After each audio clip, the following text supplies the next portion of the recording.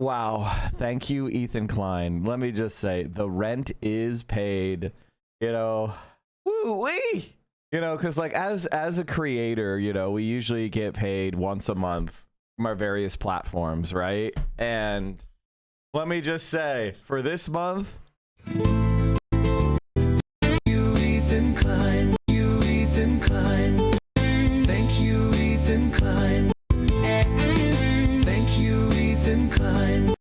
oh man, thank you, dude. You paying the rent on the 16th? No. I don't pay my rent. I'm not living paycheck to paycheck anymore, chat. Take the extra, buy a lens. I am gonna do that. Why does he sniff and cough so much? I'm not his doctor, and I don't believe a word he says. So I don't believe. The answer is I don't know. I know what he says, but I don't know.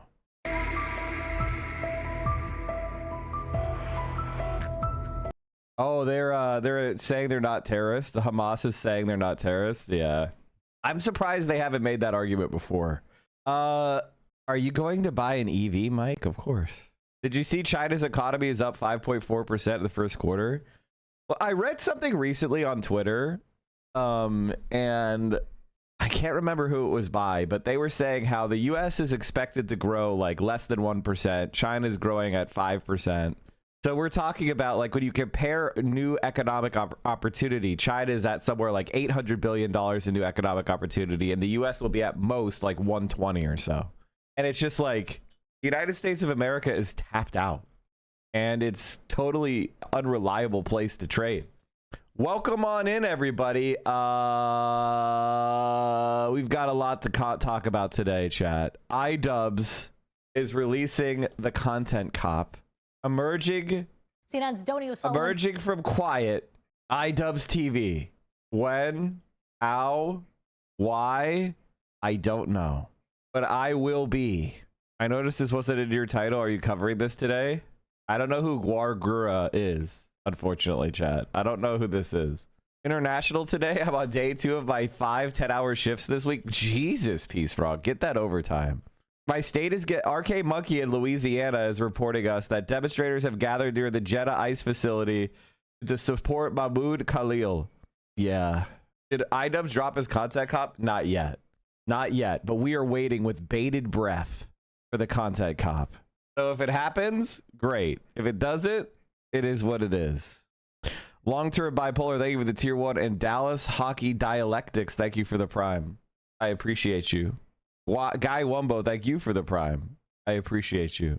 Trump is suing Maine over trans athletes.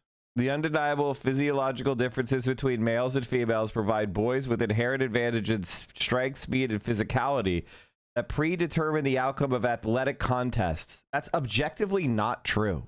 That is objectively not true. There are plenty of cis women that outcompete trans women. Athletic competition is inherently about particularities. Yes, there are population differences that we might be able to measure or notice. It can be difficult to tell what is biological and what is socialized, you know, but there are definite differences that can be observed population wide. But that doesn't mean that I'm going to be faster than a particular woman, a particular man, or a particular woman, or a particular person versus another particular person. That doesn't predetermine because of our gender. What the fuck are you talking about? That's crazy. That's fucking crazy. Girls are displaced from podiums, lose opportunities for advancement to regional and national competitions, and miss out on a critical visibility for college scholarships and recognition. President Donald Trump threatened to strip Maine of its federal funding. So in other words, if you allow 6 or 7 trans girls to compete in sports at a non-competitive level, we're going to make sure that no women can have sports? How does this make sense? And no girls can have sports? How does that track? It's really important that women get sports. That's why we're going to cut all sports. Incredible stuff. Fascists really are some of the most pathetic pieces of shit I've ever seen. Homeland Security told U.S.-born immigration lawyer to leave country. Massachusetts immigration lawyer who is a U.S.-born American citizen is speaking out after she received an email from Trump administration immigration authorities telling her she needed to leave the country. At first, I thought it was for a client, but I looked really closely, and the only name on the email was mine. Probably, hopefully, it was sent to be an error, but it's a little concerning these are going out to U.S. citizens. Removing U.S. citizens from the United States is clearly illegal, experts say. He's pulling all education funding from Maine because there's 2 trans girls who play high school sports. All the Republicans in the state are going full Nazi over the shit. Mainers are pedophilically obsessed with high school sports. Hands down, least favorite part of the state. I don't think it's gonna work, man. I don't think that's gonna work. I think when you make shit worse, people get mad at you. You know what I mean? Like, they're gonna blame Trump. They're not gonna blame Democrats. A whistleblower disclosure details how Doge may have taken sensitive labor data. Yeah, I saw that too. Anyway, what else are we talking about today, chat? The iDubbbz content cop. If that gets released today, I'm excited for that. I think it was scheduled for today. Are you going over Turf Island court ruling on trans women? Yeah, I did hear about that, actually. It's already out, huh? Am I on the wrong place? What we do here is go back.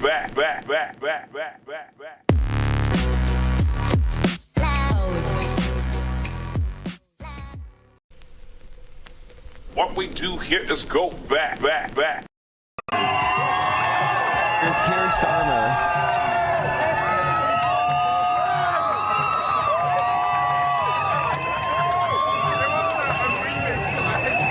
UK Supreme Court rules legal definition of a woman is based on biological sex. There was a time when you'd be called an idiot for suggesting that Starmer doesn't care about trans people because he has a lesbian niece who looks just like him. I looked her up on Facebook one time. Huge J.K. Rowling fan. Great family. Yeah. How do we pronounce this? This is one of my favorite accounts on Twitter, chat.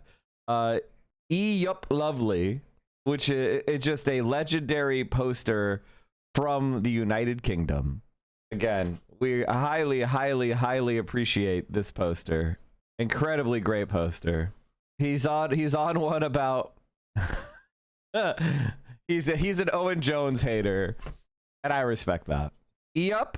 That's what someone's saying A-up, somebody is saying E-up. For one of Hassan's best accent moments, watch some clips from yesterday's afternoon stream. What the fuck does that mean? True, there are people born with both sex organs. These rich and religious freaks are POSs who don't know shit. It doesn't even matter.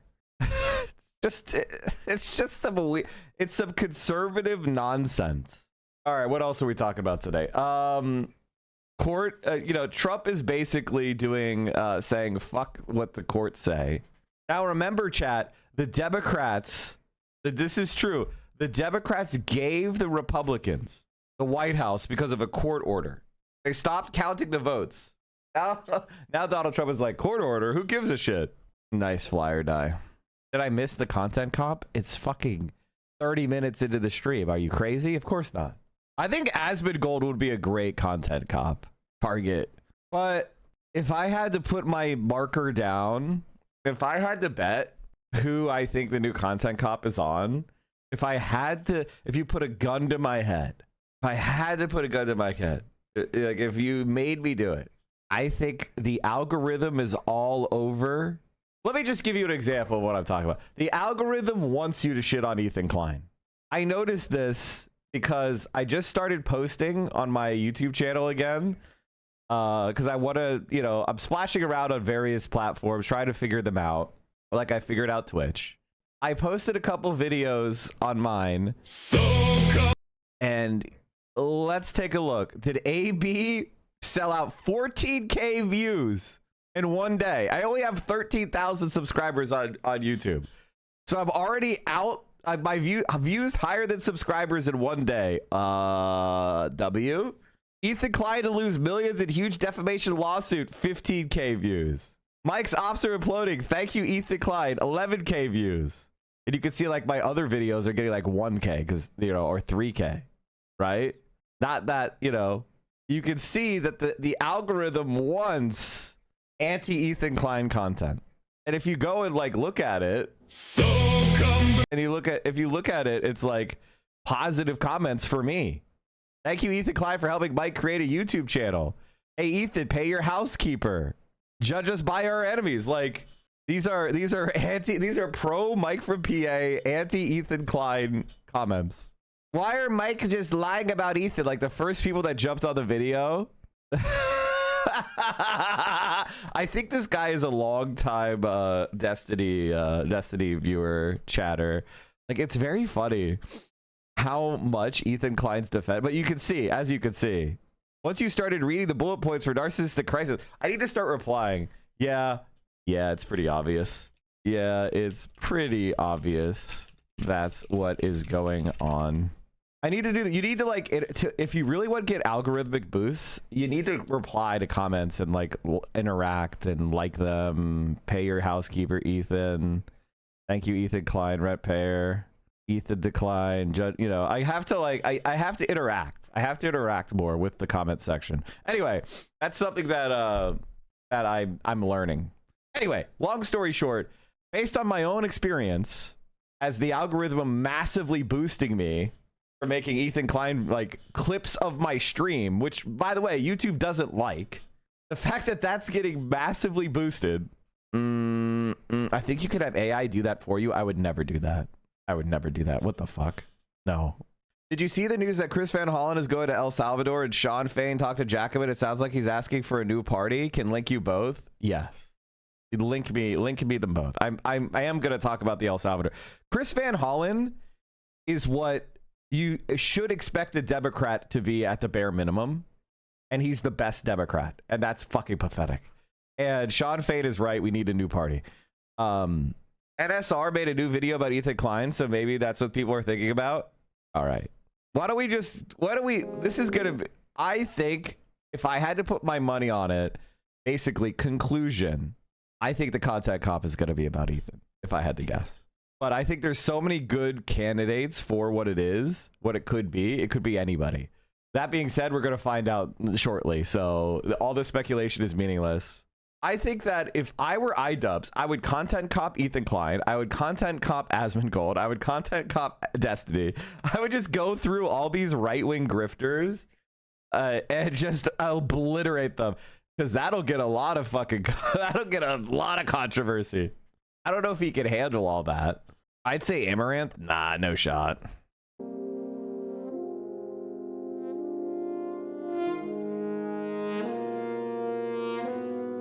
Content cut Mike from PO. Sorry, that's already been done. All right, in 2017, Ethan and Neil Klein helped set a precedent for... See, people, here's the thing about me. People will attack me, but you're not going to have the same level of unhinged against me because I'm relatively boring and I just talk about politics, right? Like, I'm not interesting enough or lolcal enough to like really be the main villain for like centrist people. Whereas like Hassan, he has a lot of people that are psychosexually obsessed with him. Same thing with AOC, right? Like you can't underestimate, this is the opposite of pretty privilege, right? Like pretty privilege is people are nice to you all the time in real life because you're hot and they just naturally are like, they're attracted to you. So they start just being nice. And you think people are really nice all the time. The opposite of that is on the internet. People will become, you know, psychosexually obsessed with you and they will just fixate on you forever and ever and ever. Right? Also, look at this picture. Just bring back Content Cop and start with Ethan. That lays right into leftist audience he's been courting. Yeah, I mean, I think it is a good idea. If you, you know, but it is also risky, right? You're going to war with Ethan. So all the right-wing grifters are going to jump on his side because, you know, you're entering the Hassan versus... The thing right now, here's the reality of YouTube, is that a lot of the, like, commentary YouTube is this, what I would call nerd-reich, implicitly far-right, but presents as centrist, right? Like, that's the kind of model of far-right organizing right now, which is present as centrist, but only heap scorn and attacks on left-wingers, right? Like, both sides, and then you spend all your time attacking the left, which is, so you don't actually present yourself as being a political agent, even though you are. So people kind of accept what you're saying uncritically because you claim to be neutral, right? But they're not. And I do think that these guys are so fucking memeable. Like, have you listened to their voices? Have you seen these guys? Like going after the commentary community and putting them under the microscope they put other people under, but doing so in a good faith way and showing and exposing them for who they really are would be incredible. Ethan's a blowhard, but Ethan Klein, like the thing about Ethan Klein is he's kind of stupid. He reminds me a lot of Destiny. And the thing is, like, it's kind of surprising, like, because he does stuff that's really stupid. And it's like for example, defamation, right? He gets lawyers that he just shops around until he gets an unethical lawyer that's going to take his money to launch frivolous lawsuits with no hope of victory. And it's like, do you know how you counter Ethan Klein? Listen, I'm not, never commit defamation. I try to make sure that, I never defame someone. I try to act from a perspective of journalistic ethics. Like if I get information that's contrary to what I said previously, I correct myself. It is what it is. Sometimes errors are going to come out whenever you're commentating about reality. As long as you are open to correction, you should be fine, right? Especially in America, at least to this point. Maybe it'll change. But the thing is, like, you could just counter Ethan Klein instantly, very quickly, with something called this. If you're like, you could just instantly own Ethan Klein by getting this. It's called umbrella insurance.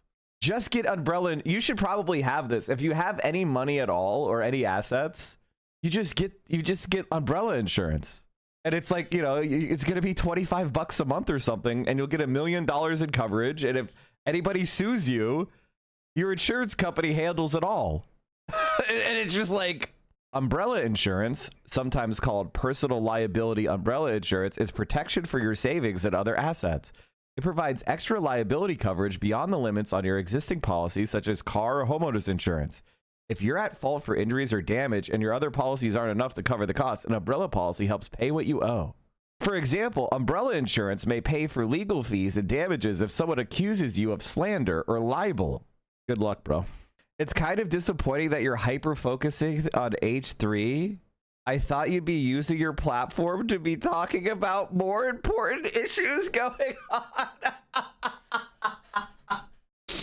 You're right. I'm just so hyper-fixated on Ethan Klein. The Palestinian cause is for sure plenty talked about. And once the Palestinians outnumber the Jews, basically, anything is fair game for the Jew. I'm doing a parody. If you, as an Israeli, go to Ramallah, they'll kill you. It's not only killed, it's like lynched. It's a brutal death. I'm going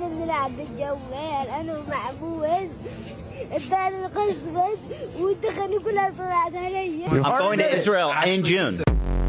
The U.S. will take over the Gaza Strip, and we will do a job with it, too.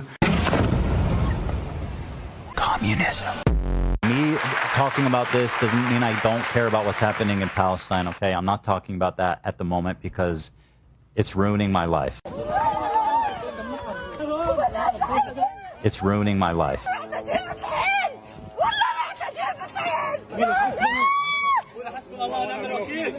It's ruining my life.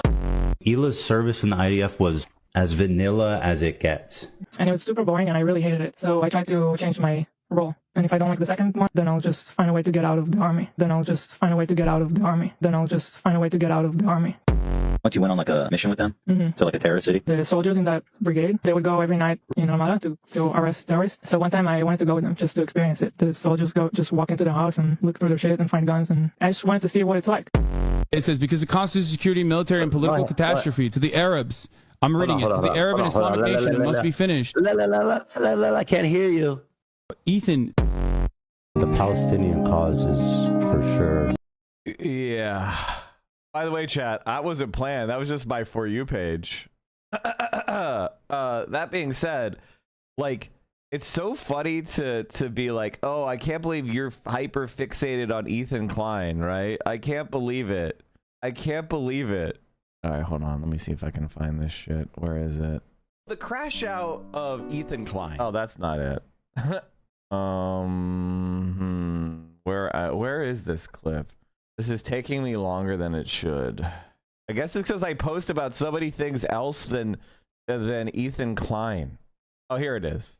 Mike from PA, who is as hideous on the inside as he is on the outside, which is rare. Mike from PA, enemy of the show, this dick-riding communist, Bad Empanada, Mike from PA, and Frogan. Fierce warriors. People like all these fucking journalists, Mike from PA, all these people, they are fucking co-signing, they are participating, and they are reading this type of deranged, inhuman cruelty. She's hyping up Mike from PA, who is literally the picture of like, oh, this man he is not a healthy man. I'm calling out supporters of Snark, such as Mike from PA and all these leftist commentators who think they can get one up on me by sicking and participating and legitimizing the most crazed psychopaths on the internet. People tend to hate people who are successful. No, I don't think that's true. I don't think so. You know, we're going to watch this again later. Don't worry. The idea that I fixated on Ethan Klein, they created a song about me, so I created my own song, and it's awesome, and everyone loves it. Must have been hard to edit out the constant sniffing for those clips of him. I didn't do it. And there's more than that. That's just a little song, just a little example. You know, it's very pathetic when Ethan Klein's fans come in here like, oh, Mike, I can't believe you're fixating on Ethan. I'm not. I'm laughing at him, and we're going to promote the whatever videos it takes to help this man calm down. Right? And as I said before, like, if Ethan Klein is threatening you, I suggest you go out of your way, you go and you get yourself a nice little umbrella insurance policy. Never defame anyone, you know. Don't, you know, and this isn't even about Ethan. Let me rephrase. It's not even about Ethan Klein threatening you. It's just a good idea. You have any savings, go ahead and pick yourself up some umbrella coverage. It's not very expensive.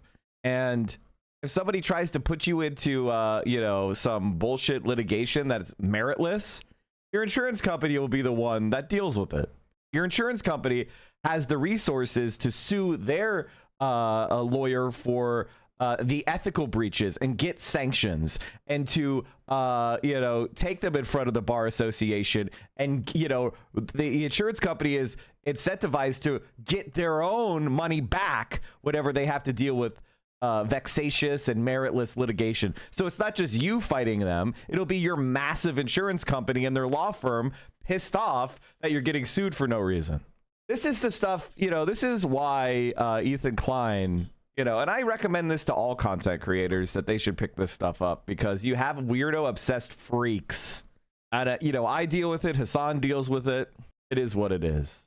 Now let's get back to making fun of Ethan Klein. Fair use on YouTube. Then, in a fantastic quickie update, we have to talk about H3H3 Productions. That, of course, Ethan and Hila Klein. We've talked about them on the show multiple times. One of the big reasons is they were being sued. It was this really disgusting situation. Unless you're CoffeeZilla, they won't cover you when you get sued. Oh, what happened? I got scammed for $1 million, and here's my story. You may have seen the video on my main channel where I talk about how we should have been covered up to $1 million for this lawsuit against Logan Paul, because we have what's called media insurance, or errors and omissions insurance.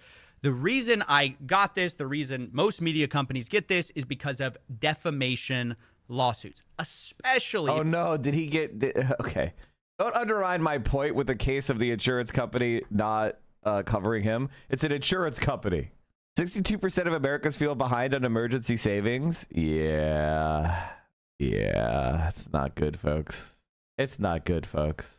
Where they were being sued by another YouTuber for copyright infringement. That YouTuber, who we won't even mention their name, was not a fan of the videos H3H3 Productions was putting out on them. You've been lied to. Most of what you've read and heard about the lawsuit has been full of lies and misinformation. After being sued by a man known as Bold Guy over a video where they poked fun at his bizarre parkour-style pickup content, the Kleins won a landmark case. Yes! We won the court case!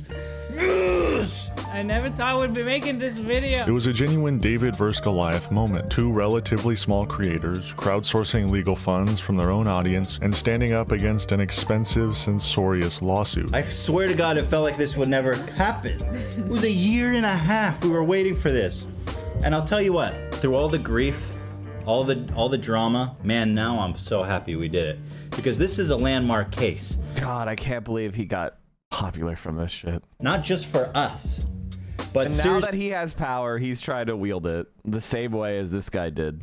Seriously, the wording that the judge put into the opinion is going to strengthen fair use across YouTube. But as Ethan's platform grew, launching a podcast that same year and eventually reaching a level of fame and wealth far beyond what most creators ever see, his attitude shifted. Then came October 2023, when Ethan's public image took a nosedive. He began parroting pro-Israel talking points, often referred to as Hasbara, to his overwhelmingly progressive audience. Statements minimizing or excusing Israel's actions in Gaza flooded his content, all while he maintained the claim that he supported the Palestinian people. So you have these terrorists that went and did this horrible attack, and then they retreated back into Gaza. Their bases are under hospitals. They shoot from schools. They embed themselves in the civilian population.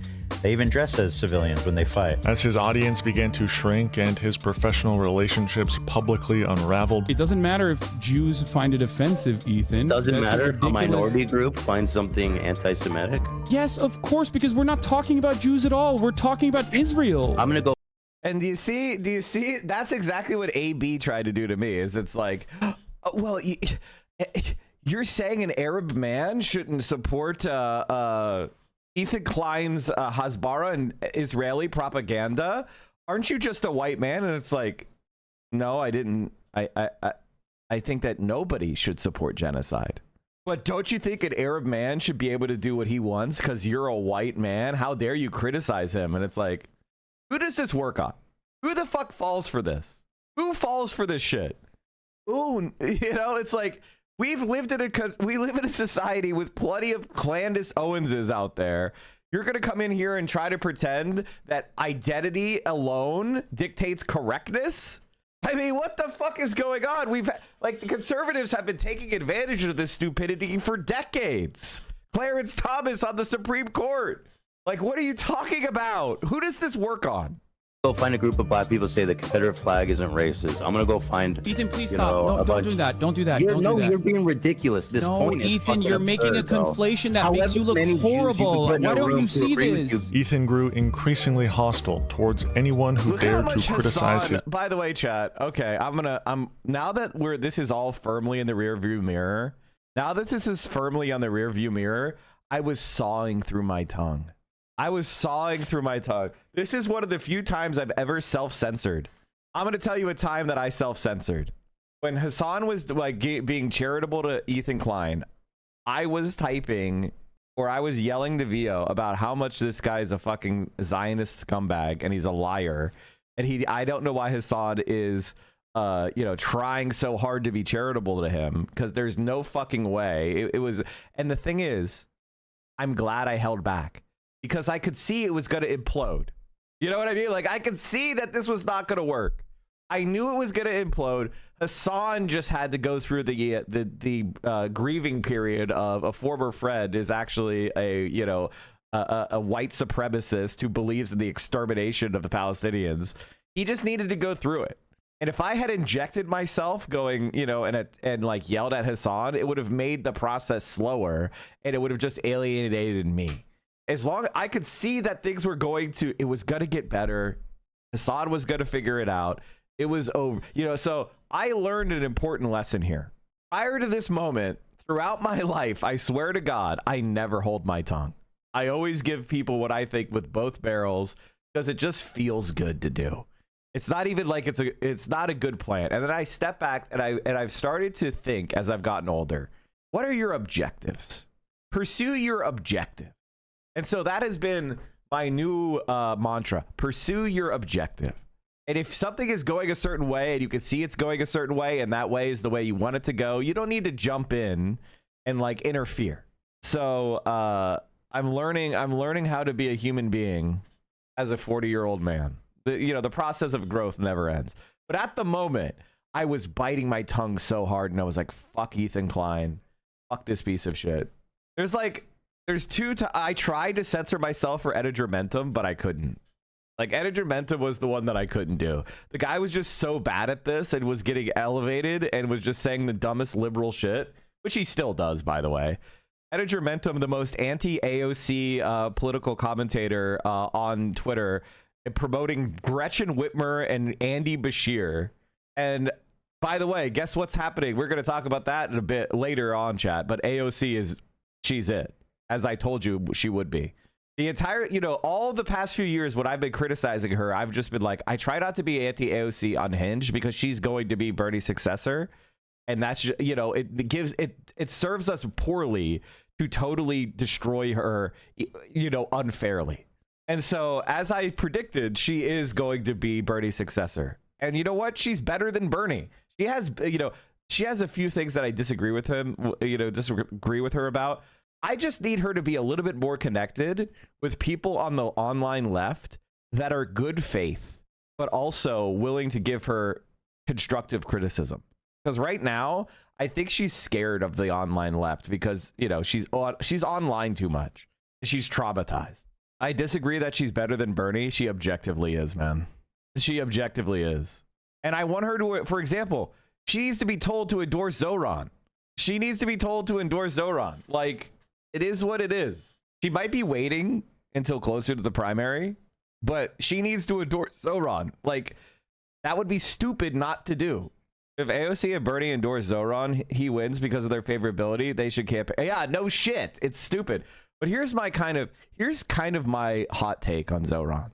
Even if he doesn't win, he will make himself so famous and Cuomo will fuck up so much that he'll be able to run for Congress. He'll be able to primary some Zionist piece of shit in New York. Like he'll raise his profile. So even if he doesn't pull this off, he'll be able to run for something else.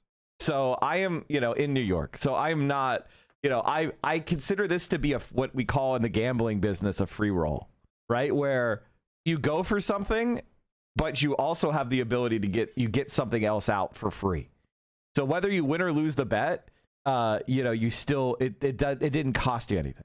So if you win the bet, great. But if you lose the bet, you still have like a consolation, or it didn't cost you anything. Zoran is fucking awesome. Yeah, I honest to God don't want him to be mayor. If I'm being honest, I don't want him to be mayor. If I could be honest, I don't want him to be mayor because being mayor will be dog shit. He has Donald Trump as president, and he has a right-wing Democratic governor. So they're just going to the Republicans and Democrats are going to dogpile the shit out of him. And he's, you know, his ability to like actually do shit is going to be so heavily constrained. The state government is going to go after his powers. You know, Donald Trump is going to go after him. He'll be under siege the entire time. I think it'll be pretty tough to take that all on. Do you think AOC has the tenacity and courage to build a breakaway party, or at the very least a clear faction of the DNC? That's my main concern about AOC. I don't know. I don't know if AOC's hate is pure. And that's a very damning statement from me. Like, that's the thing that concerns me. I'm so tired of Mr. Rogers leftists. You know what I mean? Like, we need leftists whose hate is pure. We need leftists who despise the right wing. And that includes the right-wing Democratic Party. I don't know if that AOC has that hate. There is this notion, especially for us on the left, that if we don't run for executive positions, we're not responsible for what happens. We are not culpable in the immense contradictions that come with this kind of role. Okay, I need to rewatch that answer. It doesn't. Basically, the main problem with being a mayor in this point in time is that the capitalists have figured out how to contain local politicians through preemption and other forms of coercion. And the way our government is structured, you have a lot less power than you used to have in local offices. Everything really is centralized in a way that a lot of people don't understand. It seems really manufactured. That's my biggest misgiving about AOC is she's far too nice to mainstream libs. She seems like a plant. Why would you even do a plant? Why do a plant? It's like, you know, like it's not like there's a bunch of other competing popular left wingers that she's cutting their throat of. You know what I mean? Like, you're planting in the desert. His framing of Israel's actions, framing many view as bad faith and morally bankrupt. And when Noah Samsen released a video labeling Ethan as one of the several YouTubers who backed a genocide, Ethan didn't respond with introspection. Instead, he morphed into the very figure he once feared. Lawyered up, thousands of dollars deep, sending Noah an embarrassingly weak cease and desist letter, in a move that screams desperation more than defamation.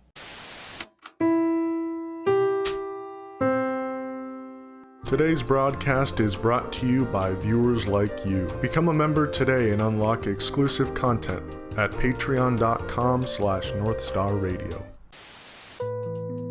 Obama was nothing like AOC, and he never was. And if you think so, you don't know anything about history. Sorry. And I hate to be so like abrupt, but it's very clear to me that you are a young person who does not know what you're talking about. He never ran on Medicare for all. At one point, he said something positive about single payer to when he was a state level politician to a union. Like, he never ran on single payer. You're wrong. Okay, you just don't know what you're talking about. I'm an adult man who can vote in 2008. You weren't. Obama and AOC are nothing alike. Obama is a machine politician who came up in the machine, and he was groomed from the beginning.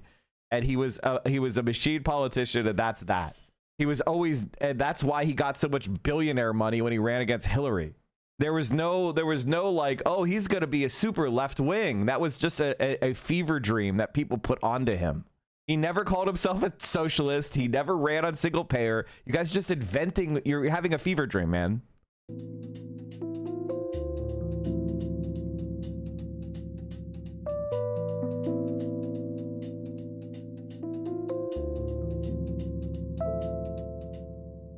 Noah Samsen's video, The YouTubers That Backed a Genocide, is the entire reason Ethan decided to spend thousands of dollars to get his lawyers to write up a cease and desist letter. And the title alone was enough to send certain people into a spiral, Ethan included. So this fucking little scumbag here who put me and Mudahar, Turkey Tom, and Destiny in a thumbnail and said the YouTubers who backed a genocide. Now, the only person he's probably not defaming here would be Destiny because of his comment about, he said, I believe in genocide. He said, I think, and during one conversation, like that the Palestinians should just leave. But this is fucking disgusting. And I'm not okay living in this world where these little fucking punk ass scumbags can just say this shit and get away with it. But if you actually watch the video, and I mean actually watch it, not skim the thumbnail and start crying, you'll find that it's one of the most straightforward, well-researched pieces of content on this subject currently on YouTube. Noah goes creator by creator, dissecting their content, their rhetoric, and most importantly, the role they've played in sanitizing and justifying Israel's war crimes in Gaza. When it comes to Ethan, Noah doesn't reach, doesn't speculate, and doesn't twist words. He shows you exactly what Ethan said, plays the clip in context, and then follows it up with analysis. That's it. No smear, no hit piece, no secret agenda. Just a calm, methodical breakdown of Ethan Klein's output over the past year and a half. Honestly, most of the video isn't even about Ethan. He's a small piece of a much larger critique. The title and thumbnail may be provocative, but the substance of the video is really about how the broader media ecosystem, including YouTubers, has contributed to the normalization of Israel's genocide in Gaza. Ethan just happens to be one of the more visible examples. The latest reporting on these negotiations continued this trend of misleading coverage, such as this story from early February. The majority of the article, headline included, frames Hamas as the instigator to a potential ceasefire failure. However, both independent observers and Israeli officials themselves acknowledged that it was actually Israel who had already broken the terms of the ceasefire agreement immediately after it was implemented. If the Times weren't running cover for a genocide, the headline of this article would read, Israel violates ceasefire, confirmed by Israeli officials. Probably the most insane example of this sort of thing is the following headline, once again from the New York Times. Lebanon's ceasefire appears to hold despite Israeli strike. If Israel struck, they violated the ceasefire. The ceasefire did not hold. Israel violated it. It's just absurd. In his video, Noah highlights how Ethan has echoed state narratives, like Hamas using human shields, hiding under hospitals, and dressing as civilians. In the content nuke, you can find just about every type of what we just looked at in terms of manufacturing consent. Ethan spreads atrocity propaganda. Noah further emphasizes the impact of such rhetoric. The entire video is kind of a lie by omission, simply because of everything we just went over. How none of it is a factor, how none of the people viewing the video that are unfamiliar with what's happening would ever come away with his video knowing the full picture, knowing some of the very valid reasons why someone like Hassan might be critical of Israeli atrocity propaganda, or might support groups like the Houthis for their heroic actions in the Red Sea against a genocidal regime. The biggest issue, I think, is that Ethan manages to do all of this while still calling himself a stalwart ally to the Palestinians. And I've been a stalwart supporter of the Palestinian cause for many years. This is what makes liberal Zionism so insidious. He is using humanistic appeals to things like peace and safety, but doing so in a way that distracts from the actual source of the problem. The problem is Zionism and the genocidal Israeli state. That is what's causing these problems. And people that might otherwise be able to understand if presented with the facts of the situation are simply led astray by people like Ethan, where a more right-wing Zionist might put off the average liberal with extremist claims and overtly genocidal language. A liberal Zionist draws you in with the facade of empathy. He wants to appear empathetic, as if he cares for these people, as if he doesn't ascribe to a genocidal ideology. So, in order to do that, he has to lie, and roping in otherwise progressive people into a death cult. And let's be clear, nothing in Noah's video is defamatory. He lays out a series of facts. Ethan said this, Ethan platformed that, Ethan pushes this narrative. Then he gives his opinion, which Donald Trump is saying he wants to raise Chinese tariffs. Okay, we're getting to the point where basically what is happening. I'm sorry to stop this in the middle of the Ethan Klein video, but I want to say this. Either right now the stock market is just, they're basically ignoring Trump. They're basically saying Donald Trump's not going to do anything. Everything is going to be fine. It's all a negotiating tactic. It's not real. That's the stock market right now.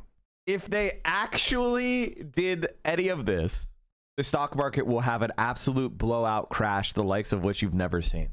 Hey, Mike, apparently Facebook is censoring Salvador mega prison as CSAM. Gremlo just tested it. Media is censoring searches for El Salvador mega prison as CSAM. They control social media and are ensuring that no one will see the truth of what the U.S. is doing. I don't know, chat. I don't know. The keyword mega is used for CSAM distribution. Oh, I didn't know that. I literally don't follow that. It's only censored because of the keyword mega. Yeah. Okay, that makes sense. Which is also protected speech. When you repeat, so blue QAnon is starting, and there is a big opportunity to be a blue QAnoner. Like liberals want blue anon. Like they really want it badly. They want baseless, sensational speculation. You know, they want the Democrat version of frazzle drip or whatever, the fraggle drip, whatever the fuck that word is. Like, that's what they want. They you know, they're not interested in the reality. They want you to invent shit. So, yeah.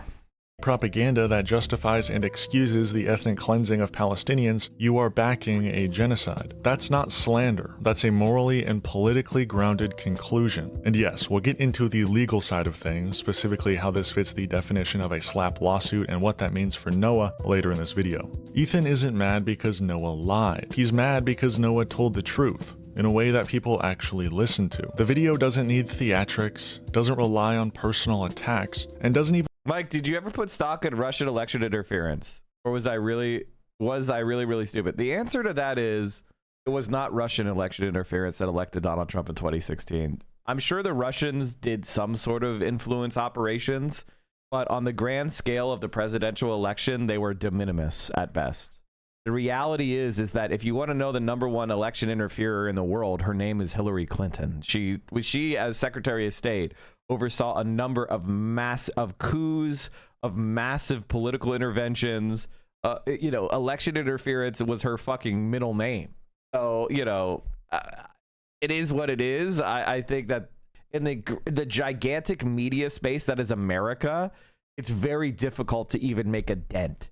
Right, you know, that's the thing about the Russian. So there wasn't any effective Russian interference that even made a difference. What made a difference was that Hillary Clinton was an unlikable murderer. And as far as boosting Trump, that was her idea. Ashwood James is right. It was the Pied Piper strategy. I think the main thing that we should learn from 2016 is that if you are in a one-on-one primary fight as a left-winger or progressive, you need to go negative. Even dwell on Ethan all that much. It just lays it out, bluntly, clearly, and in a way that makes it really hard to deny what you're watching, which is probably why it hit Ethan so hard, because the truth, when presented plainly, cuts deeper than any insult ever could.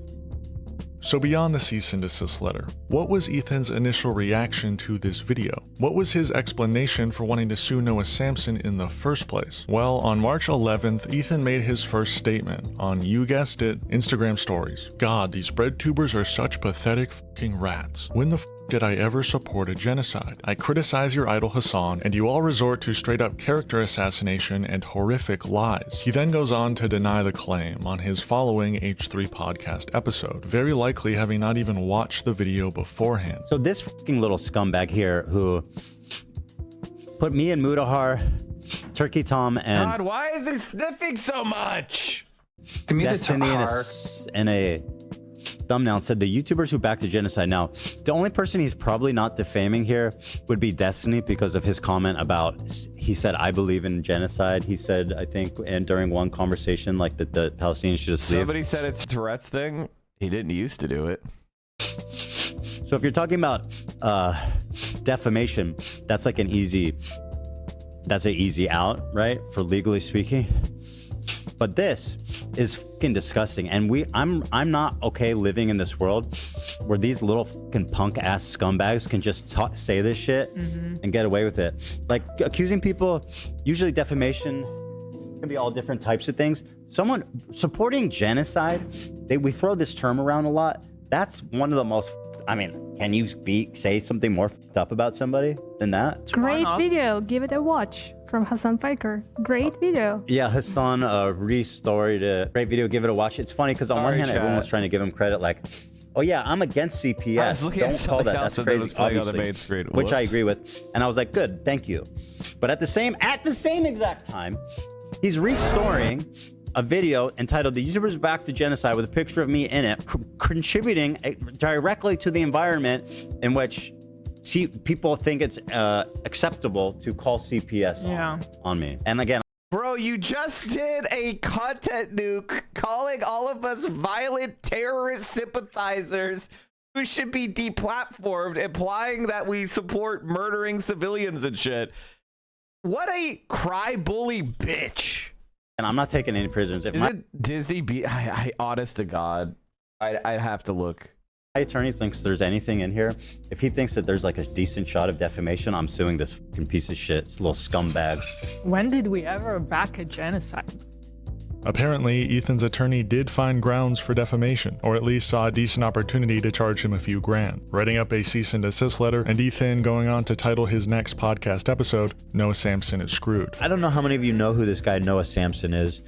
He's a bread tuber, a lefty. I mean, he's like a revolutionary who's just waiting for someone else to start the revolution so he can talk about it and make a bunch of money. Oh, nice. But he made now 2 videos calling me a genocide supporter, provided 0 evidence, and I love how Ethan Klein just says provided 0 evidence when the video extensively showed multiple clips of them defending Israel's actions, lauding Yoav Gallant, claiming that Hamas uses hospitals as command posts, claims that Hamas uses people as human shields. All of these claims have been debunked, not by like Hamas officials, but by neutral third-party human rights organizations, the United Nations, etc., etc., etc. They spread the 40 beheaded babies hoax. They spread the mass rapes on October 7th hoax. Like, these people promote nonstop propaganda and lies, and then they pretend like there's no evidence. Well, I'm going to get into some of it, not too much. I know he wants me to respond to every point in his video, Thank you. which I will do in a much more formal setting. Oh, what do you mean by that? Some sort of symposium? No, he said, well, he started his second video by saying Ethan's threatened to sue me. It's not a threat. I'm going to sue you. Oh. Wait. I'm literally going to sue you for defamation. That's what threat. Until you do it, that is a threat. That's what threat means. Is Ethan Klein illiterate? Like, is he actually illiterate? I think he might actually be illiterate. If you say, for example, a threat would be like, I'm going to kill you. That would be a threat because it's, you're saying imminently, unconditionally, that is what a threat is. saying I am going to sue you is a threat to sue by definition. He's saying it's not a threat, I'm going to sue you. It's just a more extreme threat. Ironically, saying I'm not going to threat, it's not a threat, I'm going to do it is actually a threat. Oh boy. And I can't wait for you. You know, you can do your cute little videos and all that kinds of business on your YouTube channel. But when it comes to, you know, I'd love to see you reason out in a court document about how I and Mudahar support genocide. I really look forward to that. Before diving into the video itself, which he never actually does, Ethan makes a couple hilarious statements. The first thing he does is double down. Again, on justifying the bombing of hospitals by saying Hamas was hiding in them, which ironically is literally the kind of rhetoric Noah pointed out in his video. The same video Ethan's threatening to sue him over. Who's badass? I mean, listen, I feel like this is a force that's going to help end the war, not fucking keeping hostages and underground and like sending, just continuing to provoke Israel to attack them and putting fucking like military complexes under hospitals. He then goes on to say that Hamas was keeping hostages in hospitals, which, yeah, no shit. There's a genocide happening. Of course, they're gonna need medical care if they're being kept alive for leverage. That's not some big gotcha, that's just logistics. If anything, it's a pretty solid reason not to bomb hospitals. But somehow, Ethan thinks this actually justifies the bombings. Like he's arguing against his own point and doesn't even realize it. They literally put fucking command centers under hospitals. That's not even debated. They were keeping some of the hostages in hospitals too. It seems like a lot of them ran through hospitals. What's especially telling is how little Ethan actually engages with the substance of Noah's video. Like he never even watches it on stream, not a single second. For someone being allegedly defamed, you'd think he'd take the opportunity to go point by point, refuting what was said, but he doesn't, probably because he can't. The video is just too airtight, too rooted in his own words and actions. Instead, Ethan pulls up a different video of Noah's with the preface, "Here he explains why he thinks I support genocide," skipping all the way past the first 51 minutes of the video. And this isn't even the initial video Ethan is suing Noah over. He's completely avoiding any accountability. Here he explains why he thinks I support genocide. Let's take a look. Has Ethan actually sued anyone? Like, all he's done is sent letters. As far as I know, there's been no lawsuits filed, unless there's been something that's emerged that's different. Sending cease and desist letters is not suing someone. That is not suing. Suing is when you file a complaint. Yes, he sued Kavanaugh. No, Kavanaugh sued him and won. Ryan Kavanaugh, or whatever that guy's name is, I think it's Ryan, right? Ryan Kavanaugh sued him. He countersued under anti-slap, lost. So the appeals court said that there is a prima facie case, that means on its face, of defamation against Ethan Klein, and that the defamation suit is appropriate. Look, I don't doubt that he will sue soon. He gave the 20 liberal days to framework of retract. thought is only able to conceptualize actors in see. conflict as being good and bad. Israel's far-right government is bad, Ethan says, but so are terrorists. Genocide is bad. I don't agree with genocide, of course, but hijacking ships is bad too. It's against the law, which is bad. Everybody should just stop doing bad stuff. Okay, well, Israel's not stopping. They're not stopping the genocide. Yeah, bro, and again, your simplistic, moronic take on all this is the problem. Noah is correct in this analysis, and it's a pretty simple take. Liberals see this conflict and passively support it by fence-sitting. Genocide is bad, but so is hijacking ships. Ethan even continues to lie about the ship's connection to the state of Israel, claiming that it has nothing to do with Israel when it's literally owned by an Israeli. The Houthis... Yeah, this is the Galaxy Leader crew, the Israeli-owned ship that was seized by the Houthis. And when the ceasefire happened, the Houthis released the crew. And most of them were like Filipino guys. Aren't just out here attacking random cargo ships for fun. It does look fun, but they know exactly what they're targeting. The Houthis even stopped attacking ships during the ceasefire. And according to international law, when a genocide is happening anywhere in the world, states are legally obligated to do whatever they can to stop the genocide. The Houthis are ethically acting to stop the genocide in Gaza. The Houthis aren't doing shit. They're taking over vessels that are completely unrelated to Israel. Like, give me a fucking break, dude. Which is co-owned by Israeli businessman Abraham Ungar. He founded the Jihad Party.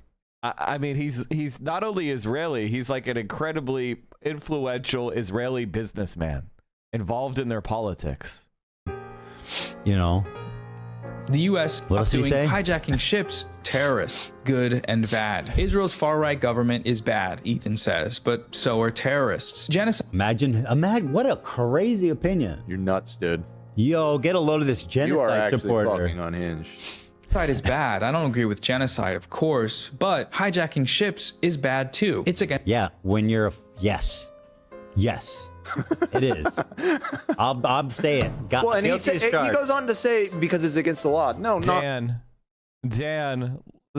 pro-Palestine socialist Dan, you know, when the United States of America blockades Venezuela and Cuba, based, right? I don't think Dan would support doing airstrikes into all American cities that have U.S. Navy bases, would they? Right? I don't think you'd support that, Dan, would you? And the United Nations has 189 nations voted in the General Assembly to remove the blockade on Cuba. The only countries that voted against it were Israel and the United States. But hey, international law is just for the Browns, right, Dan? Not necessarily because, inherently because it's against the law, because it's dumb. They kidnapped and took hostages a bunch of innocent people, man. Yeah, and that's the cargo that had nothing to do with Israel. It was headed for Italy from India or some shit like that. Instead of actually, it was owned by an Israeli politician, and the Houthis said no Israeli ships or ships engaged with the Israeli economy or owned by Israelis is going to be allowed to sail by our fucking waters while you're doing a genocide. And it is an Israeli ship, period, dot. Engaging with the allegedly defamatory video, towards the end of the episode, Ethan and his producer Dan shift gears into something way slimier. They start insinuating that Noah might be a sexual predator. Also, if I was Noah, I wouldn't get into the whole rape denial lane. Oh, he straight up is all in it. Interesting. History. Some information to tell you, but after the show. Really? Mm-hmm. About him? Yep. Oh, about the Cody Code? No, it's nothing. It's nothing that you know about yet. It's interesting how many people come out of the woodwork, Noah. We'll get to that. Exes, you know. Oof. Is this a new thing? This is a new thing. This happened during the show. Okay, we're not going to jump into this, right? Exactly. By the way, remember when people used to defend Dan to me? Do you guys remember when people used to defend Dan and AB to me? And some people still do. I mean, I've even had other leftist creators kind of slyly go after me because I stood up against H3H3. And it's very weird. It's very weird shit. It's and I see it, I never forget. It's one of those things where I'm just never, ever, ever, never, ever gonna forget when people put a dagger in my back to defend these people. Even if it's sideways, even if it's a little smarmy move. I remember forever. That's the one thing about me is I keep a grudge and I keep, forever. When I see someone do something fucked up, unless they get on their hands and knees and apologize, I will never forget.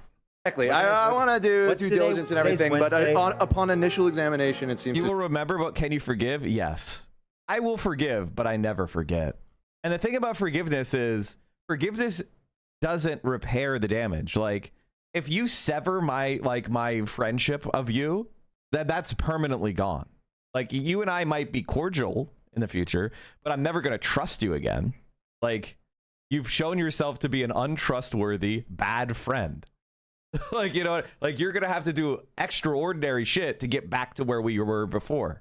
And the thing is, I'm very generous and friendly to people, but would you fuck over me? Would you try to fuck me over out of I don't know, immaturity or jealousy or whatever? I don't forget. And there's a lot of people that used to get a lot of help from me who don't anymore because of shit like that. To check out, and it's not great for young Noah. And if you've been here long enough, you know some of the people that I'm talking about. Say that? Don't say it yet. I'll say it. Oh my God, you guys don't miss Friday's show. So he's a rape. So of course his standard, I don't know what he's accused of, so I'm not actually going to say, but his standard is that unless You can do a rape kit that shows that it didn't happen for sure. And if you say it did, you're a lying propagandist, genocide supporter.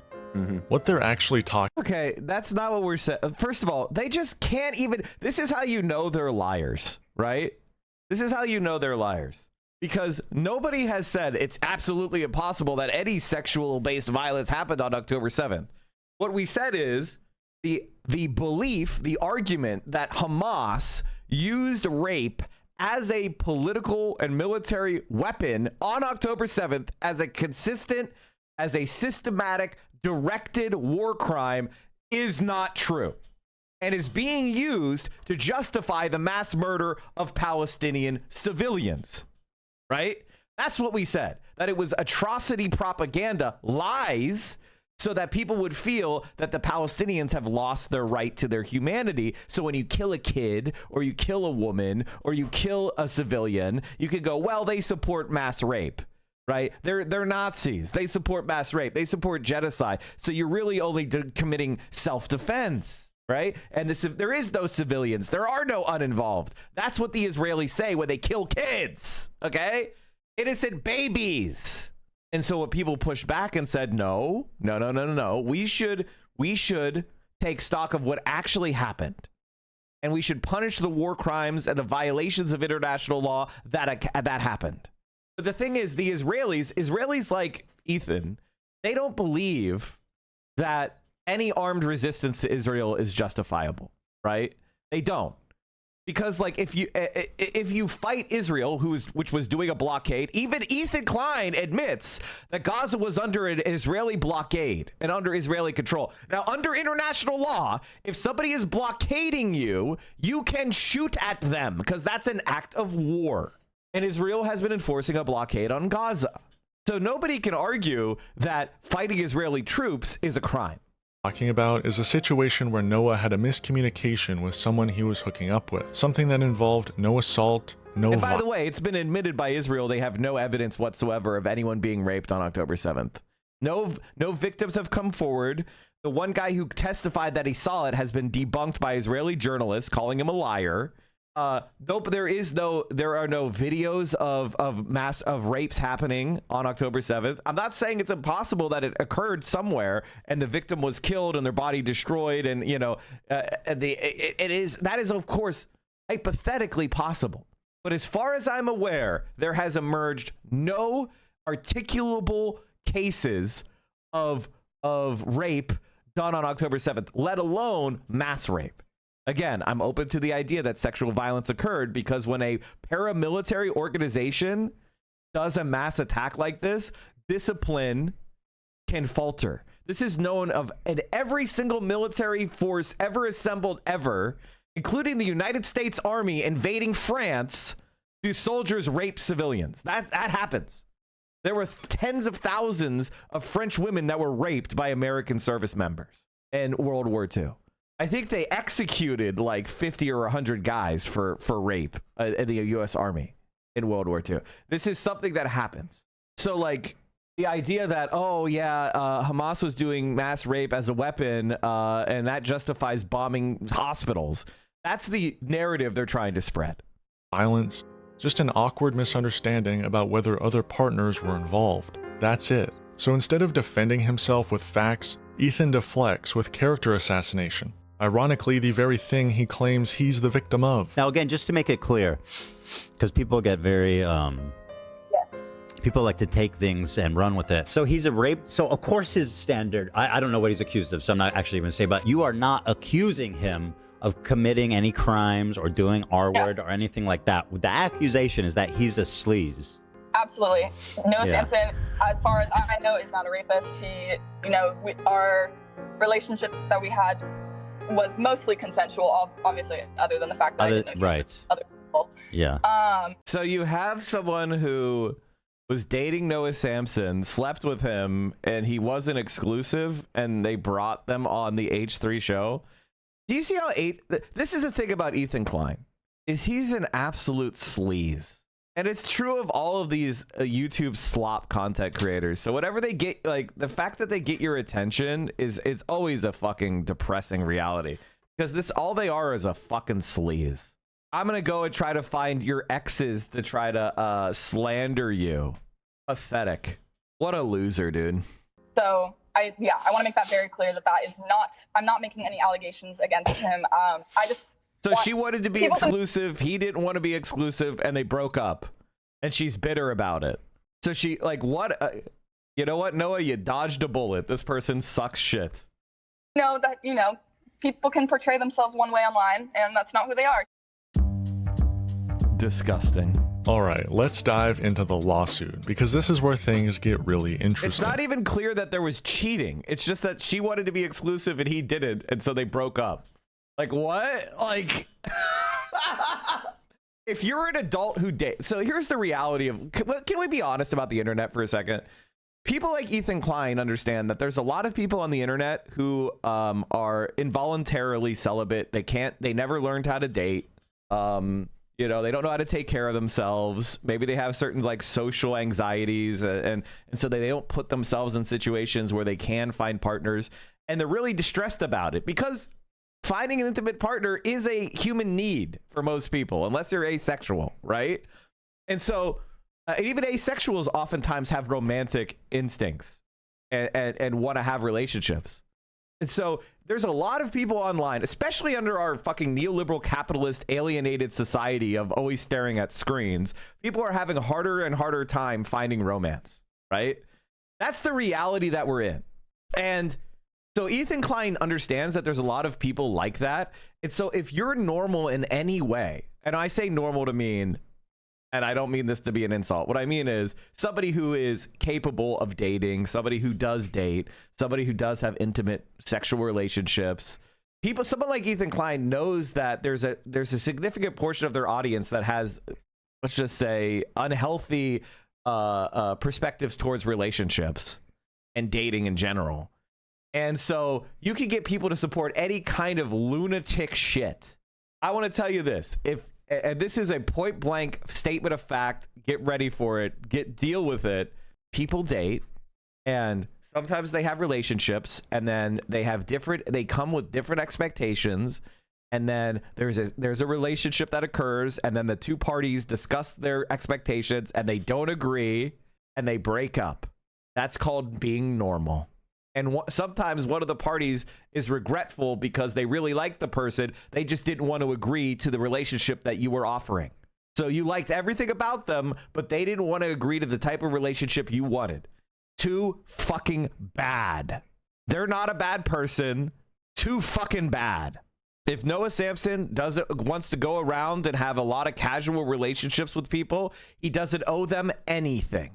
Unless he's, making these grand promises and he's breaking them, that's kind of a scumbag move that has no bearing on whether or not Israel is doing a genocide, you fucking disgusting rats, or whether his other work is not undermined by that. And even if they were in a relationship and he found somebody else and he cheated, that is a personal flaw that if he was my friend, I would tell him he was a scumbag for doing it. But it is not appropriate to be brought in front of millions of people as gossip. That's just fucking scumbag, trash, tabloid behavior. Which, of course, it's Ethan Klein. Are you surprised? Are you surprised that he's the lowest of the low? What Ethan is engaging in is called a slap suit, strategic lawsuit against public participation. When someone, usually with more money and influence, files a lawsuit not because they actually expect to win, but to silence or intimidate their critic. It's not about justice, it's about shutting people up. California, where Ethan and Noah both live, has strong anti-slap protections in place in order to combat this sort of lawsuit. Here's how it works. 1. The speech has to be protected, meaning political commentary, criticism, media analysis, stuff that contributes to public discourse. Noah's video? That's textbook protected speech. 2. You respond with a motion to strike, basically telling the court this is a silencing tactic. You have 30 days after being served to file it. 3. You then have to convince the judge that your speech qualifies for protection. In Noah's case, he's criticizing a public figure, using public content, and making political commentary based upon statements Ethan made publicly that Noah is commenting on based on his opinion. Ethan is backing Israel's genocide by saying X, Y, and Z. So yeah, it qualifies. 4. After that, the burden flips to the person suing, so Ethan and his lawyers would have to prove they're likely to win the defamation case. Not just maybe, they need actual evidence, a strong case, and a real shot at success. The only way they could do this is arguing Noah's statements were made with malice, and somehow he knew he was lying in the process, which does— Well, not only that, okay, couple things here. They actually have to be statements of fact that are not true. At best, what he's saying is defamatory are opinions. I'll give you an example of something that's not defamatory. Let's say you say, I'm voting for Donald Trump. And I say, that guy's a fucking troglodyte. Now, am I saying that you literally live in a cave? Or am I using that as an opinion or analogy? Troglodyte meaning you have reactionary views, right? I'm not saying you fucking live in a cave. I'm saying you have reactionary views like a troglodyte. That is not an averment of fact. That's an opinion about your views that you have. No one could sue you for defamation if you say someone's a troglodyte. A statement of fact would be something like, I'll give you a defamatory statement of fact. A defamatory statement of fact would be like, for example, my name's Dan. And I have Noah Samsen's ex, and she says that Noah raped her. That would be an example, hypothetically, of defamation, right? Saying that, why? Because rape is a crime. And if people hear that Noah Samsen is a rapist, they might think that he's a really bad guy, and they shouldn't want to be associated with him because he's a criminal and he's a violent criminal, and being a rapist is one of the worst things you could possibly be. And so it really damages his reputation. It hurts his business. People will not want to associate with him. So that's prima facie defamatory statement, because rape is an accusation of committing a crime. And so it's either true that he did it or it's not true. And if it's not true, it's prima facie defamatory on its face, because being called a rapist is defaming to your character. Doesn't hold up because all Noah did was take Ethan's own words and argue that those words amount to support for genocide. That's not malice, that's media criticism. When the plaintiff is a public figure, they often have to prove damages, and although Ethan's channel has been losing subscribers and viewers, there's no way of putting the blame on Noah. At this point, Ethan's— By the way, you are not entitled to having viewers and people leave. If people leave your channel because they don't like your channel anymore, by the way, you know, Ethan Klein would not be able to prove that it was because of Noah, because people were leaving before Noah said anything. In fact, the greatest rate of people leaving was when he posted the content nuke itself, not when Noah Samsen made a video against him. Infamous for his takes on Israel's genocide, and that fault— Is allegedly the word to save you from making those type of statements? No. Unless you have an actual allegation that could be associated with an individual identified person, you can't say allegedly about crimes with no fucking evidence. Fallout was already well underway before Noah even dropped the video. There is no get out of jail free card. If they can't do that, the judge grants the motion and the case gets dismissed. And number 6, you get your legal fees covered. Not damages, not a payout, but your attorney fees get reimbursed, so you don't lose money just for defending your right to speak. It's a system designed to stop rich people from weaponizing lawsuits against people who say things they don't like. And honestly, it exists for exactly this kind of situation. So, what exactly are the allegedly defamatory statements Ethan's lawyers point to in the cease and desist? When I first read through the letter, I was genuinely surprised by how weak these examples are, even before getting into their reasoning. On their own, they barely hold any weight. There is actually one out-of-context clip in Noah's video that I fully expected to see called out in the letter, but it's not even mentioned. Instead, the lawyers go after solid, in-context claims about Ethan and try to argue that those somehow don't support Noah's point that Ethan backs a genocide, simply because Ethan said otherwise in a statement prior.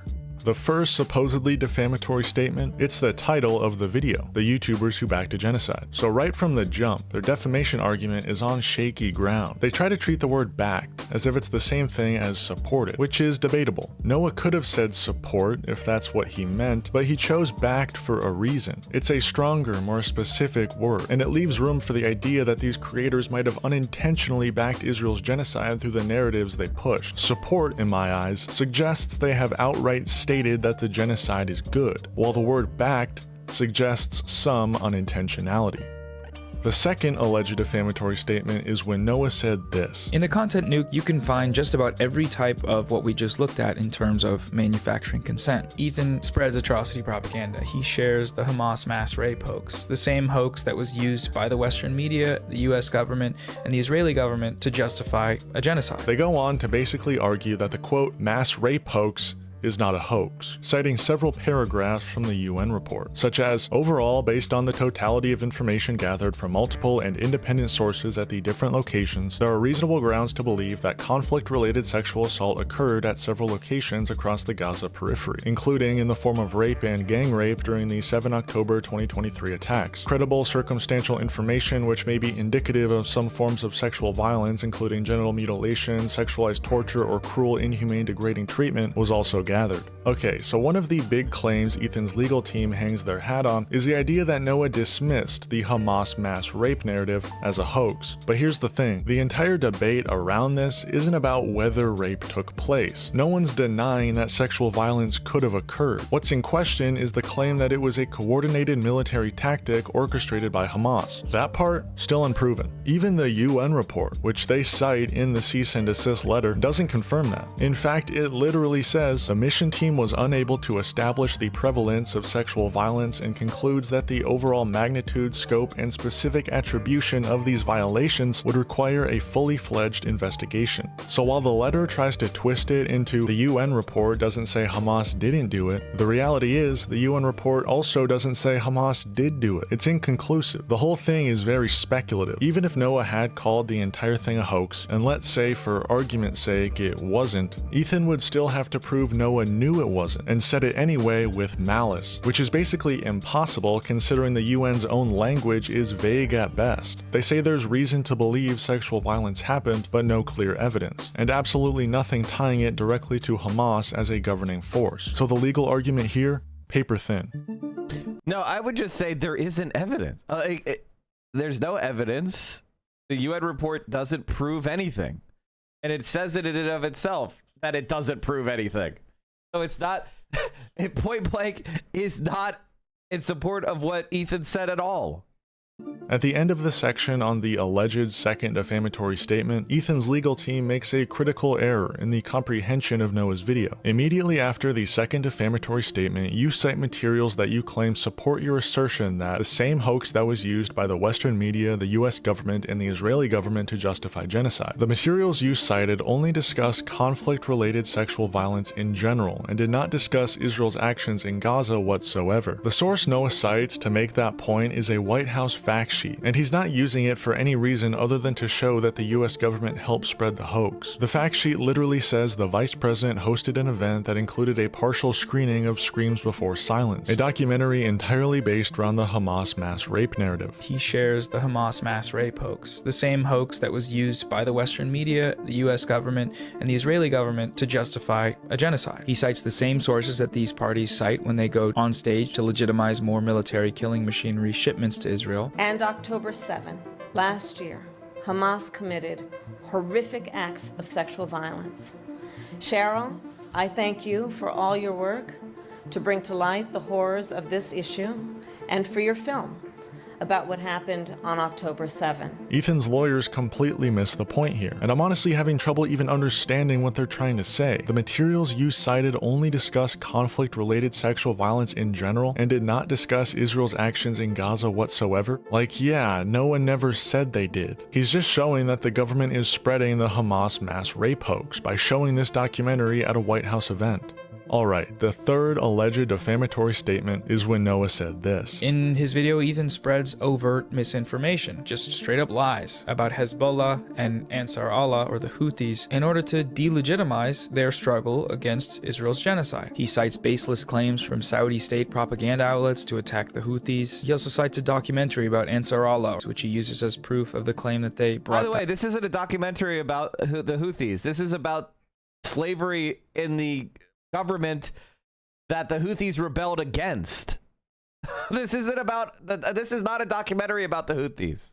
back slavery when the documentary wasn't even about the Houthis. It was about the Yemeni government before the Houthi takeover. Their entire argument here basically comes down to Noah not being thorough enough in explaining why Ethan's statements were false. So they start listing off things Ethan said about Hezbollah and the Houthis, claims that, according to them, Noah didn't disprove. One example they highlight is Ethan supposedly saying Hezbollah intervened in the Syrian civil war to aid the dictator Bashar al-Assad, which resulted in the deaths of hundreds of thousands of civilians. That's the version in the cease and desist. But that's not what Ethan actually said. What he actually said was Hezbollah participated in the slaughter of over 500,000 Syrian civilians, which is just not true. The war led to around 500,000 deaths total, with civilian casualties estimated at about 200,000, and Hezbollah is nowhere near responsible for all of it. They participated in the slaughter of over 500,000 Syrian civilians to help a dictator, Bashar Assad, stay in power. They indiscriminately bombed over civilian centers, and they killed hundreds of thousands of civilians in what can only be described as a genocide. His lawyers clearly know the original claim is indefensible, so they rewrite it, soften it, to sound more factually grounded. It's an intentional move to make the argument seem stronger than it actually is. And as far as I understand, Noah is not obligated to prove statements are false when they are quite clearly false. He didn't say every claim about Hezbollah was incorrect. He simply said Ethan spread overt misinformation about Hezbollah, which he did, as I just proved. Ethan spreads overt misinformation, just straight up lies about Hezbollah. Then they try to go after Noah for not debunking. Just so you understand how ridiculous this would be, it'd be like saying that the United States participated in the millions of deaths of World War II because we were in World War II. It's like, no, the United States killed a lot of civilians in World War II, but they didn't participate in all the civilian killings from the opposition side. Or from a different side. It's like, does the United States bear the responsibility for civilians killed by the Soviet Union? Like, this is the level of fucking analysis that Ethan is putting out there. It's just nonsensical. He's just trying to get as big of a number as possible because that's what he needs to do in order to make what Israel is doing to Gaza not look so bad.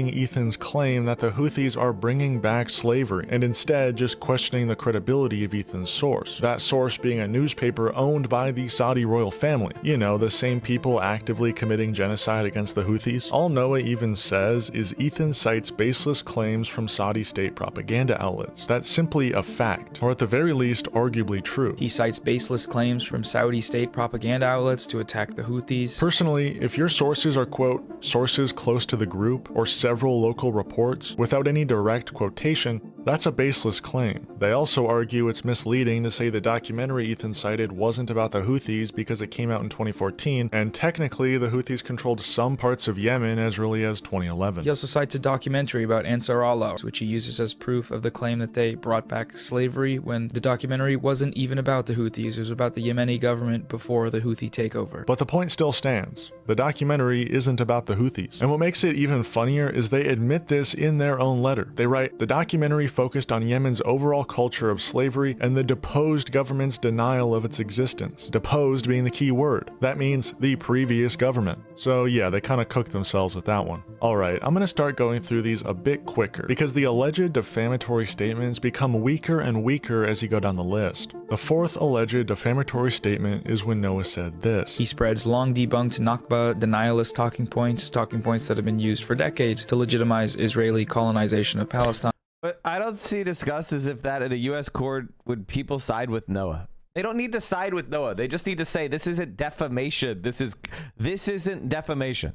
This is literally just a disagreement on the merits. This is political discussion. This is opinion. This is media analysis. This is not defamed. These are opinions. These are not statements of fact. Like, you literally can't do political discussion if this is defamation. It's just not possible to do.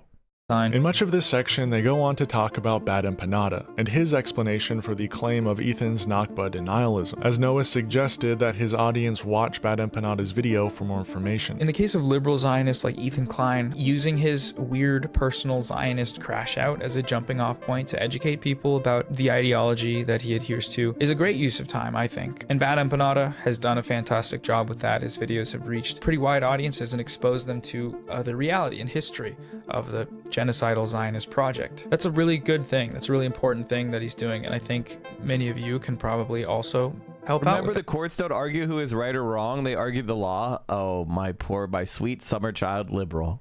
My sweet summer child liberal. I think the biggest threat that Noah Samsen faces is the idea that the judge is some sort of Zionist.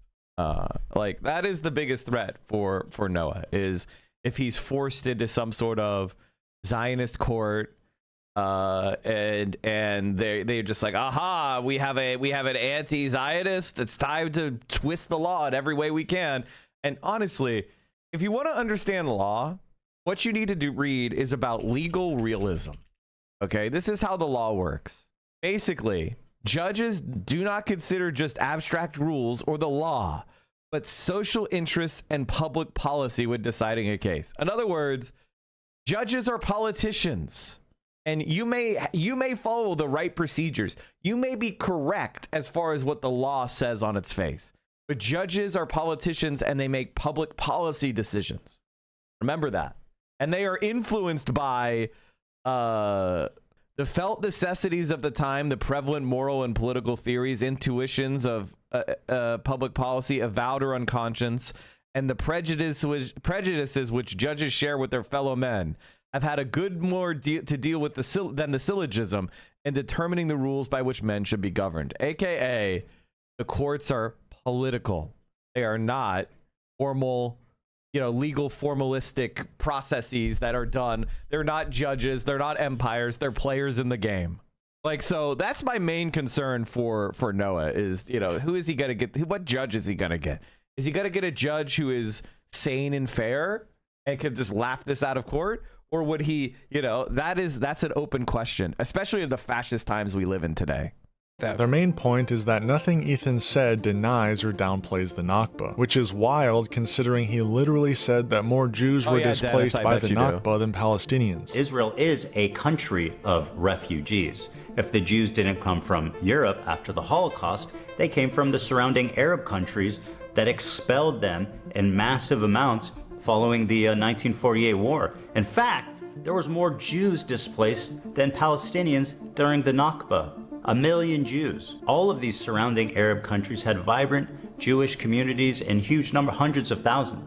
Now, if you look at them, you're looking at close to, if not literally, 0 Jews left in these countries. And sure, on a surface level, that stat might check out if you completely ignore the context. Palestinians were expelled from their homes, while many Jews immigrated to Israel on their own volition. Countries were outright bribed by the Israeli state to send their Jewish population to Israel, like Yemen, for example. Yemeni children were subsequently stolen from their parents and given to Ashkenazi Jews in order to force assimilation. There are even examples of Israel staging terror attacks in other countries to scare Jews into migrating to Israel. So even if Ethan's statement is technically true, it still downplays the Nakba by stripping it of all historical context and presenting it as some kind of equal exchange, which it wasn't.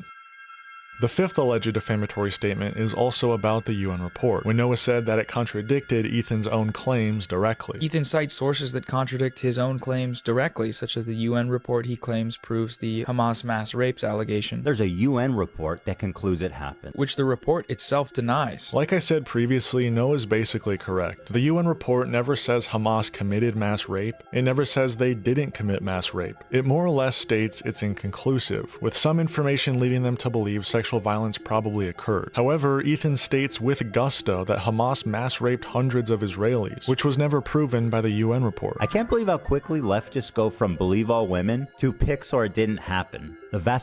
Does Ethan Klein think believe all women means that we should put people in prison based on a bare accusation?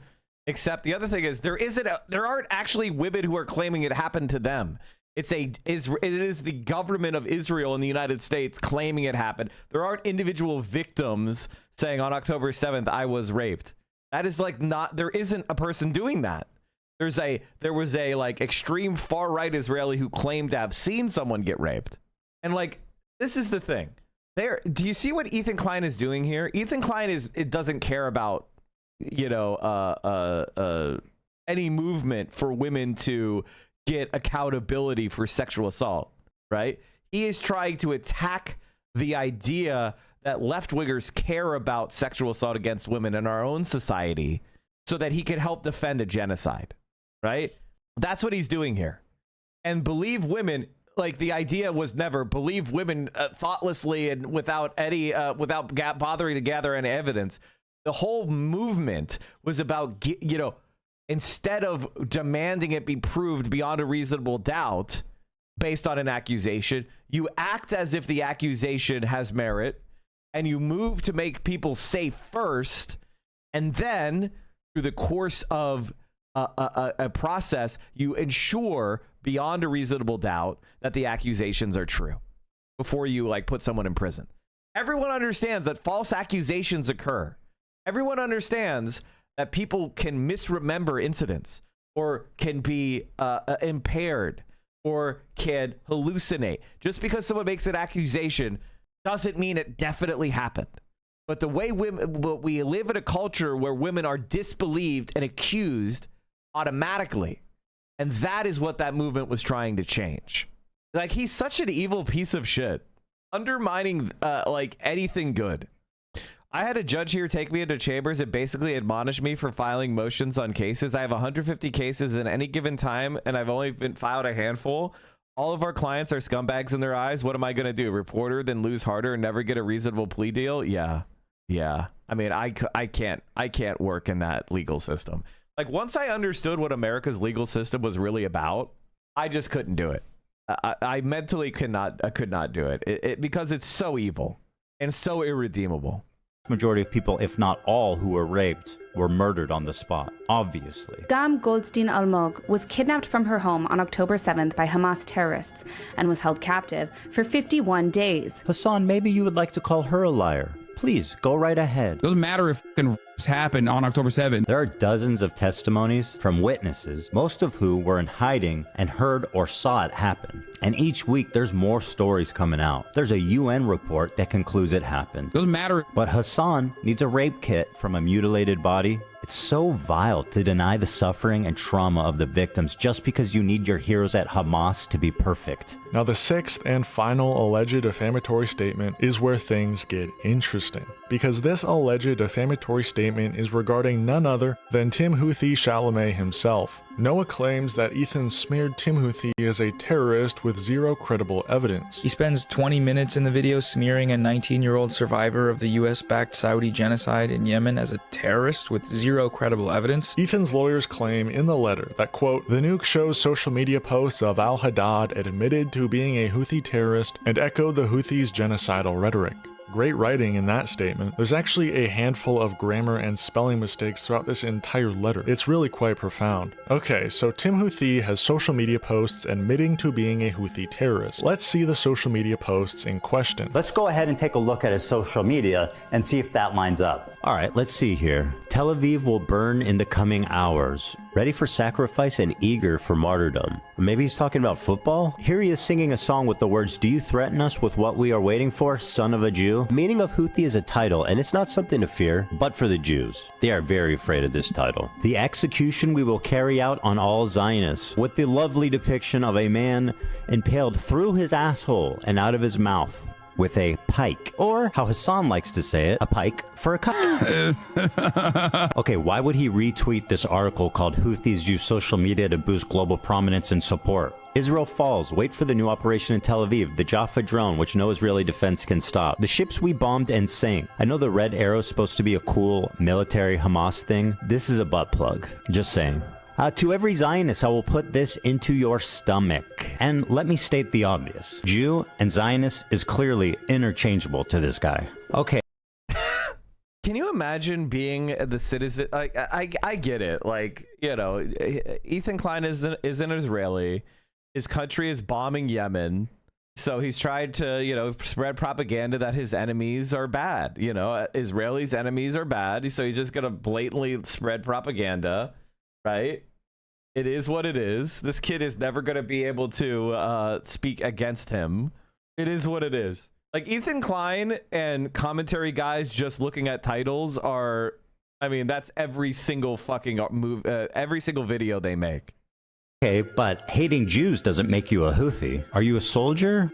Yes. That seems pretty definitive. Once again, this is totally up for interpretation and nowhere near definitive. But in the letter, they claim that the existence of a few social media posts somehow proves Noah knew the 6 defamatory statement was false, which is wild because whether those posts actually prove the guy's a Houthi terrorist is entirely subjective. Noah didn't find it convincing. I don't find it convincing. The guy never even says, I'm a Houthi. If anything, Ethan should be the one getting questioned for defamation here. He knew that Tim Houthi explicitly said in his interview with Hassan Piker that he's not a member of the Houthis, and still, Ethan kept pushing the claim that he was. That's not a misunderstanding. That's By the way, the guy retweeted it because it's a picture of him. Like, it's not that he thinks it's not that he's actually a Houthi. It's just a headline with a picture including him. Does it prove that he's a Houthi? A smear. I don't know if he is allowed to speak on this. I don't know if he's like. No. What Ethan doesn't know is that I don't only follow Ayub Lovely. I am Ayub Lovely. I am Ayub Lovely. Oh, it's me, Ayub Lovely. Hello. I've been posting. Yeah. The reason why you can't dox me is because I've been in broad daylight and public all along. Hello, mate.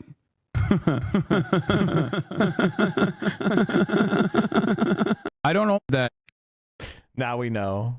Now we know, chat. Like actually a part of the groups at all, or just like simply a TikToker? You know what I mean? I don't know how to ask that in the best way possible, though. Yeah, I feel like you can ask it pretty directly. راشد حسن بدي يسألك أنت يعني منضم لأي من Not gonna lie, Mr. Mike, it doesn't seem like there's anything we could do. Speeches, thoughts, and prayers, and hoping people vote the right way seems like wishful thinking.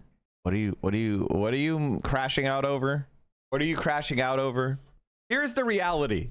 The politics that I had in 2018 are going to win. Like, period. Now the radicalization that we've gone through as a reaction to the world around us, you know, we've moved to the left, you know, both maybe internally and externally as well. But like, what are you talking about? What the fuck are you talking about? The American people are with us. The American people are coming in our direction. If you're depressed right now as a left winger, you're a fucking bitch made loser. Now, if you're like a liberal and you're like feeling scared, like I get that. But if you're a leftist, you should be fucking hyped. You should be like, liberalism is being fucking discredited. Centrist Democrats are hated by all. Like, you should be hyped. And like Bernie Sanders is getting criticized by the regular people from the left. Like, that's fucking based. The masses are criticizing Bernie from the left. Do you understand how based that is? Somebody wrote this, and I really need to start this movement. I have a bad face for this movement, which is why I should do it, which is stop punching left. Stop punching left.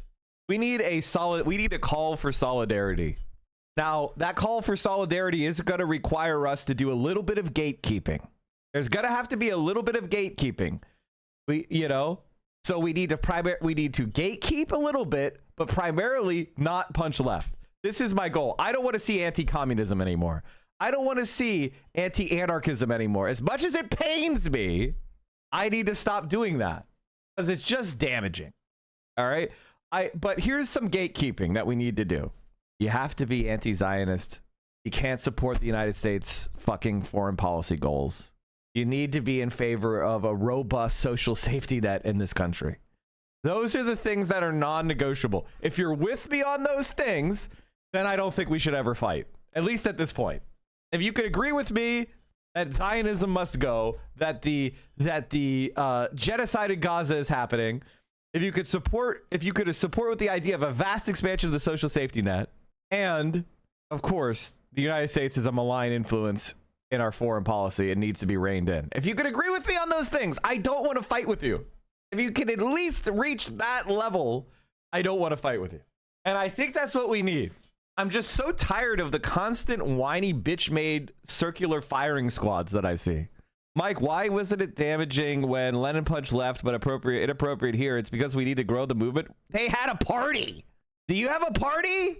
I'm calling for the creation of a party. I'm calling for the creation of some sort of solidarity. مجموعات يعني انت بتعتبر حالك من انصار الله ولا بتعتبر حالك بس يعني شخصيه على التيك توك ولا يعني بده يعرف شو الرابط بينك وبين انصار الله. طيب يعني بقول لك يعني انا يمني يعني كيمني يعني انا واقف الى جانب فلسطين. His answer is a Yemeni who stands with Palestine. What led him to go to one of the ships personally? Like what were some experiences that he had that caused him to want to go? حسن بده يعرف شو هو اللي دفعك على زيارة السفن هاي وشو التجارب اللي مريت فيها اللي خلتك تهتم بهذا الاشي وانه يكون جا بالك انه تزور هاي السفن. والله انا احب المغامرات وطبعا هذا كله لاجل فلسطين يعني وان شاء الله في اشياء بتكون جديده واشياء مثيره اكبر. He says he likes adventures and he is a big supporter of Palestine. The letter ends with this. Our clients demand that you provide a retraction and correction of all the defamatory statements identified in this letter in compliance with California Civil Code Section 48A. This letter does not constitute a complete statement of all of our clients' rights, contentions, legal theories, or the facts in support thereof. Nothing stated herein is intended, nor shall it constitute a waiver or relinquishment of any of our clients' rights or remedies, whether legal or equitable, all of which are hereby expressly reserved. Sincerely, Ram Bar Nassim. Where have I heard that name before? Oh, for fuck's sake.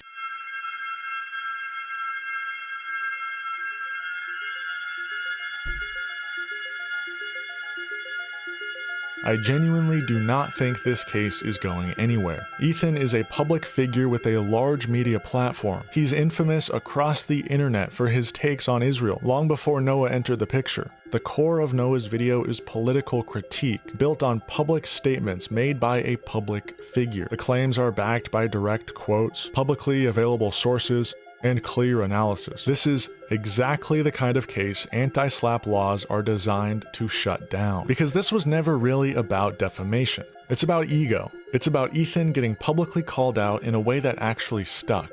And instead of taking accountability, he decided to try and bury it under legal threats. And that's the irony. Ethan made his name standing up for creators' rights, fighting off bogus lawsuits, and calling out hypocrisy in media. Now he's the one sending cease and desists to... What about anti-capitalism? I feel like 90% of why liberals punch left. That's why I talked about an expansion of the social safety net. That's the stuff where we're going to win 80% of people. When you start talking about theoretically being anti-capitalist and you start getting real acidic with it, and you're not really giving people a concrete program, I think it's kind of a waste of time right now. Like personally, when I talk to people about my politics, this is what I say. I say I have an endless horizon, but the first thing I can do is I can get homeless people off the streets. I can feed hungry kids. I can clothe the naked. I can house the homeless. I can educate students. And I can rebuild our infrastructure. And every single one of those things should be led by government-owned, socially owned enterprise. We don't need anything else. You know, if you're talking about like, okay, we need to like seize the means of production and you know, go through some sort of revolutionary restructuring, that type of, I agree with you. But if you want the masses to get behind you, we need to enter a period of frustrated reform and capitalist contradiction. How do we heighten the contradictions? We heighten the contradictions by doing non-reformist reforms, by building the power of the working class, by building up the strength. Like if you're going to launch a war, what is the first thing you need to do? You need to line up your logistics. You need to stockpile resources. I don't feel like the working class has a stockpile of resources ready. I feel like this working class is worked to the bone, is exhausted, is broke. We're in no condition to fight a war. So if you want to fight class war, the first thing we have to do is build up the strength of the working class. That's what I'm talking about doing. Now, if some sort of rupture happens and that people are out on the streets and they're fucking ready to overturn everything, then yeah, I'm going to say overturn everything. But that's not what I don't see that happening right now. And I don't think we could force that by being pure. I feel like there's a certain type of like religious fervor that people have where it's like, the reason why we haven't had Jesus Christ return or the revolution happen is because you and I aren't Christian enough or you and I aren't communist enough. And it's like me being the most communist is not going to make the revolution suddenly spring up. The revolution will happen based on conditions. And our job, if you want to be a member of the Vanguard, is to prepare ourselves to harness that energy and not let it, you know, pass by. You know, I think the analogy for me is I'm a surfer on a surfboard. It's my position. It's my job to position myself as well as I can for the break. And when I see a nice wave, to grab hold of it and advance as far as I can toward the shore. But I can't make waves happen. The waves happen due to conditions that are far beyond my power as an individual to create. So it is my job to build the best fucking surfboard I can. That's what I'm trying to do. And I think that to help build that wave, to build those conditions, the things that we can do is build up the power of the working class, inculcate and spread class consciousness. That is positioning ourselves for the wave. The D community really enjoy your morning cope sesh, little gup. We especially enjoy how you cry about this and that, and yet the deportation will continue and the trans issues are 80-20. What's the D community? What's the D community? What's the D community? Is it D's nuts? Is it the Ligma community? Like, what is this? The D community. You want my D, man? The Diddy community? Is it the Diddy G community? Hey, if it's the Destiny community, did you guys see this? The very first debate that Destiny, well, like one of the first debates we did was whether AOC was economically illiterate and an extremist. And it looks like I won again, bitch. AOC is more favorable among Democrats than Kamala Harris after $2 billion. $2 billion. And the Zionist John Fetterman, the guy most closest to Destiny's politics, -17 net favorable. Fucking pathetic.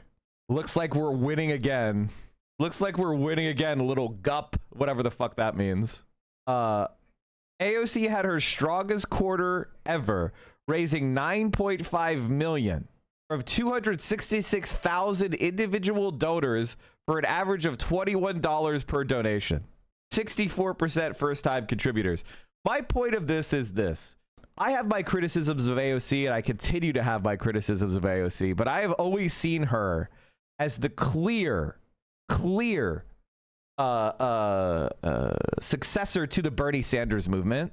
And so I've always felt that those of us on the left should maintain a relationship with her. And I know that Hassan agrees with me, even though we disagree with things that she's done and we worry that she's cringe or that she is not, you know, she's not fighting the centrist Democrats with enough verve and vigor. But honestly, chat, I watched her speech in LA and it was pretty good. It is Bernie Sanders that was disappointing. Bernie Sanders was the disappointing one. AOC's speech was better than Bernie's speech. I didn't hear her doing stupid Israeli apologia. She did way better than him. Okay, everybody wants me to look at this. Hold on, let's finish this video and then we'll move on. Smaller creators trying to silence valid criticism of things he said. AOC was applauding Adam Schiff. She applauded him for voting against she was applauding him for voting against funding the government. She was applauding him for agreeing with her, not her agreeing with him. Wait, are you guys stupid? Like, are you fucking stupid? Are you fucking stupid? If somebody agrees with me and I say, good job agreeing with me, that doesn't make me a sellout, dumbass. Oh man, somebody who usually sucks didn't suck. I guess that makes me suck for observing that they didn't suck. Like, what are you fucking talking about? He voted the way she wanted him to vote. That's her winning, dummy. Like, what the fuck are you talking about? She was praising Adam Schiff for doing what she wanted him to do. This is why, okay, you are a person, you must subscribe to, okay, I'm sorry, chatter, for losing it on you, but that's a pet peeve of mine. Yelling at AOC for being correct is insane. If you want to yell at her for making a mistake, fine. But when you lie on her and you yell at her for being correct, it's very annoying. Shut the fuck up, okay? Jesus Christ. This is the Ethan Klein school of teaching.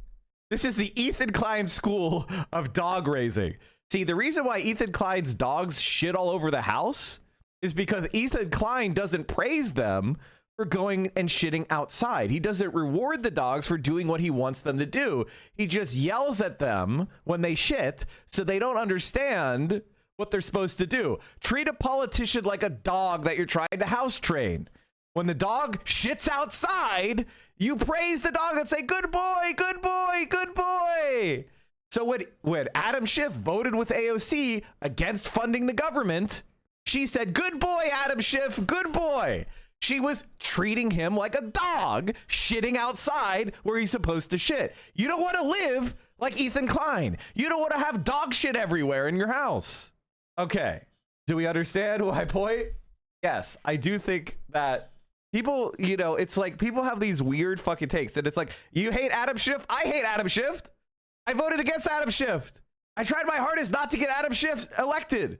I tried to support, you know, the two progressives that ran and ate shit.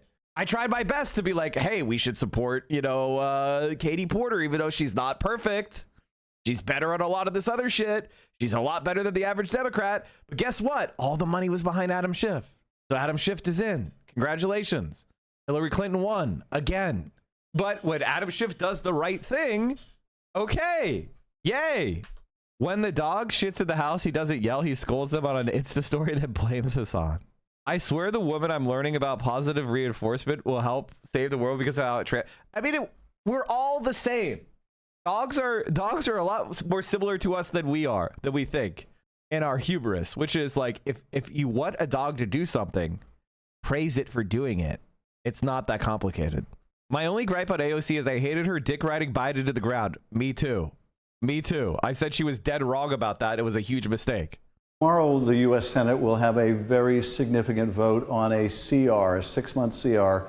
That is a 6-month continuing resolution. I will be a hard no. I hope this CR is defeated. I fear that it may not be. And I want to tell you why I'm voting no and why this needs to be defeated. First of all, this is not a bill that would simply continue the funding levels of the government for the next half a year. This is a power giveaway to an executive already drunk with power. This would embolden the president to continue tearing down government services, closing Social Security offices, illegally withholding funds, illegally seizing more and more authority from the U.S. Congress. But worst of all, in my view, is we would be giving it to him. It is one thing for those who aspire to dictatorship to take power. It is another to knowingly give it to him. I will not do that. One thing is certain, if we pass this continuing resolution for the next half year, we will own what the president does. I am not willing to take ownership of that. I'm not willing to continue to see Donald Trump, Elon Musk, and their minions continue to arrogate to themselves the power to fire anyone in the federal government they want, the power to fund or defund anything in the federal government, the power to lay off veterans, to close Social Security offices, to cut health care, to cut Medicaid, to go after Social Security. I am not going to take any vote to empower them to do that for 1 day, 1 month, 1 year. I'm just not going to do it. Now, many argue that, well, wouldn't a shutdown of the government be worse? If the government shuts down, let's be clear, they control everything. They control the House, they control the Senate, they control the White House, they control the Supreme Court.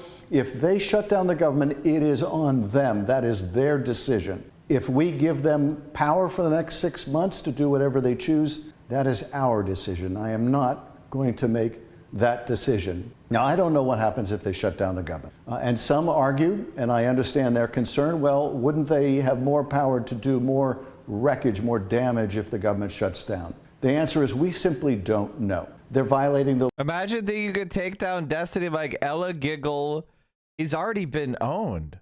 He's already been owned. He lost, like, he basically, everybody thinks of him as a sex criminal.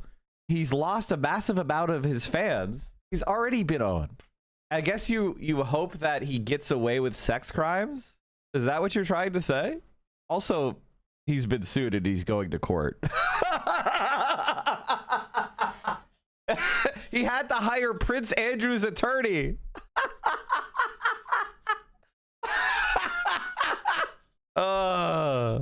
Holy shit. Epstein. Holy fuck. The law now, they may violate the law then. but I would trade the uncertainty. I like the Destiny diehards because it's like he's the ultimate lolcow. Like he tried so hard to make me a lolcow. Destiny tried to make Hassan a lolcow. He's been, you know, him and Dan, Diddy Dan, have been riding our dicks for years. I was a 200 viewer Andy when you guys tried to destroy me. Do you understand that? Like I was a 200 viewer Andy. You failed. You're both permanent from Twitch and you failed. And if this is the thing that makes me so happy. If Destiny had just shut the fuck up and just sat there and ate his Twitch ban and like cleaned up his act a little bit and just kept doing his political content, he would have been so fucking much more successful because people were crying out for like for dark woke, right? If he had just shut his fucking mouth, been normal, he would have been unbanned on Twitch. He would have been like, there would have been so much, he would have been so much more fucking successful. But but because he's so he can't be anything but a freak and a sociopath and an obsessive narcissist, he destroyed his own career. That's the thing that's so funny. That's the thing that's so fucking funny. Is like by going after the CEO of Twitch, they unbanned Aiden Ross, but they did the one thing. They did the one thing that's going to make them never unban Destiny, which is go after the CEO and go after the staff of Twitch. They did the one thing that the staff can't forgive. You could be a racist. You could be a Trump supporter. You could be all sorts of horrible human being. But if you could string together 6 months of not breaking the rules, Twitch will want to unban you if you have an audience. Except if you do one thing, threaten the Twitch staff. It's like Destiny is actually the dumbest motherfucker who ever lived. So thank you for reminding me of that. Thank you for reminding me of how he has completely and utterly failed. Holy shit, that's funny. Of knowing what they would do. Mike gets on his knees to always agree with Daddy Hassan. Holy shit. And he's using try hard. Okay. I don't even think you're really a Destiny fan. I think you're more of a you don't get to use accounts you just create to post in here. You have to post on your main, man. You post on your main. Don't be such a little bitch and come in here with an alt. You cowardly ass bitch. Destiny's dumb, but Hassan isn't like you. You know how to articulate way better than... Not true. Hassan is incredibly good at this too. What are you talking about? What are you talking about? I think when people insult Hassan's intelligence, it exposes that they're just fucking jelly. I watch a lot of political commentary. And Hassan consistently promotes some of the best political commentary on the entire internet by far. Now, there's sometimes I think he could phrase things differently, and there's some things we disagree on, but he's clearly one of the best. Like, what the fuck are you talking about? People won't even let Destiny get on his knees for them anymore because he kept leaking their nudes. Yeah, he was sending his nudes to like 19-year-olds trying to get a Twitch career. The Harvey Weinstein of Twitch. Like, it's so incredible. Can we just take stock? Like, thank you, Destiny viewer, for coming in here. It makes my day every time a Destiny viewer comes in because I know how much you guys are mauling. Holy shit. Thank you so fucking much. I'm now much bigger than Destiny was on Twitch when he got banned. Like, isn't that crazy? Now, they have a lot of cope for this, but this is something that I like to occasionally from time to time look at because it's so fucking funny. Like, Destiny was an OG Twitch streamer. Like one of the first big Twitch streamers. He was constantly promoted by other streams, right? He was promoted by XQC. He was promoted by Asmongold. He was promoted by TradeRex. He was on podcasts with the biggest streamers, constantly promoted, constantly supported. When he was banned, he was averaging 3,000 viewers. 3,000 viewers. I'm now averaging 4,222 this month. Last month, I was 39.54. I had 2,963 followers at 110 hours streamed. Destiny's last month, he had 1,932 followers. Like on Twitch, like at this point, I'm now a bigger streamer. I have 1% of all Just Chatting viewers right now. I am a bigger streamer on Twitch now than Destiny was when he got banned on Twitch. Isn't that crazy? There's really nothing they can say, right? His all-time peak of subscriptions was 6,481. I have more than that right now. I have 7,488 right now. I have more. Like, I have 1,000 more subs than he had at his all-time peak, because his audience is mostly incels and they don't have any money. They're all unemployed incels. He only had half of his subs were primes at his all-time peak. His last month he had 1,400 subs. What part of PA are you from? I lived in all parts of PA. I went to undergrad. I lived in Pittsburgh for school for a long time. I lived in Philadelphia. I lived in Harrisburg. I lived in Allentown, and I lived in Bethlehem. So, and I also lived in a small town called Boiling Springs. So I've lived all over Pennsylvania. I know Pennsylvania. That's why I say Mike from PA. I've lived all over Pennsylvania. So like, this is just like the reality, right? This is just the reality. So like, I don't know what to say. It is funny. It's hilarious. Like, congratulations for finding success on YouTube or whatever. When he first declared me his enemy, when Destiny first declared me his enemy, it was December of 2019, November 2019. I was a 200 viewer Andy. Hassan now, like holy shit, dude. When Destiny went to war against us, so it's like, you know, August, September, October 2019, he was a 2,000 viewer Andy. 2,000 viewer Andy. I'm bigger than Hassan was at that time. Like, I am bigger now than he was at that time. When Destiny declared war on us, I currently am bigger than Hassan was at that time. If you want to understand a failure to do something, I mean, he's 15x that point. Do you understand how thoroughly Destiny failed to disrupt the growth of the left on Twitch? And he spent almost his entire career from that point targeting us and attacking the left. Isn't that, I mean, there's never been a more profound failure of a man than Destiny. He's also in that time has gotten his second divorce, or is it his third? I can't keep track. Just completed utter catastrophic failure. On his platform with his voice. Even if you don't agree with every word of Noah's video, the idea that it rises. And what's really funny about this is, if he was normal, oh my god, the potential that he had. Because there's one thing about Destiny, he could perform, he could debate conservatives, which is the 2025 equivalent of debating, you know, of the debating creationists was when YouTube first started. He's the 2025's version of the Amazing Atheist, okay? That is Destiny. And he had a niche. He had a niche.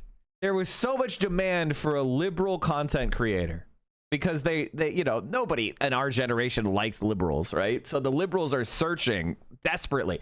If he was normal, holy shit. If he could keep his dick in his pants. Ammon Fist, thank you for the 20 bomb, by the way. In Clear Games, thank you for the 5 bomb.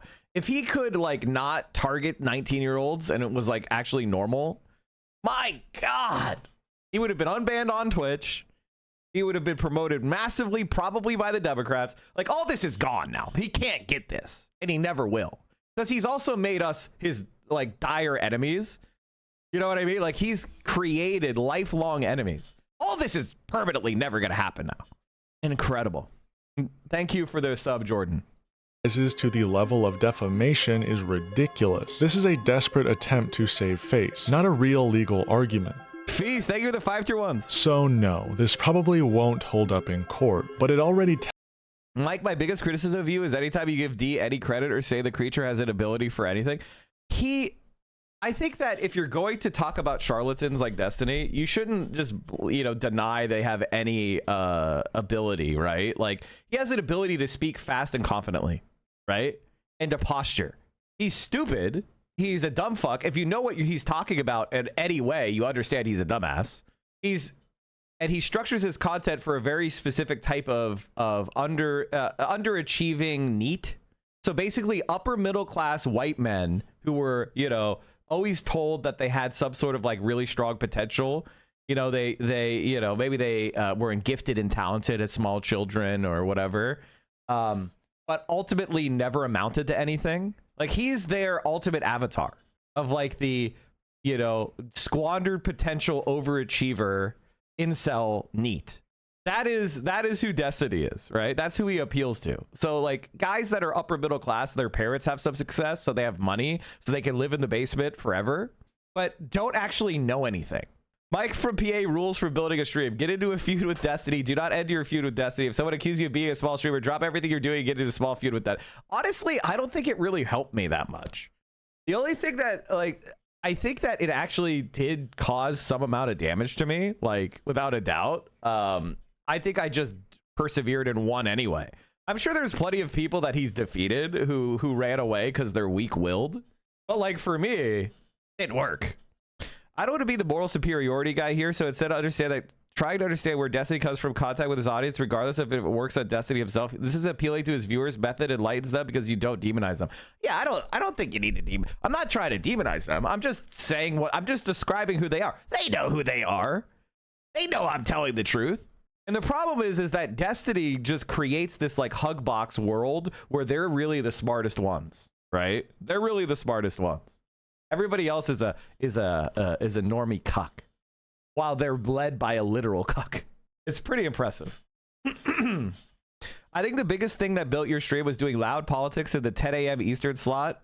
Yeah, I mean, without a doubt. Like, I also know how to analyze information and make decisions that are best for my stream. I realized something. I did something that's not that hard to do. I said, I'm going to do talk radio on the internet. Which was actually Sam Cedar's idea. I said, I'm going to do talk radio on the live streaming site twitch.tv in the morning time slot that nobody else is doing. It's no Majority Report, no Hasanabi. And guess what? Because I'm a left winger and I'm waking up early in the morning, it's going to take a very long time before I get any competition. So yeah, that was definitely an intentional decision I made. Because liberals are lazy? No, Twitch streamers are lazy. Twitch streamers are lazy. Not liberals, not leftists. Twitch streamers. And Hassan gets up early, but he does a bunch of shit that, like, he goes and works out and hangs out with his family and does other normal human being shit. Haas unbanned? Okay, I shouldn't. The thing about Haas is one of those content creators that got brain rotted. And that's the thing that kind of sucks. That's why it kind of makes me sad. Like he got brain rotted, and his ego is not going to let him ever admit that, and the incentives are so against admitting that. So he's the MAGA communism movement. Yikes. Tells us everything we need to know. Am I a trot? No. About power, about accountability, and about what happens when someone who once claimed to stand for free speech decides that only applies when he's not the one being criticized. Thank you for watching North Star Radio. Peace and love. Free Palestine. Chat, if you are not liking this video, what are you even doing with your life? I'm not a trot, no. I find trots to be pretty annoying. All right, we did the make. All right, guys, welcome to the show. We did the make fun of Destiny shit. That was really fun.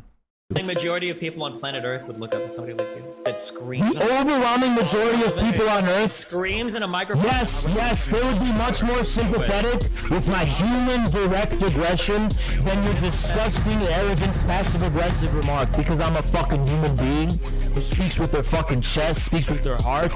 You speak like a fucking reptile. That's the fucking difference, Destiny. There is gonna be a fake fuck behind the veneer of sarcasm and irony and indirect jabs and insults. You'll never actually be able to own up to what you really fucking are deep down. Now will you, you fucking pussy? Because I think if you did that, everyone would see what an ugly, slimy piece of shit you really are.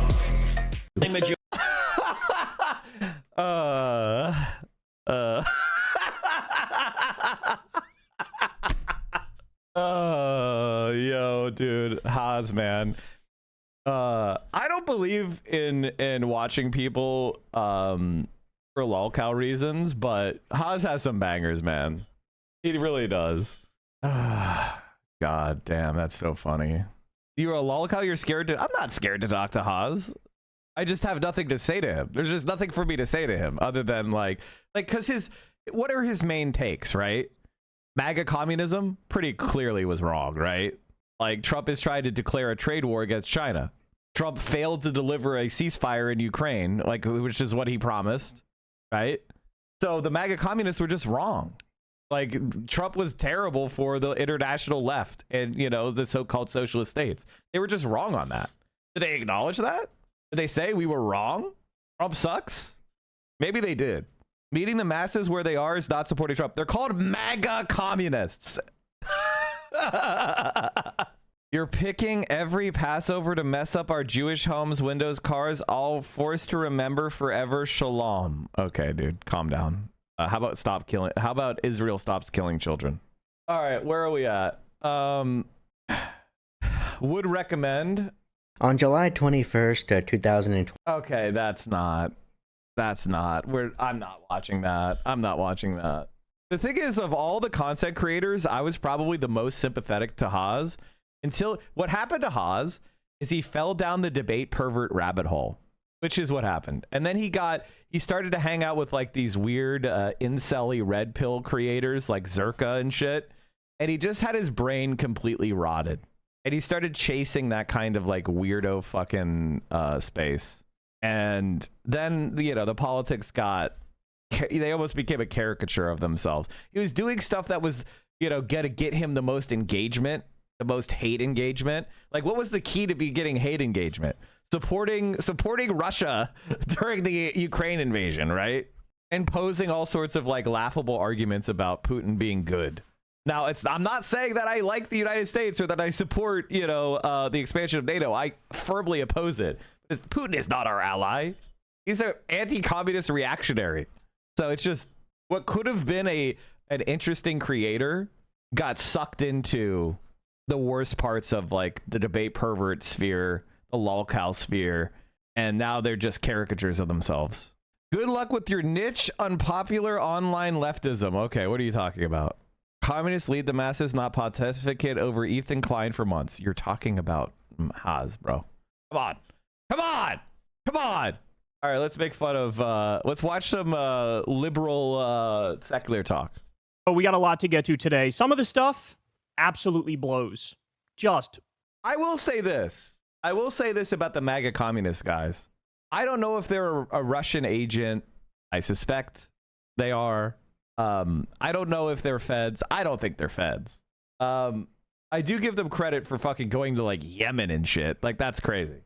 I probably, as I said before, I'm more sympathetic to them than almost anybody else, but they're so clownish and they have really dumb takes.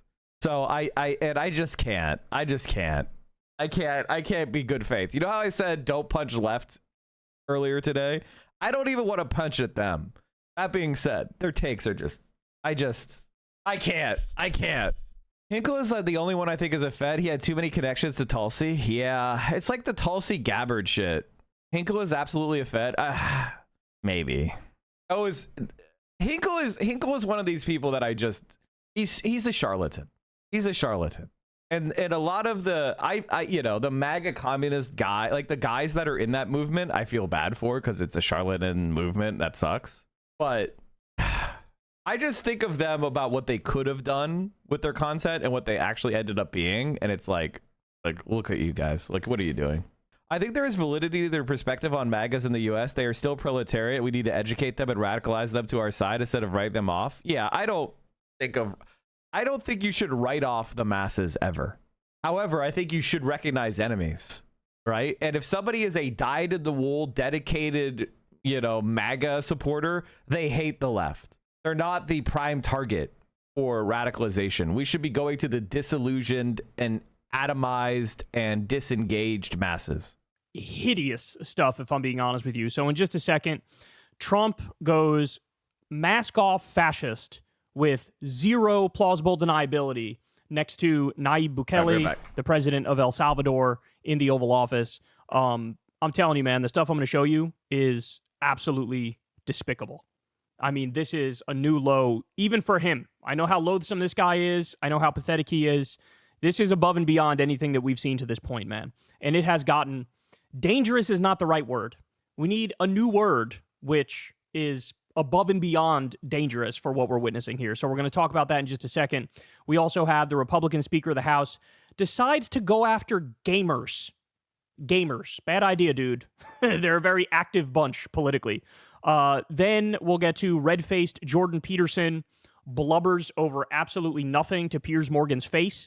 We have American tourism is absolutely collapsing in front of our eyes, and I'm sure you know why that is. And then later on in the show, the Trump regime is now seizing colleges and universities and trying to do a hostile takeover of them. Again, some heavy stuff in today's show, man. If you don't want to hear some serious talk, perhaps this is not the show for you to watch right now. So everybody do me a big favor. Please like the video, subscribe to the channel. That helps out massively and costs you nothing at all. And of course, much love to everybody who supports this show on Patreon. It could not be done without you. This is real independent media. I've never had a conversation with an advertiser. I've never done an ad read. I've never talked to a billionaire or a government or anything like that. This is real grassroots media, and you guys make it possible. So I'm deeply, deeply appreciative. And for those of you who aren't supporting, please consider it. Links below for Patreon. A lot of people give $2 a month, or you could tip with that thanks button on YouTube, or sign up for Crystal Kyle and Friends on Substack, where you get the full interviews, the full video of each interview. And also, by the way, we've been doing a lot of Kyle and Corins lately. Those are over on Corin's World YouTube channel. So if you want to see the old school Kyle and Corin podcast, go subscribe to Corin's World YouTube channel and enjoy. So, all right, let's go ahead and dive into it. So, guys, it's hard for me to even come up with the right words to describe how horrific this is, what I'm about to walk you through. But this is chilling, man. This is chilling what we're witnessing here. So I got a few videos for you, but the president of El Salvador visited the United States. And remember, the president of El Salvador is the guy that Marco Rubio made a deal with at the behest of Trump. Like, hey, can you please take our criminals? Can you please take people that we want to deport? And we'll give you, however many millions of dollars, and you basically will act like a penal colony for the United States of America. That's the idea. Now, allow me to say up front, all of that is wildly illegal. In fact, any iteration of it you can come up with is wildly illegal, whether it's sending undocumented immigrants there, or sending undocumented immigrant criminals there, or sending U.S. criminals there. However you want to slice it and dice it, there is no configuration that would be legal for them to do this. So the whole idea is an idea straight from the pits of hell. Now, having said that, you all know there was a bunch of big Supreme Court cases recently, or a bunch of decisions from various courts and won by the Supreme Court. And basically what the Supreme Court said is, in regards to one particular person, Kilmar Abrego Garcia, who was sent to this slave labor camp in El Salvador, they were like, look, he's innocent, right? We learned that from a massive amount of reporting, but effectively, the U.S. has to try to facilitate his return because the DOJ admitted in court, yeah, this was kind of an error. It was kind of a mistake. And we sent this guy, like I said, a lot of detailed reporting came out. He's never committed a crime in any country he's been in. This was all just, it was all just a mistake, and it was all horrific. So you had all the detailed reporting. The Supreme Court says you have to facilitate his return because not only is he innocent, but you didn't offer any due process whatsoever. Not any due process whatsoever. And of course, that's wildly, wildly illegal. So now Bukele's here with Trump in the White House. And so the media, starts asking the most reasonable questions of all time. What follows next is just mind-boggling. I mean, this is a catastrophe if I've ever seen one in my life. This is full mask-off fascist. This is no ifs, ands, or buts about it. No wiggle room, no gray area. It is just straight up, in your face, no holds barred, unabashed, rampant fascism. Here we go. Let's watch. If he was your neighbor, you would move right away. So you don't plan to ask for anything to get him back? And what was the ruling in the Supreme Court, Steve? Was it not? Here's the reality about law that liberals that like Kyle don't understand is liberals are rule followers. Liberals are conformists. Liberals are institution orienters. What do I mean by that? Which is they're people that just color within the lines. They sit in the front of the class, right? That is how they orient. That's not how everybody orients. Some people sit in the back and they throw spitballs at the blackboard when the teacher isn't looking. All right. Some people, they cheat on their tests. They realize that school isn't really about learning in our society. School is about getting a credential. And the better you get, going to class is about getting the best grade. You're rewarded for good grades. You're not rewarded for what you actually know. And so there's some people are following all the rules and doing it straightforward and are, you know, conforming themselves to the expectations of and orienting themselves toward those institutions. And other people see the institutions for what they are and they work those institutions for their own advantage. So the idea that Donald Trump is breaking a law, what the fuck is a law? Laws are only as effective as the social consensus which enforces them. If there's no social consensus enforcing them, it means that they don't actually matter. And Donald Trump recognizes that there is a difference between law and custom.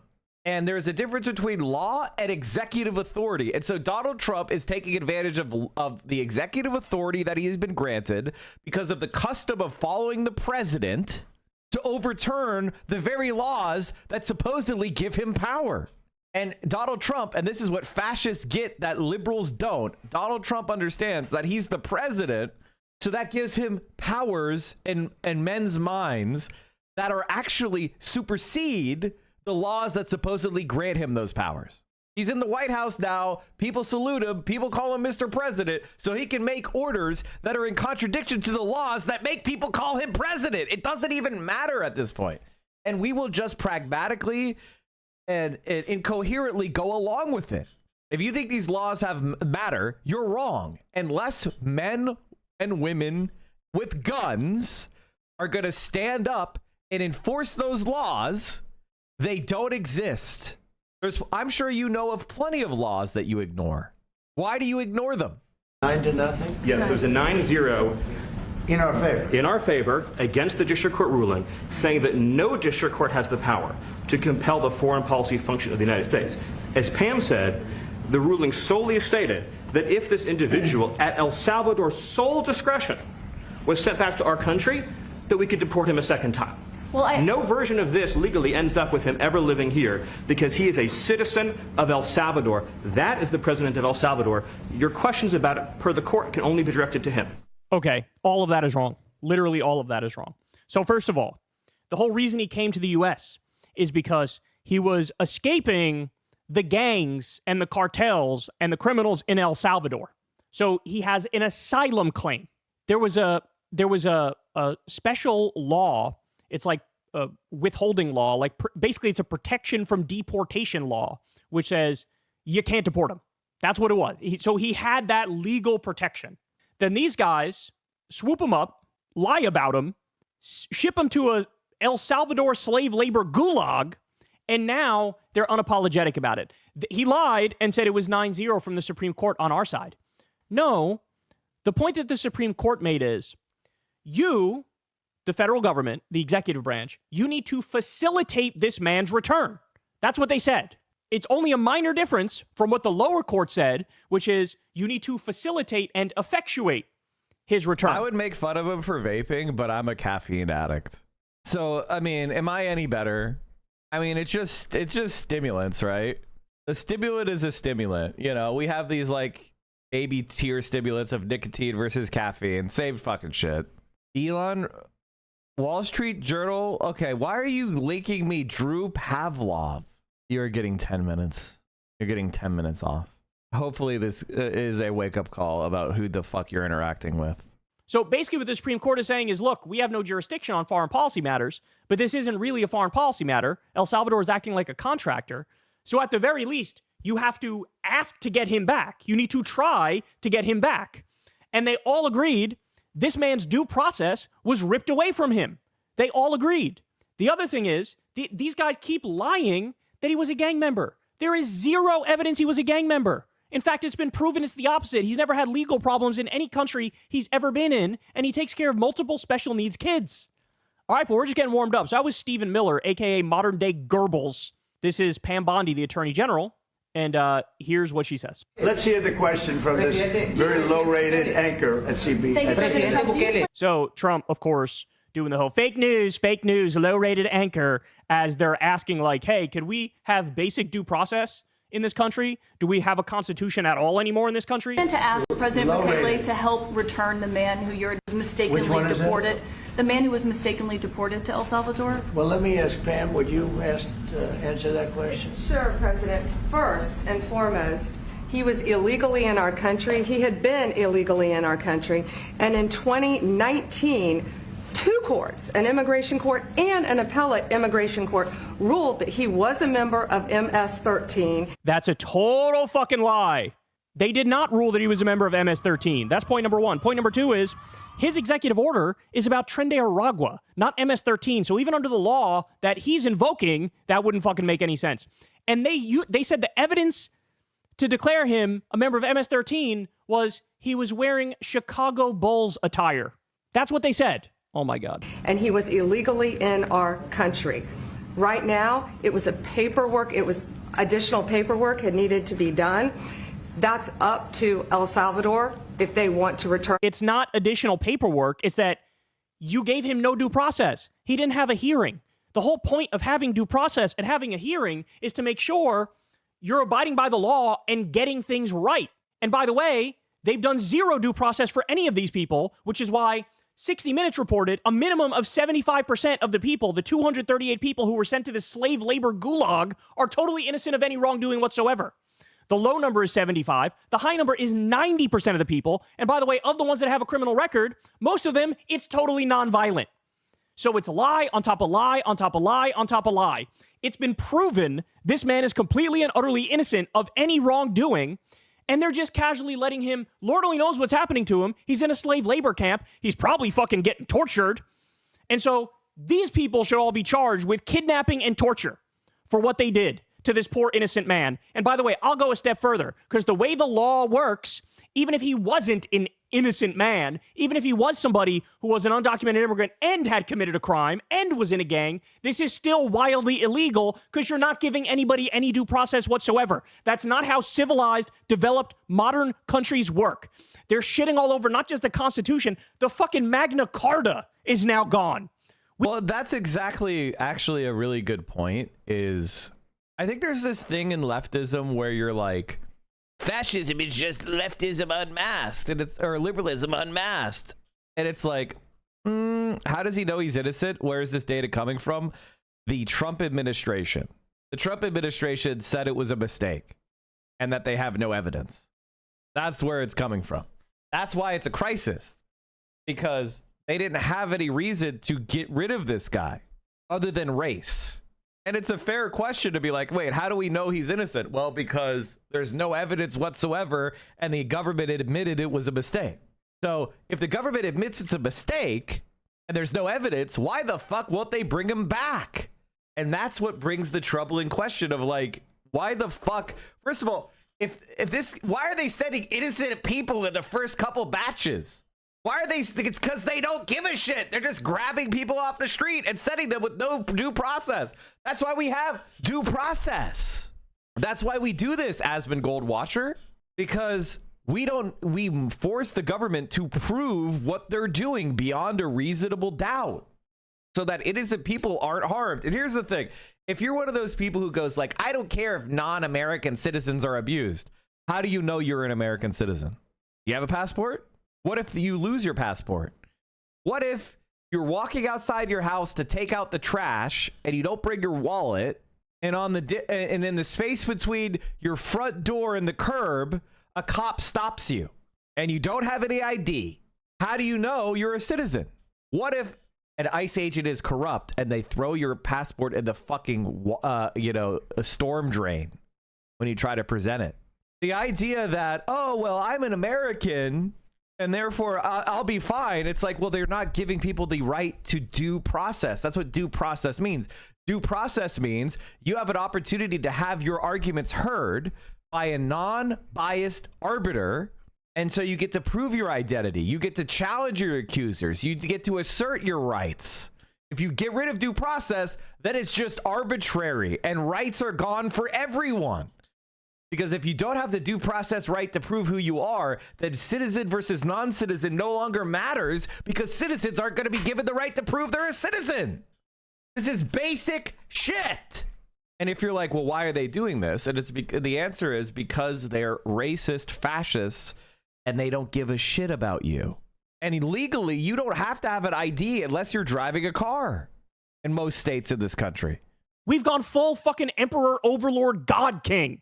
Trump is the fucking mad king. Who's going to be our Robert Baratheon? That's not up to us. The Supreme Court ruled, President, that if, as El Salvador wants to return him, this is international matters, foreign affairs, if they wanted to return him, we would facilitate it, meaning provide a plane. Okay, she just made that up. The definition of facilitate, she just made up. Facilitate means you have to at least fucking try to get him back. You have to ask in good faith to the president of El Salvador, bring this guy back. It was a fucking mistake. He's an innocent person. They're dodging. Okay, chat. A senator, Chris Van Hollen from Maryland, just landed in Sansa. He just went there to demand his release. I just landed at the airport in San Salvador a little while ago. I'm now en route into the city. Looking forward to meeting with the team from the American Embassy. And I do want to thank our Foreign Service officers and the whole team at this embassy and embassies around the world for all the good work they do on behalf of our country. I'm proud to co-chair the bipartisan Foreign Service Caucus that stands up for the men and women who are serving our country overseas and at home in the State Department. After that, I hope to meet with some high-level government officials from El Salvador. As I've said before, the goal of my visit is to talk to people here about the release of Kilmar Abrego Garcia. I told his wife and his family I would do everything possible to bring him home, and we're going to keep working at this until we're successful. I also hope to have the chance to meet with him, but we'll have a better idea if that works out a little later on. Now, I consider Chris Van Hollen is usually he's somewhere in the range of like 10th to 20th best senator, which is not saying much. He also did a speech recently. I just landed at the airport and he also did a speech recently about enabling the people of Gaza to freely make a choice. I was just watching the clip of the meeting between President Trump and Prime Minister Netanyahu at the White House. You know, the last time the two of them were together at the White House, President Trump talked about his plan to clean 2 million Palestinians out of Gaza. He even said he might use military force. And Prime Minister Netanyahu has embraced the idea of deporting millions of Palestinians out of Gaza. Now they've kind of cleaned up the language. They say, well, it would be voluntary. It's not voluntary when we're into 36 days of a humanitarian blockade of Gaza. It's not voluntary when Gaza is almost completely destroyed and your Defense Minister Katz, is threatening the civilian population of Gaza with destruction. And it's not voluntary when ambulances going to help wounded civilians are themselves attacked and everybody killed and the vehicles buried. So Donald Trump and Bibi Netanyahu can talk all they want about the voluntary movement of civilians out of Gaza. They're not fooling anybody. This is not voluntary. This is coerced deportation of 2 million Palestinians. That is illegal under international law. It's immoral, and the United States taxpayer should have nothing to do with it. Nothing. So I consider him to be a pretty decent guy. You know, it's pretty rare. It's pretty rare that you have Democrats doing this type of shit. So I consider him pretty decent. He should be the bare minimum, right? But yet he's not. Which, as I said before, when a lib does something you want, you should say, good job. You should say, good job. We like you. Good job. Well done. You spoke out for the Palestinians. You spoke out against their ethnic cleansing. You spoke out, on the killing of the ambulance workers. Good job. You did the good thing. There's a lot of leftists who are like, I don't even care. Oh, what about this? And then they'll immediately start complaining about something else. And it's like, listen, I get it. I would have complained about things too. But some people deserve credit when they do the difficult, hard thing you're yelling at them to do. I think that's a problem that some people have. you know, with their cynicism, not allowing them to go like, okay, we won. You need to learn to beat your chest. We won. We made this motherfucker do that. Take the W. This is a problem a lot of leftists have. A lot of leftists can't take the W. Take the win. Be like, look, we pressured Chris Van Hollen to go down there. We did that. Show people that you take wins. Do the tier maker for the Senate. I need a new thing called we need a Luigi tier. Luigi's Mansion tier. Is, hey, this is foreign policy matter, so the court has no say in it. But it's not really a foreign policy matter because El Salvador is acting as a contractor to the United States. This is not the same as dealing with a hostile foreign nation where the executive branch has authority and Congress has authority. God. Of these liberal institutions, these organizations, liberals in general, the people that go to Bernie rallies, I'm never going to cast them aside as, they're just libbed up. Who gives a fuck? Okay. I will work with anyone and everyone that will fight back against this administration. This is how you build coalitions. This is how you successfully try to claw back power from this administration until it's far too late. So until you already have created a fucking vanguard, a militant vanguard force that is armed and equipped with the copies of fucking the little red book with AK-47s, shut the fuck up. By the way, that's not how they started either. Like, if you study the Chinese Revolution, they didn't start like that. They had to go through the ladder of escalation. Even Mao, even the Chinese communists, they had to go through a ladder of escalation. They had to try stuff first, and then they had to get shot down in the street. People are not going to want to jump ahead to some LARP that you've fantasized about. They have to go through this ladder of escalation. And so I understand that, you know, so every day I'm just trying to get people to do more. You are not doing anything. You have no vision of change. You just want to fucking complain. I've been kicked from lefty Facebook groups for pushing back against people Bernie bashing. I mean, Bernie kind of deserves some criticism, right? Like, Bernie does deserve some criticism. I'm okay with criticizing Bernie. I'm not okay with just abandoning the entire masses of the American people because they get tricked. It's like, yeah, of course they get tricked. Of course they get tricked. Of course they have false consciousness. That's leftism 101. Leftism 101 is that the proletariat, the working class, doesn't understand their own power. That's the first thing you learn, is that the power is in the hands of the worker. They just don't know that. And it's your job as a leftist to understand that and try to figure out a way to build class consciousness. This is leftism 101, lesson 1, class 1, first page of the syllabus. Why are people confused on this? This is step fucking 1. Why are people struggling with step 1? The first thing you learn is that the masses don't know what's going on. The masses have false consciousness. The masses do not, you know. So when you're yelling like, oh my God, I can't believe they like AOC and Kamala Harris, it's because they're not organized, class conscious, and aware. It's bad they like Kamala Harris, but you know why they like Kamala Harris? Because you have dialectical materialism. You have a materialist analysis. They like Kamala Harris because Kamala Harris had $2 billion spent pumping her up. But they like AOC because what? She did a couple rallies with Bernie yelling about oligarchy? The fact that AOC is more popular with Democrats than Kamala Harris should be something that you enjoy and you look into and you go, haha, that's good news. You're like, oh, I can't believe 100% of Democrats don't hate Kamala Harris. It's like, are you okay?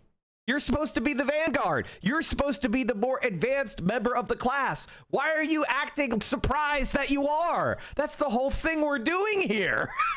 Why are you surprised you know more than regular people? You're supposed to be a leftist. That's part of being a leftist, is you know more. Because through luck, through circumstance, through your own journey, you got here first. Be happy you got here first. It's now your job to bring other people along. It's like, man, it's really lonely in this lifeboat as the ship sinks. You're supposed to be grabbing other people and pulling them in. What the fuck are you doing? Get off your ass. Man, I'm really lonely. Who's gonna help me this lifeboat as people are drowning? Remember this, okay? All of these liberal institutions, these organizations, liberals in general, the people that go to Bernie rallies, I'm never going to cast them aside as, they're just libbed up. Who gives a fuck, okay? I will work with anyone and everyone that will fight back against this administration. This is how you build coalitions. This is how you successfully try to claw back power from this administration until it's far too late. So until you already have created a fucking vanguard, a militant vanguard force that is armed and equipped with... By the way, I advocate creating a vanguard. I advocate it. I want you to go and organize. I want you to go out there and buy yourself a gun and exercise your Second Amendment right and learn how to, learn how to shoot, learn how to store, learn how to take care of the weapon, learn maintenance. I want you to do that. I want you to form community groups. I want you to build up your mutual aid networks. All those things are, I'm not saying don't do that. Fucking do those things. With the copies of fucking the little red book with AK. Get a little red book. AK-47s. Shut the fuck. Get an AK-47. Although I wouldn't get an AK-47. Those are kind of outdated. You could get a really, you should get an AR-15 because 5.56 ammo is cheaper. You could get nice accessories. You need to get a red dot. You know, maybe you get an ACOG. Maybe you get a magnifier. You know, the AK is cool, but it's just not, it's not good value for money anymore. 10, 15 years ago, it was. But there are very large supplies of 5.56 and 9mm. That's what I recommend. Those are the weapon, those are the ammunition types that are going to be the easiest to acquire. I like 45. I like 7.62. But let's be honest. Although I might get what is that, Grendel? I was thinking about that, chat. I was like, I think 5.56 is a little bit of a pea shooter. I was 6.5 Grendel. Yeah, I was thinking about maybe picking up one of those. 30-06 is a good idea. I like 5.56 though. It's so easy to shoot. Anyway, what was I saying? Oh yeah, we were watching Hassan say something. We were gonna finish that because it was a good rant. Where the fuck is the rant? Did I just close it? Am I having a stroke? Okay, no, there it is. Fuck up. You are not doing anything. You have no vision of change. You just want to fucking complain. Remember this, okay? All of these liberal institutions, these organizations, liberals in general, the people that go to Bernie rallies, I'm never going to cast them aside as, they're just libbed up. Who gives a fuck, okay? I will work with anyone and everyone that will fight back against this administration. This is how you build coalitions. This is how you successfully try to claw back power from this administration until it's far too late. So until you already have created a fucking vanguard, a militant vanguard force that is armed and equipped with the copies of fucking the little red book with AK-47s, shut the fuck up. You are not doing anything. You have no vision of change. You just want to fucking complain. Remember this, okay? All of these liberal institutions, these organizations, liberal... Okay, we're looping. Okay. Thank you, chatter. That was a good link. I agree with that. On top of being evil as fuck, these people are liars. They are absurd liars. But I'm still not done yet.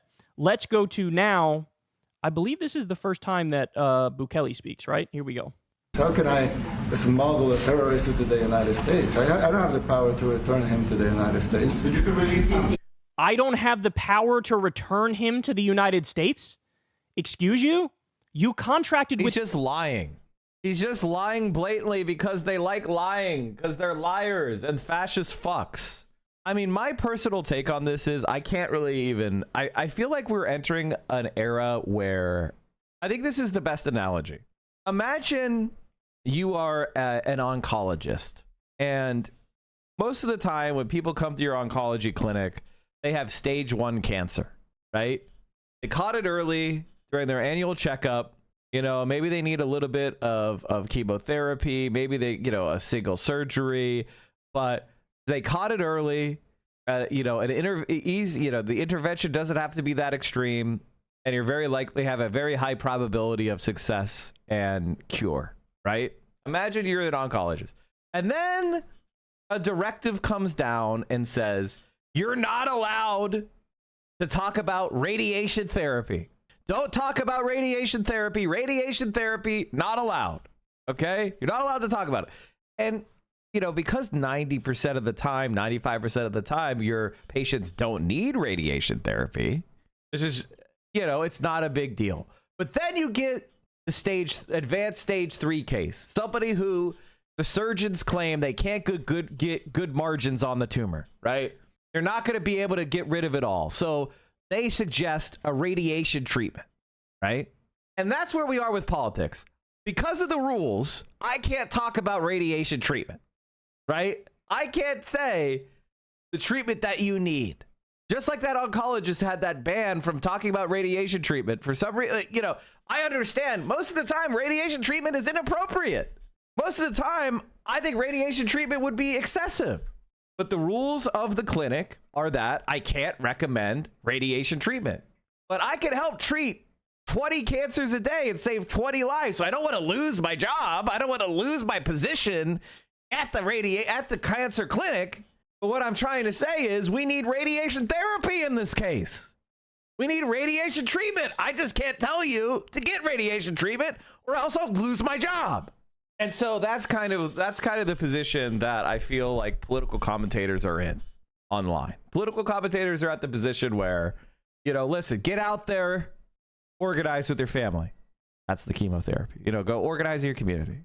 Okay? That's the chemotherapy. Go out there and form self-defense community groups. Learn how to defend yourself. Learn what your rights are. That's the surgery. All right, let's keep going. The U.S. illegally to take all of these innocent people and put them in your slave labor gulag, and you don't have the authority? Well, who the fuck has the authority? So the White House is putting the onus on him, and he's putting the onus back on the White House. And they're all shrugging like, tee-hee-hee, what are you gonna do? Look, if these people were fucking smarter, they would have at least grabbed somebody who does fit the bill with everything that people would say, I don't give a fuck about that guy, right? So in other words, if you had somebody who was an undocumented immigrant, who was a violent criminal, who was a gangster, you had evidence of such things, and you shipped them there, it would still be illegal. But at least in the court of public opinion, people would look at that and go, okay, I really don't care about that guy, so whatever happens to him, who gives a fuck? But they're so fucking incompetent that in the midst of doing their fascism, they take the most innocent man alive and kidnap him and torture him and then fucking act like, tee-hee-hee, there's nothing we can do about it. There's fucking everything you can do about it, Bukele and Trump. All it would take is one serious comment from Trump. Hey, we made a mistake. Bring that guy back. And he'd be on a plane within fucking 20 minutes, bro. 20 fucking minutes. Are you kidding me? Yeah, but I'm not releasing, we're not very fond of releasing terrorists into our country. He's not a terrorist. Oh my God. Oh, I'm going to fucking lose it. They're just lying. They know they're lying. By the way, terrorist doesn't mean anything. You understand that, chat? It doesn't mean anything. It means nothing. Honestly, I think terrorist is a baby word. I think terrorist is a baby word for babies. I think if somebody uses the word terrorist a lot, they're actually just a baby. Just say what the group is and what they believe and what they've done. I don't need to have it be characterized as terrorist by someone else. I'm an adult human being with a functioning brain. You tell me what they believe, you tell me who they are, and you tell me what they've done, and I will tell you whether they're criminals or not. Made up. Facilitate means you have to at least fucking try to get him back. You have to ask in good faith to the president of El Salvador, bring this guy back. It was a fucking mistake. He's an innocent person. Their dodge is, hey, this is foreign policy matter, so the court has no say in it. But it's not really a foreign policy matter because El Salvador is acting as a contractor to the United States. This is not the same as dealing with a hostile foreign nation where the executive branch has authority and Congress has authority. God, on top of being evil as fuck, these people are liars. They are absurd liars. But I'm still not done yet. Let's go to now. I believe this is the first time that Bukele speaks, right? Here we go. How can I smuggle a terrorist into the United States? I don't have the power to return him to the United States. I don't have the power to return him to the United States? excuse you? You contracted with the U.S. illegally to take all of these innocent people and put them in your slave labor gulag. Uh-oh, chat. Uh-oh. Stocks started to dump. Stocks are starting to dump. This just happened. They were like flat for the day, and then they just went... Pfft. You see this? They were kind of like flat, and then they were just like, all of a sudden, something's happening. Oh, the Fed chair said the tariffs are a larger impact than expected. Oh. Man, the stock market is a crypto coin now. The stock market is a crypto coin now. The markets itself crash and spike like a shit coin. Wow, Bitcoin was up for the day, and then Powell said that, and it dumped. Dropped off, falling knife. And you don't have the authority? Well, who the fuck has the authority? So the White House is putting the onus on him, and he's putting the onus back on the White House. And they're all shrugging like, tee-hee-hee, what are you gonna do? Look, if these people were fucking smarter, they would have at least grabbed somebody who does fit the bill with everything that people would say, I don't give a fuck about that guy, right? So in other words, if you had somebody who was an undocumented immigrant, who was a violent criminal, who was a gangster, you had evidence of such things, and you shipped them there, it would still be illegal. But at least in the court of public opinion, people would look at that and go, okay, I really don't care about that guy, so whatever happens to him, who gives a fuck? But they're so fucking incompetent that in the midst of doing their fascism, they take the most innocent man alive and kidnap him and torture him and then fucking act like, tee-hee-hee, there's nothing we can do about it. There's fucking everything you can do about it, Bukele and Trump. All it would take is one serious comment from Trump. Hey, we made a mistake. Bring that guy back. And he'd be on a plane within fucking 20 minutes, bro. 20 fucking minutes. Are you kidding me? Yeah, but I'm not releasing... I mean, we're not very fond of releasing terrorists into our country. I mean, we just... He's not a terrorist. Oh, my God. Oh, I'm going to fucking lose it. They're just lying. They know they're lying. Every word. They know they're fucking lying. They know he's not a terrorist, but they're casually referring to him as a terrorist. Turn the murder capital of the world into the safest country of the Western Hemisphere, and you want us to go back into the releasing criminals so we can go back to being the murder capital of the world? No, that's not going to happen. They'd love... He's not a criminal. He's not a criminal. That's the point. That's the point. Oh, we were the murder capital of the world, and now we're safe. You want us to go back to being the murder capital of the world? That's not what anybody fucking said. How immensely full of shit. What's so crazy to me is how the fascists are not only evil, but they're just immense liars and immensely stupid. I can't get over, like, you would think the movie trope is true, that the villains, the super villains, are like these clever, plotting characters who are really high IQ and, like, you know, they're just brilliant even though they're evil. No, it turns out the evil people in real life are also fucking morons, are also colossal dipshits. You think, who is this convincing? When there's fucking detailed reporting on how innocent these people are. Oh, you want us to release terrorists? Nobody fucking said that. You don't know nobody fucking said that. Oh my God. Well, they'd love to have a criminal, released into our country. I mean, there's He just said to the media, they'd love to have a criminal released. What are we supposed to fucking do with it? Trump actually put a 245% tariff on China. I think that's a tariff on EVs from China. Is, like I said, 75 to 90% of the people have zero criminal record. Of the ones that do have a criminal record, they're fucking... I think that, okay, the base of fascists are stupid. However, I think people underestimate sadism as a motivator for fascist politics. There's a lot of people who have said things like the cruelty is the point. I think that gets it 90% of the way. But what they mean, what you really should say is, they're doing it because they like hurting people. All right. A large part of the fascist movement is to get socially acceptable and legal ways to hurt people. Like that's a large part of what this whole thing is. It's like, I think that, Mexican immigrants are not like me, and I want to create a situation where I get to hurt them and I get rewarded for it. So you get to fulfill a fascist sadist impulse. In other countries where they do not tolerate this shit, people do not do it. You have to have harsh punishments if you want to change. I don't know. You're not being specific enough about what you mean. Non-violent. Some people, wait, it's going to get worse. Here, I'll bite my tongue so you could hear it from their own mouth. Here we go. Ready? Listen to this. That you're open to deporting individuals that aren't foreign aliens but are criminals to El Salvador. Does that include potentially U.S. citizens, fully naturalized Americans? If they're criminals and if they hit people with baseball bats over their head that happen to be 90 years old, and if they rape 87-year-old women in Coney Island, Brooklyn, yeah, that includes them. What do you think? There's a special category of person? They're as bad as anybody that comes in. So first of all, they are literally a special category of person according to the laws of this state. You're a full citizen. If the laws of this country are you have full citizen protections. That's point number one. Point number two is you think this guy is at, oh, don't worry, I'll be really careful and be a stickler for the details and the facts and make sure that when I send U.S. citizens to the foreign slave labor gulag, it's all going to be the right ones. Well, why would anybody believe that when right now it's 75 to 90% totally innocent people that have been sent to the slave labor camp in El Salvador? Why would anybody fucking believe that?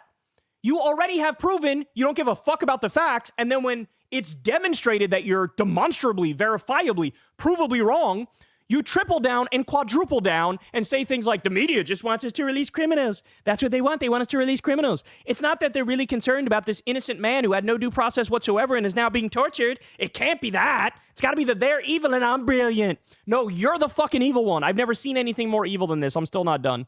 Ready? So if that wasn't clear enough, we got more. He demanded they love you. They love what you do. Well, I'm not here to support it. I want him to do, homegrown criminals next. Yeah, I said homegrowns are next. So I know it's hard to hear, but he said, quote, homegrowns are next. The reporting says that this individual, Mike, is not a U.S. citizen and the court decided that he has to be deported. No, that's not what they said. Also, first of all, shut the fuck up. Nobody here is stupid enough to fall for your dumb lies. Basically, what Trump is asserting is the right to just revoke anybody they don't like citizenship or visa status because they said something or did something they don't like. And therefore, you can now claim they're an illegal immigrant and get them ordered deported. Now, there's a lot of different steps here, but the first one is, you dumb fucking rat fuck, is that the president of the United States does not get to just deport anybody he wants with no due process and no evidence they violated any law. You fucking scum. You are lower to the ground than a fucking worm. Pathetic fucking loser.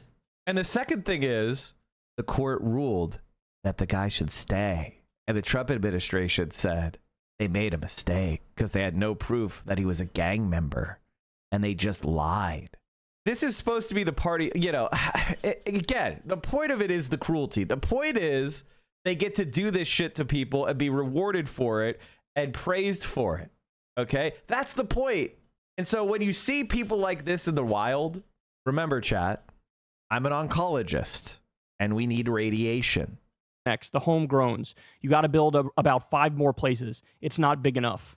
As Melanie Diorigo says, it only took 84 days to get to deporting citizens born in the U.S.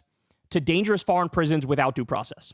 I really don't think you guys get what we're looking at here. I got one more for you. Ready? From Documented New York, they report that one of the Venezuelans deported to El Salvador is a 19-year-old with no criminal record and no tattoos who wasn't even the target of an ICE operation, but she ended up sent there anyway. An ICE agent even said, he's not the one when arrested. Do you all understand what we're witnessing? Do you all understand what we're witnessing? Nobody has rights anymore. There are no more rights. There are no more civil liberties. There are no more protections. They have, in a short period of time, in about 3 months, in power, they have totally decided the Constitution does not apply. The laws of this nation do not apply. They can do it to anybody. If they can willy-nilly ship these people off to a slave labor camp in El Salvador, and it's 75 to 90% people with no criminal record whatsoever, and now we have fucking 19-year-olds who they admit this is the wrong person. They admit there's literally zero. Is this guy really advocating to defend an illegal alien who's breaking the law by being in this country illegally? Actually, what I'm saying is that if we need we need radiation for people like you. We need radiation. That's what I'm saying. We need radiation to treat the cancer. I already corrected you twice. You repeated lies. You're not welcome here. You're not welcome here to lie. You're not welcome here to lie. Zero evidence of anything, no criminal record, no tattoos. There's not even anything they can make a bullshit argument about. They made a bullshit argument about the gay makeup artist because they had a tattoo, I think, that said mom and dad. Another one had a fucking autism awareness tattoo. They had these bullshit arguments they make. Now we're at the point where they don't even bother to have a fucking cover story. They don't bother to have a bullshit argument they can make. It's just, we fucking shipped him out because we can. What are you going to do about it? There's nothing you can fucking do about it. And even when the Supreme Court of the United States comes out and says, you got to facilitate their return, they go, ha ha, that's a good one. We're not doing that shit. They're not going to stop. Literally, how is this any different from the notion of a gulag or a concentration camp? Literally, how is it any different? Please explain to me. Please explain to me how this is different. Please explain to me how this is different. They have no standards. They have no standards. It's, who do we not like? We don't care about the specifics. Ship them out. And then when you try to, God forbid, you try to prove, hey, I'm not the right person, and this isn't correct, and this doesn't make sense, and I have no criminal record, and I'm here legally, and all that stuff, who's going to fucking heed your call? Who's going to heed your call? Nobody's going to heed your call because there is no process. There is no recourse. There is no ability for you to get on the record. And so now, what's so crazy is we're talking about this one case of Kilmar Abrego Garcia, right? Which got all the way to the Supreme Court, and they said, yeah, you got to facilitate his return. They still fucking dismiss that. But think of all the people who are there who seemingly have no fucking recourse, right? And then how long it takes, even if you file a habeas petition and stuff and you try to get it through the courts, think about how long that process takes. The entire fucking time. You are illegally detained. All of your freedoms are taken away. You can't talk to your family. You can't talk to your friends. You're behind fucking bars. They shave your head. They put you in league with fucking gang members and violent criminals. This is not what this country is about. This is not what this country is supposed to fucking be. And what I need is everybody of good faith to ramp it up a couple notches. I need the media to start calling a spade and stop asking questions about, are you going to send Americans? What kind of fucking question is that? Are you going to start sending Americans there? The wildly illegal actions that you've already taken, and now you want to do even more wildly illegal actions. You do realize this is unacceptable. You do realize this is fucking impeachable. Congress, where are you? I get it. The Republicans are fucking crazy. They're probably not going to vote for any Trump impeachment no matter what. But guess what? History's watching. You gotta fucking try. If this isn't fucking impeachment worthy, destroying the Constitution, taking away due process, taking away habeas corpus, what the fuck? Right? Are we kidding here? By the way, just to show you, this is not limited in any narrow way. Ready for this? Just in. The Associated... Holy shit, chat. It's popping. It's popping. NVIDIA down to 100. It was up by nearly 150 during the end of last year when I was like, man, that's really in a bubble, huh? Last week it went down to 94. NVIDIA. Press was blocked from Trump's Oval Office press gaggle, ignoring recent court ruling. There's no subtlety here, y'all. There is no subtlety here. What's happening right in front of our eyes is court after court, decision after decision. The White House is just disregarding whatever they don't want to do and continuing ahead. The reason why stocks are dropping is because Powell said that there was going to be difficulty in managing inflation and keeping growth because of tariffs. If there's no problem whatsoever. And it looks like Trump is fully of the mindset now. I found a loophole. I'm going to do whatever I want because who the fuck is going to stop me? They absolutely positively need to impeach. They need to impeach him ASAP. We need millions and millions of bodies in the street standing up, fighting. I need every Democrat. I don't want to hear another fucking word about bipartisanship ever again, ever. No compromise, no negotiation, no middle ground with fucking fascists that are destroying every good, decent thing about this country right in front of our eyes. And to people on the right, don't even get me started on you, man. All the fucking assholes who yelped and whined and bitched and moaned about free speech and law and order all these years. Well, guess what? It hasn't been that long, and free speech is gone, and law and order is gone. It's not even fucking close. It's not even close.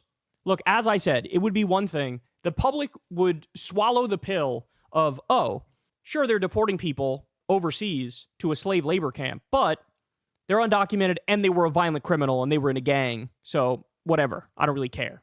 And that still wouldn't be right, by the way. It still wouldn't be legal or constitutional or acceptable. But the public would be like, okay, in this instance, 75 to 90% of the people of the 238 that were sent there are completely and utterly innocent of any wrongdoing. No criminal record whatsoever. None.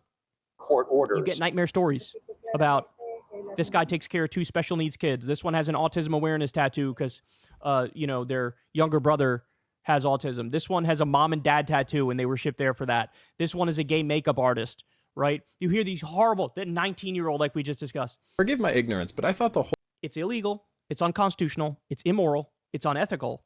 And you're not fucking fooling anybody with your tsunami of lies and deflections. You're not fooling... Bukele isn't fooling anybody. Trump isn't fooling anybody. And if we don't draw a line here, the message that sends is there are no fucking lines. There are no lines. You do whatever you want, and we'll just fucking play catch up. A line's got to be drawn. People got to fight. People got to stand up. People got to protest. People got to get out there in the streets. The Democrats better start impeaching. If you're a Democratic politician and you're not fucking screaming at the top of your lungs about this... What do you mean? They're literally saying that they don't want to.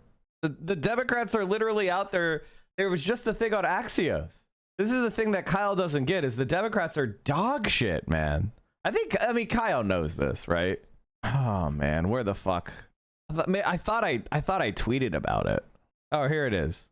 The sentiment within the party about rallying behind deportees is not universal. The second House Democrat who spoke anonymously, a centrist, called the deportation issue a soup du jour, arguing Trump is setting a trap for the Democrats, and like usual, we're falling for it. Rather than talking about tariff policy and the economy, the thing where his numbers are tanking, we're going to go and take the bait for one hairdresser. These Democrats don't care about you at all. You could be illegally deported, grabbed off the street, illegally deported to a torture camp, and Democrats are going to be like, I can't believe you care. The numbers aren't as bad as on another issue. Shame on you. Fucking resign. Why are you even in politics? Why do you even have this position money, Kyle, if you're not going to fight back aggressively over this? This is everything. This is the whole ball game. Guess what? It might sound crazy, but it's not. That could be you in the fucking gulag. You piss off Trump enough at any given point, they could ship you off, and then when the Supreme Court says you can't do that, they go, well, it's a foreign policy issue, so fuck off. Or they lie and say, you fully ruled with us, even though you didn't. Then Bukele says, I have no power to do it, and Trump goes, I have no power to do it, and here we are. That could be any of us in there. Any of us. Never in a million years did I think we would get to the fucking point where Donald Trump makes George W. Bush look like Noam Chomsky. But that's where we are. There's this notion called the imperial boomerang, where all of the this notion is Marxist. I think this is Sartre, right? Or Sartre? This is literally Marxist, this notion. He must have saw it on Twitter. Civil rights abuses or human rights abuses that we've unleashed on the rest of the world. The imperial boomerang means eventually the sorts of suppression that we do to people overseas, it comes back home. And that's what we're witnessing right now. Oh, yeah. He definitely. They were never going to stop with undocumented immigrants who are violent criminals. They were never going to stop with just undocumented immigrants. They're doing green card people. They're doing permanent legal residents. Foucault said it? People with zero criminal record whatsoever. And eventually it's going to get to citizens who are criminals. And then it will become citizens who are not criminals. And then it's just wherever the fuck Trump wants. And it's a black man, of course. Stolen by a white Frenchman. Ironic. Of course. It was Sakai. Amy Cesare coined to describe the term through his analysis and development of violent fascist and brutalizing tendencies within Europe as connected to the practice of European colonialism. Cesare wrote a discourse on colonialism, and the one fine day the bourgeois is awakened by a terrific boomerang effect. The Gestapos are busy. The prisons fill up. The torturers standing around the racks invent, refine, discuss. People are surprised. They become indignant. They say, how strange. But never mind. It's Nazism. It will pass. And they wait and they hope. And they hide the truth for themselves, that it is barbarism.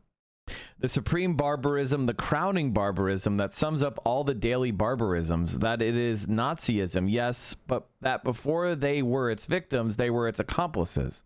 that they tolerated that Nazism before it was inflicted on them, and they absolved it, shut their eyes to it, and legitimized it, because until then, it had been applied only to non-European peoples, that they have cultivated that Nazism, that they are responsible for it, and that before engulfing the whole edifice of Western Christian civilization in its reddened waters, it oozes, seeps, and trickles from every crack.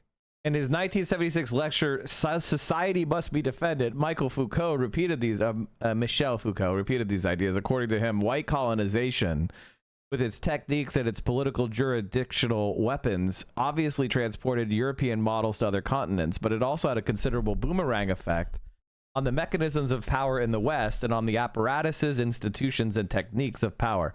A whole series of colonial models was brought back to the West, and the result was that the West could practice something resembling colonization or internal colonialism on itself. I've often heard that analysis is yes. Thought crimes. You know, you said something he didn't like. You thought something he didn't like. You were a little too anti-MAGA. You were a little too this, little too that. Lock him up and throw away the key. And who's going to come fight for you? Who's going to come fight for you? Right? Who's going to come get you out? We're living through history. And everybody needs to understand how horrific the moment is and how dire the moment is. And they already laid the precedent of we just ignore court rulings, right? It's only going to get worse and worse and worse and worse. And either we lay on the ground in a chalk outline of ourselves or we do something about it. I know which path I want to go. Hey, y'all, do me a favor and like and subscribe. If he was a communist, of course he was. Man. All right, we got the Van Hollen shaky cam.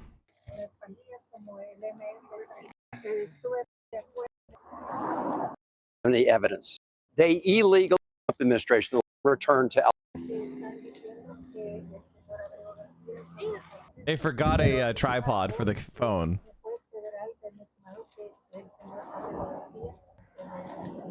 In fact, Mr. Abrego Garcia is legally in the United States. In fact, an immigration judge found years ago that it would put his life in danger if he was returned to El Salvador.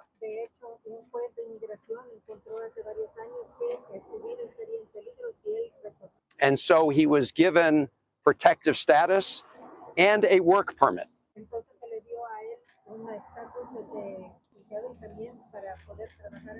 And by the way, that was done during the last Trump administration, the last time President Trump was in office, and they never appealed that decision.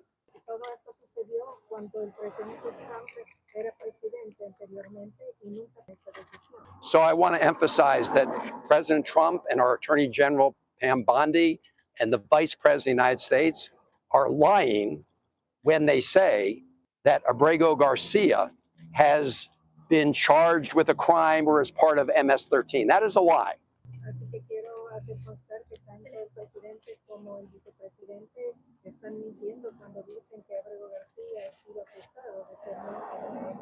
And this is a lie to cover up what they did. So what did they do?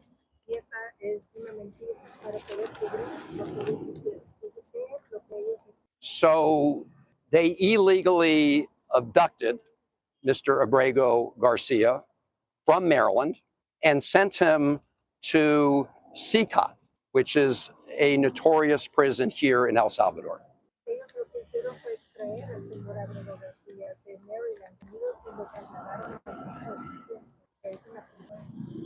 In fact, it's a prison where they say they send the worst of the worst, right? That's where they send the terrorists. Now, the courts of the United States have said there's no evidence to support the charge that he's part of MS-13. So I asked the vice president whether or not El Salvador has any evidence that he's part of MS-13 or has committed a crime.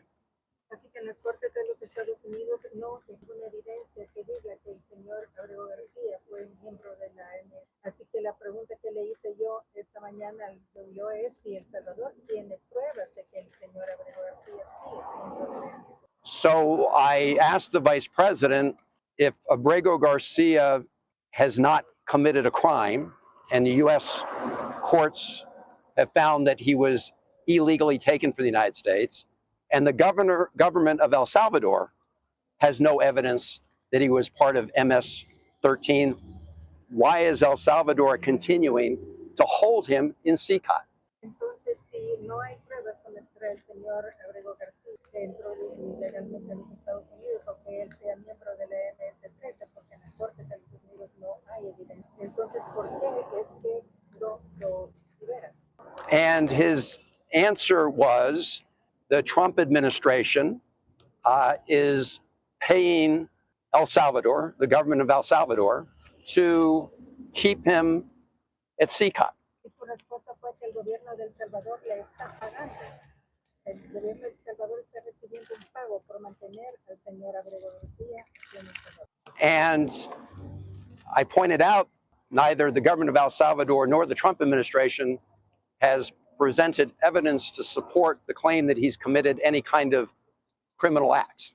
Entonces yo le dije que el gobierno de los Estados Unidos y El Salvador ha presentado de que el señor Abrego García ha cometido algún hecho ilegal.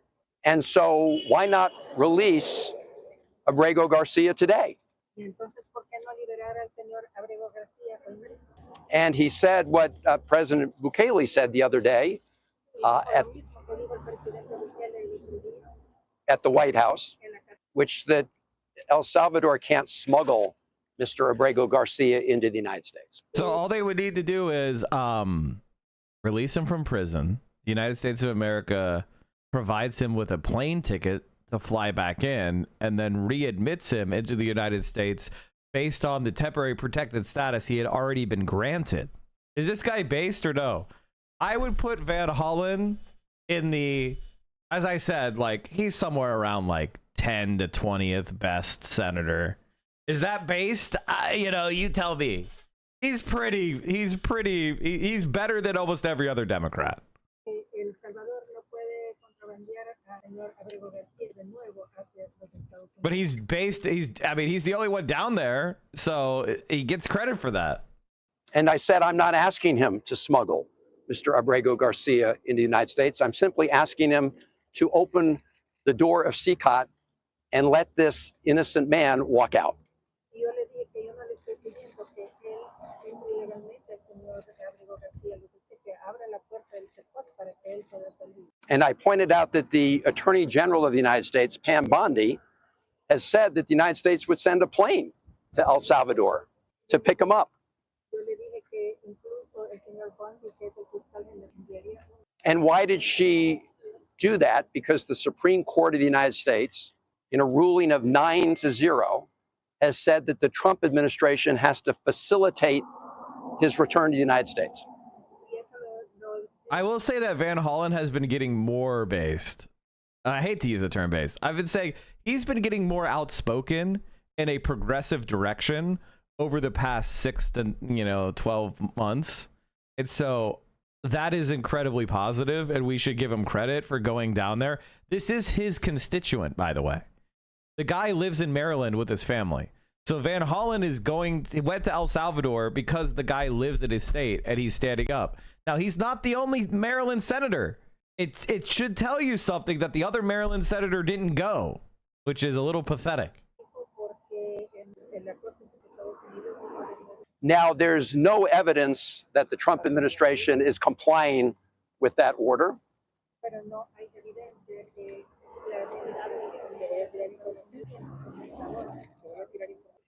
There's no evidence that they're complying with that order. In fact, the United States Embassy here has told me they've received no direction from the Trump administration to help facilitate his release. So the Trump administration is clearly in violation of American court orders.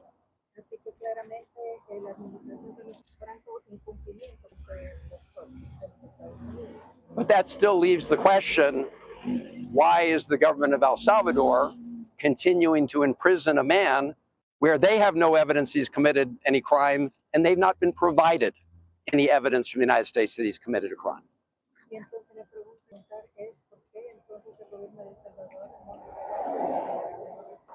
So they should just let him go.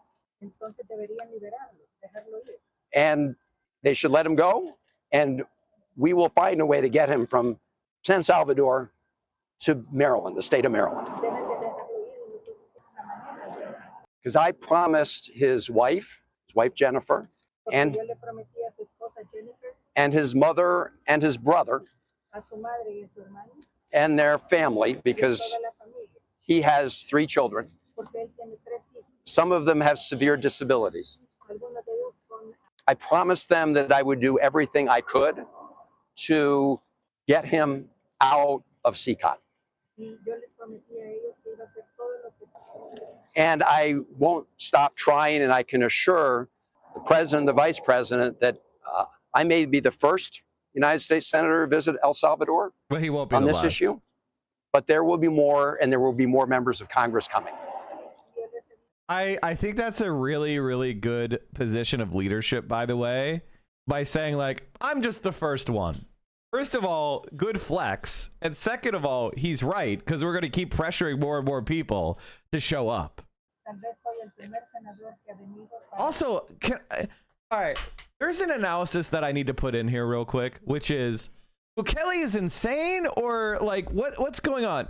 He thinks he can just spit in the face of Democrats forever. Like, the Democratic Party wins the presidency all the time. Like, they were just in office. How the fuck is he acting up like this? I mean, I get that Trump, he likes Trump and he supports Trump and they're fascists and everything, but like, isn't he scared that eventually the Republicans will lose the presidency? Like is he insane? Because like, the moment a Democrat gets in there, SEAL Team 6 his ass. I mean, like, what the fuck is this? Does he think, I mean, Trump is in his 80s, for God's sake. He's gonna die eventually. He's an obese 80-year-old. How many of those do you know? Like, what? It is a little bit batshit crazy that Bukele is just spitting in the face of the Democrats. And it makes me wonder. It's like one of those things where it's like, does he really believe that there's no risk? I mean, I guess the Democrats are omega cucks. That is true. This is an unsustainable and unjust moment, so it cannot continue this way. I also told his wife and family that I would try to meet with Mr. Abrego Garcia while I was here. So I asked the vice president if I could meet with Mr. Abrego Garcia. And he said, well, you need to make earlier provisions to go visit CCOT. I said, I'm not interested at this moment in taking a tour of CCOT.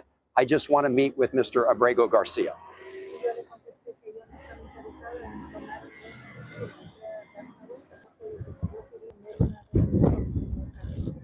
He said he was not able to make that happen. I asked, he said he needed a little more time. I asked him if I came back next week, whether I'd be able to see Mr. Abrego Garcia. He said he couldn't promise that either. So I asked him if I could get on the phone, either video phone or just a phone, and talk to Mr. Abrego Garcia.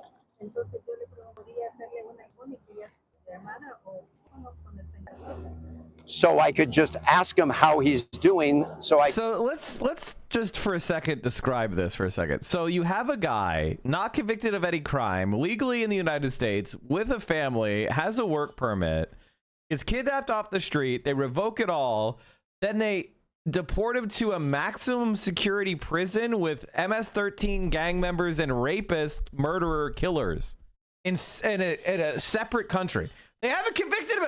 I mean, if it's one thing you deport the guy, right? I would disagree with the deporting, but they didn't just deport the guy. They sent him to a concentration camp. Why does this guy need to be detained in El Salvador at all? Like, why does he need to be like, why not just put him on a plane and have him fly there? I mean, it's one, if you want to deport him out of this country, that's one thing, but why is he also imprisoned?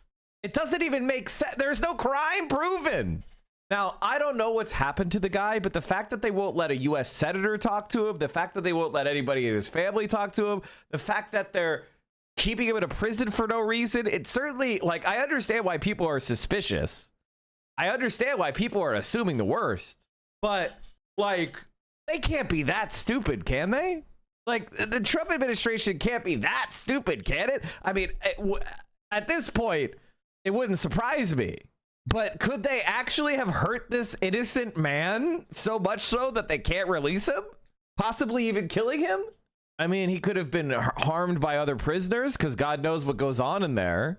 If he's dead, the deportation of the public eye becomes executions. Oh, absolutely. I already don't think you should. I mean, personally, I don't think you should voluntarily do anything with ICE at this point. Like, I as far as I'm concerned, you know, the immigration system is permanently broken.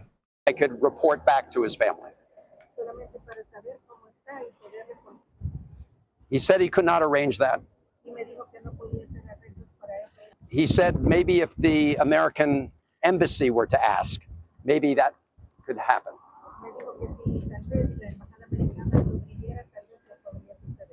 So I will certainly ask the American embassy to ask the government of El Salvador to connect us by phone. Hassan doesn't let chatters mention the possibility that this guy is dead. Well, the first thing is we don't have any evidence that that's true. So it's just conspiracy, right? Like, I understand being concerned about the guy's health and well-being, and I'm 100% with that. But we don't know that he's been killed. So it just makes our own credibility look bad. Because, like, what if he's fine? You know what I mean? Like, because we don't know, we shouldn't speculate like that. Because if it turns out that he's fine, then we look like fucking hysterical idiots. If he ends up being dead, then our concerns about his health are very well founded. You know what I mean? Like, that's the type of situation where if you speculate and you're wrong, you look like an idiot. And if you're not, if you underestimate the harm that's being done, it doesn't make you look stupid. It makes you look reasonable. And when new information came out, you changed your opinion. That's where you want, yeah, like, that's the thing about Hassan and I. Hassan and I and other leftists, I don't want to go, I want to take you all the way up to the line where I feel like I could fully prove it with independent sources, right? And we can make some inferences, right? But I never want to go into full-blown conspiratorial, you know, theorizing, because my credibility will be machine gunned down by that. And same thing with Hassan. So we try not to do that. And sometimes everybody is human, and sometimes we get in front of our skis anyway. But as a general rule, we try not to do that. We try to take you right up to the line. And I think right now, I'm very concerned about this man's well-being. And the behavior of El Salvador's government is not logical. It doesn't make sense. That's what scares me. If I'm being honest with you, chat, what scares me is that it's not Donald Trump and his behavior, right?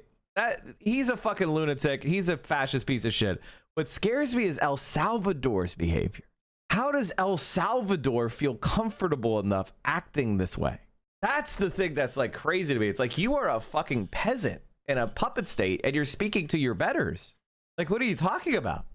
By the way, I don't think this about El Salvadorians. I think this about American puppet governments, right? Like, American puppet governments talking back. It's like, what? I haven't thought about that. They're okay with torturing people. Something is wrong with them. I mean, could be. Mike was wrong for once. This is 10,000% on the USA. What are you talking about?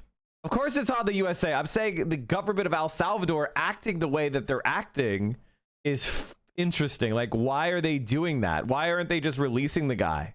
Like, deportation doesn't mean you go to a foreign prison. It means you just go back to that country. How is this in any way worse than Muslims in Guantanamo? This is worse than Guantanamo for a number of reasons. One, we controlled Guantanamo. So it was under our jurisdiction, and we could monitor what was happening to those guys. Even though they were violating their rights, it was at least, you know, in our power. Second, people in Guantanamo tended to be at least accused of being in, you know, combat operations against the United States or members of terrorist organizations. The reality is that Guantanamo Bay is also a fucking crime against humanity. It is illegal under international law. But this is worse because you're just kidnapping people off the fucking streets of America to send them to a foreign torture camp. That's crazy. That's fucking crazy. Whereas most of the people from Gitmo were from like Afghanistan. I asked him how about his family? How can he talk to his wife so that she can hear his voice?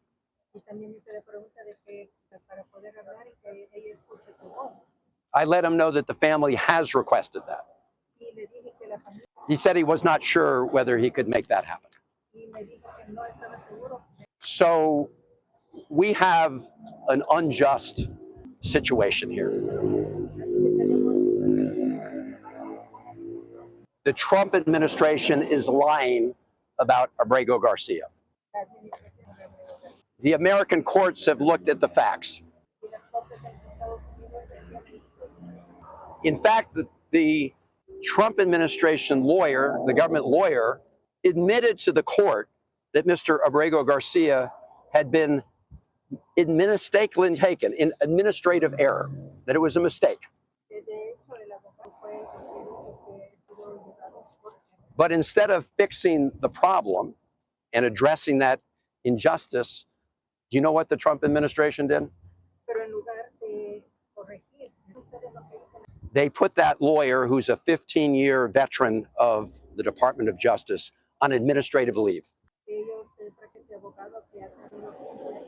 And berated that lawyer who told the truth to the judge. So I want to just close by reading you what the judge said. This is a federal district court judge, the District of Maryland. And I'm quoting from Judge Zinnes here. As defendants acknowledge, and the defendants here are the government, or the Trump administration, they had no legal authority to arrest him, no justification to detain him, and no grounds to send him to El Salvador, let alone deliver him into one of the most dangerous prisons in the Western Hemisphere. The judge went on to say, and I quote, having confessed grievous error, the defendants, and again, that's the government, that's the Trump administration, having confessed grievous error, they now argue that this court lacks the power to hear the case, and that they lack the power, the court lacks the power to order Abrego Garcia's return. So a U.S. district court judge has ordered the Trump administration to bring him home. The United States Supreme Court, by 9-0 vote, has ordered the administration to facilitate his return. So the Trump administration needs to obey the law. But I'm also asking the government of El Salvador and the president and vice president of El Salvador not to keep a man who was illegally abducted from the United States and charged with no crime to remain in CCOT, when as a sovereign country, they have the power to let him go and let him go now. And I hope they will. Thank you. Are you concerned whether Mr. Abrego Garcia is still alive? I don't know about his health status. That's exactly why I wanted to meet with him directly. That's why I wanted to talk to him on the phone. That's why I want to arrange a phone call with his wife. I mean, this is a notorious prison. And the family, this is a guy, again, he just got disappeared off the streets of Maryland. He ends up in, I'm sorry.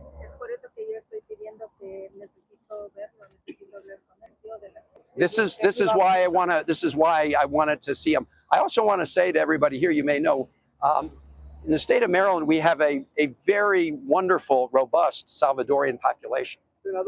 And they contribute greatly to our state.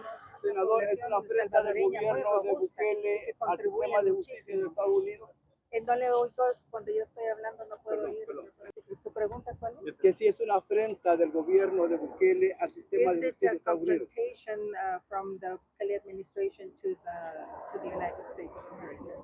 Well, I'm asking President Bukele to.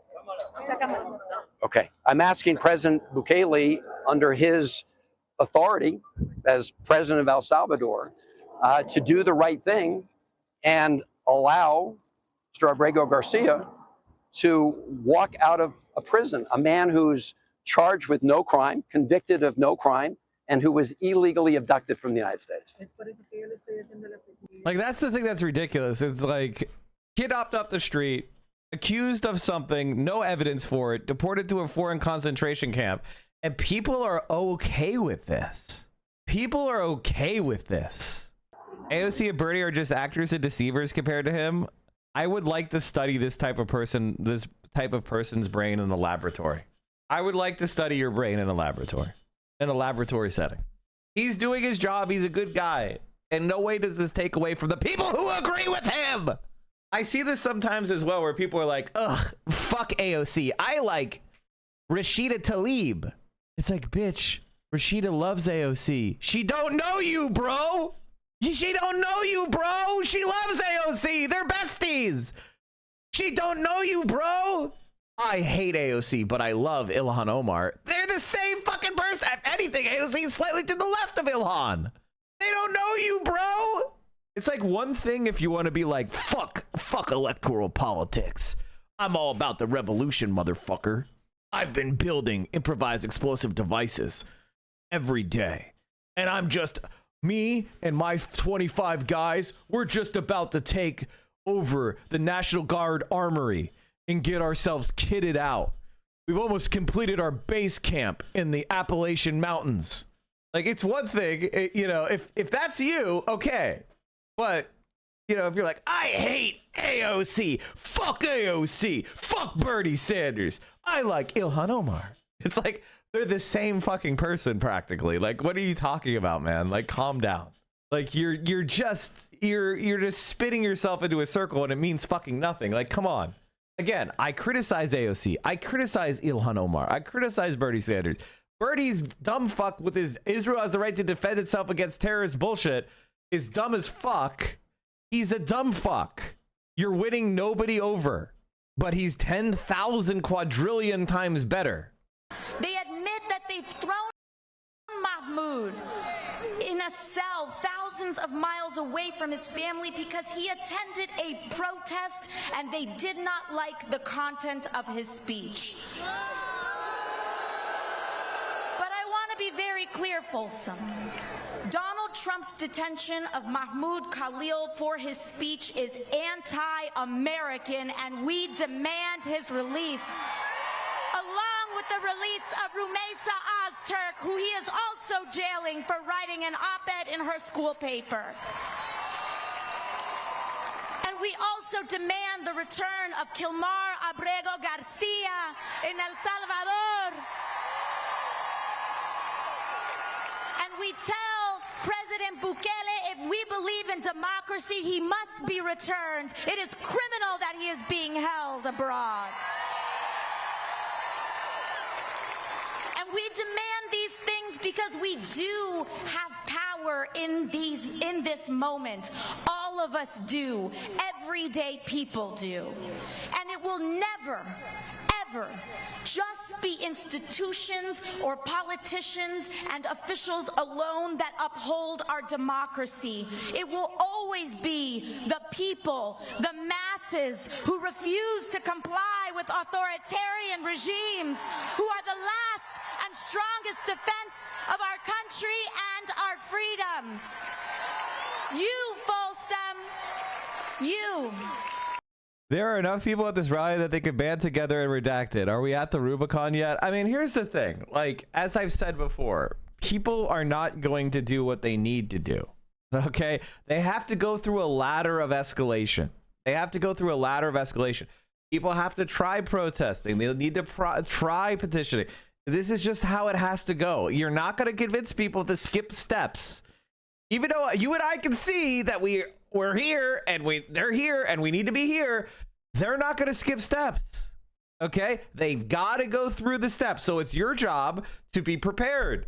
It's your job to be set and be like, okay, we're going through the steps. The step, you know, it is what it is. And you get as many people that they all have to go through it. You had to go through it. They have to go through it. They're not going to skip a bunch of steps. Okay. Not everybody's going to be a Luigi's Mansion fucking Let's Player. Okay. Not everybody's going to be, you know, sitting there with Luigi's Mansion tune playing in their earphones. Okay. They have to play through all of the games to get to Luigi's Mansion 4. They have to do it. They're not going to get there automatically. So your job as a radicalizer is to help that process along.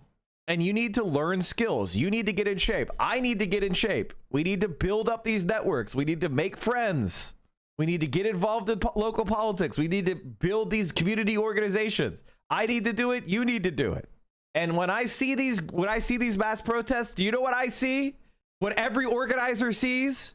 Possible recruits.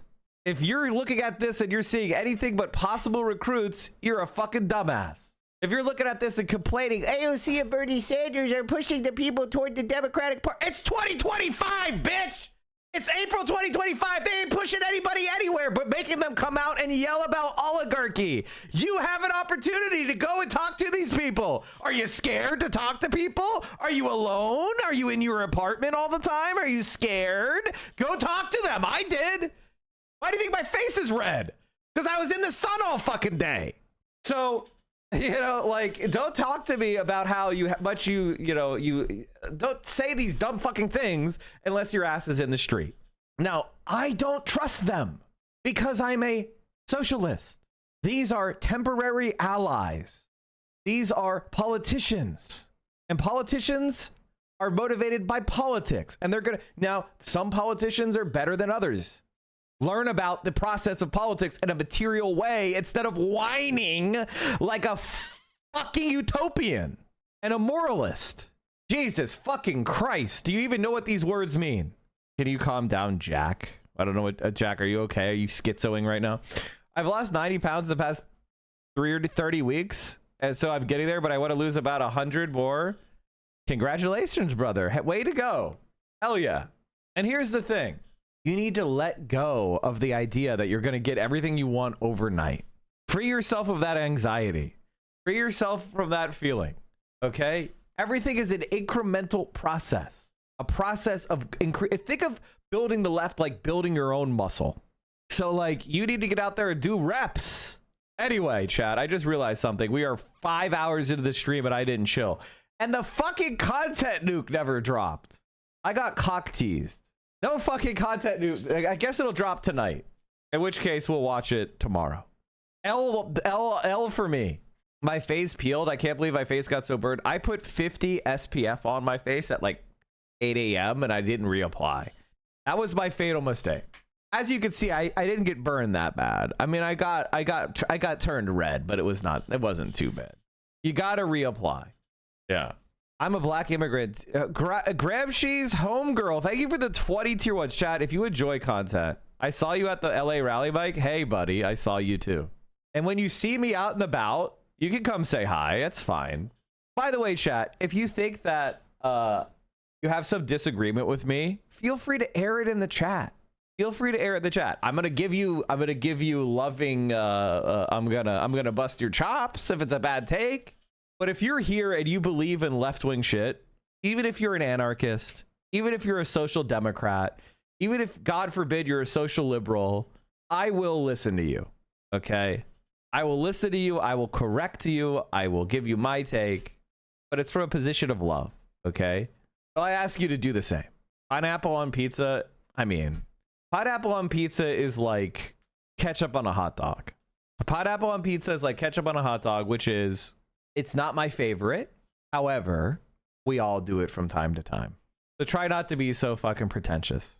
I had to disagree with you when we got this channel. I'm still here, so you're doing great. Thanks, buddy. I'm sure our disagreement was very meritorious. Felonious, thank you for the 5 tier 1s. Anyway, chat, that reminds me. If you enjoy this content, I ask you to support this content by subscribing at tier 1, tier 2, or tier 3 sub. And why? Why do I ask you to support this content? Because, ladies and gentlemen, Yes, it couldn't survive without you. Yes, I'm entirely, you know, dependent upon your support. Holy shit, Mobius Loop with the 50 ball. Thank you so much. But more importantly, and this is very important, more importantly, by supporting the stream, you are, oh no, did my internet die? Did I just have an F? I just had an F, didn't I? No, we're good? Okay, sorry. I thought I did. That's why I was like, paused for a second. Mike from PA, who is as hideous on the inside as he is on the outside, which is rare. Mike from PA, enemy of the show, this dick-riding communist, bad empanada, Mike from PA, and Frogan. Is Tesla Fierce crashing? warriors. People like all these fucking journalists, Mike from PA, all these people, they are fucking co-signing. They are participating, and they are reading this type of deranged, inhuman cruelty. She's hyping up Mike from PA, who is literally the picture of like, oh, this man is, he is not a healthy man. I'm calling out supporters of Snark, such as Mike from PA and all these leftist commentators who think they can get one up on me by sicking and participating and legitimizing the most crazed psychopaths on the internet. People tend to hate people who are successful. No, I don't think that's true. I don't think success is what makes people hate you. I think it's success in spite of your efforts. You know what I mean? Like when someone succeeds and you don't want them to succeed, that causes bitterness. That causes you to be a hater, right? Like if I was failing, you think Ethan Klein would be bringing up 10-year-old articles to try to say that I did X, Y, and Z bad thing? If I wasn't one of the more successful political streamers on Twitch, do you think any of these people would give a about me or bother insulting me? I mean, every time I look, he has between 7,000 and 8,000 paying members, which is pretty disturbing, but it is what it is. They would ignore me. I wouldn't matter. But the fact that, you know, we find them stupid and we're not intimidated and we're not scared and we're living our best lives, that's what they're mad about. H3, where they found out your average viewership? 3.8K average. How much? Right now, the past 30 days, 3.8. Okay. Wild. Yeah, I know.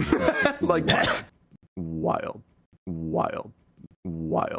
I need a wild emote, chat. I need a wild emote. Wild. The fact that they're able to succeed is a condemnation of the entire movement. Mike from PA, who is as hidden. Oh man, gosh, you know, I talked about this yesterday, chat. With you know, whenever we do our sub count, every time you subscribe, you're pissing off Ethan Klein. Just remember that. So not only are you supporting me, not only are you making this stream grow, you're actually making Ethan Klein and especially Dan wild, getting so fucking mad. And guys, Teddy Fresh is dying from Trump tariffs. What is it about? Oh my God. I never chat. I had a fortune cookie and it says you will be showered with good fortune. Wow. Thanks, fortune cookie. I had it last night, chat. Wow. Anyway, chat, top sub gifter, top bit donor, get the conductor badge. Nobody gave any bits, so for as little as 200 bits, you can get the golden locomotive next to your name, chat. The golden locomotive next to your name for just 200 bits. Wow. I just love the fact that they're molding, chat. Wild. I'm in the UK and I've got onto my union's LGBT plus committee and I managed to get elected as my secretary of the Cooperative Party, sister party of Labor, of their national LGBT plus committee. As a bi-envy socialist, I want to fight for the rights of my queer comrades, particularly my stepdaughter, who felt strong enough to come out as trans a year ago. But sometimes it feels pointless doing it within these organizations. Any advice on reinvigorating myself or trying to shift views in these orgs? My biggest piece of advice is to mentor and groom and promote your own, followers. And that you need to push for people that agree with you to have as much power as possible within the organization. And wait for opportunity. Like, there's going to be ebbs and flows of opinion. And your job is to put as many of your friends and comrades into positions of power as you can. Instead of like changing people's minds through one-on-one conversations, which can be useful, it's more about infiltration. Nvidia is down 10%. Yeah, I know. The crash is here. Do you maintain any hope that you'll be able to recover? I'm anyway, going to thank keep you, Ethan pressing. Klein. Thank you guys so much, gals, not binary pals, for all the support. The Mobius Loop with the 50 bomb. You are a king. Everybody bend the knee for the Oilers. Thrifting after H3, H3.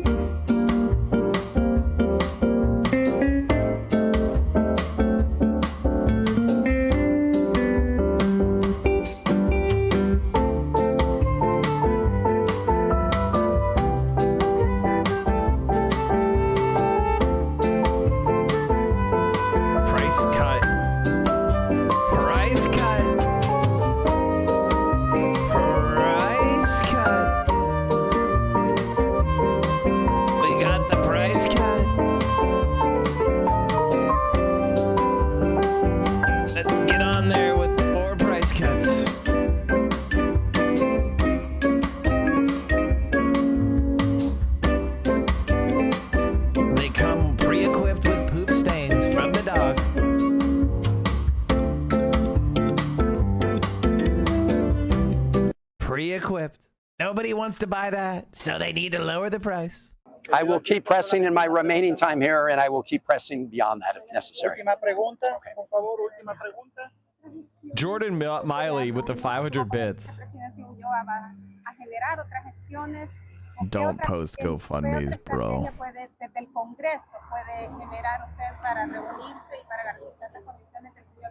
What does Teddy Fresh even reference? I don't know.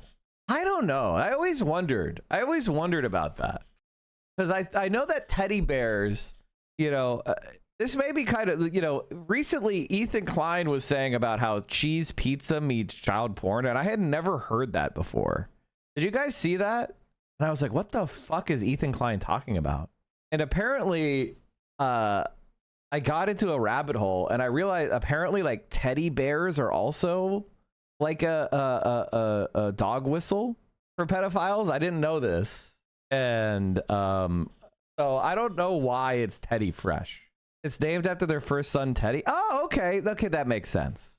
Okay, that makes sense. Teddy is their first son. Okay, that makes sense. Is Teddy named after Theodore Herzl? You guys are just throwing things out there now. Do you think that you can Mike, please consult me for all H3 lore. I have a 10-year fallen fan. Okay, thank you. Ted is their pet name for each other?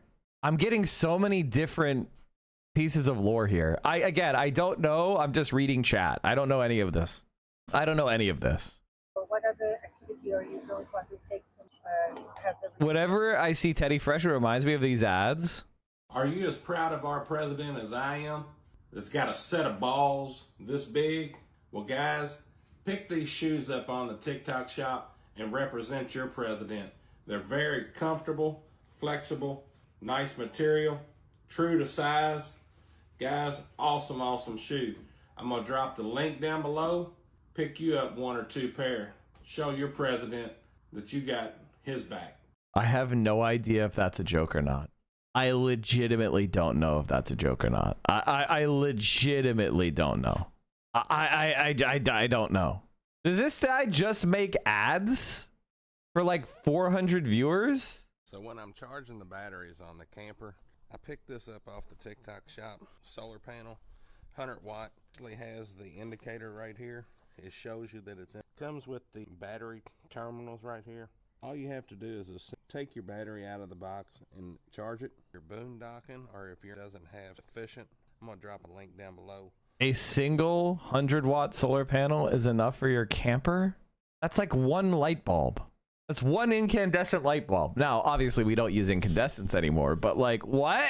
Like I think your typical LED like a bulb is like a 5 or 10 watts, but like still, charges a battery. How small of a battery are you running? Well, I would say that as a member of Congress, we'd like to work to have.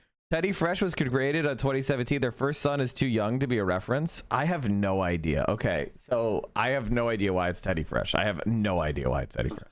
Good relations between, the people of the United States and the people of El Salvador. And Mike per mute. I'll check him out. And that's why we need to make sure that Teddy Fresh reflects inspiration and nostalgia and reflects Gila Klein's personal style. Colorful and playful clothing for adults. Okay. They love the name Theodore or Teddy.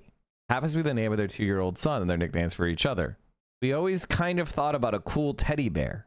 We keep working to secure justice because Congress. I'm not even gonna speculate. I'm not even talking. Don't even speculate. Don't speculate. Do not speak. I'm not gonna speak. I have a lot of things running through my mind, but I'm just gonna let them go. I'm gonna let them go because I will speculate myself into actual defamation if I keep going. Has a very important role to play in the relationship between the United States and the people of El Salvador.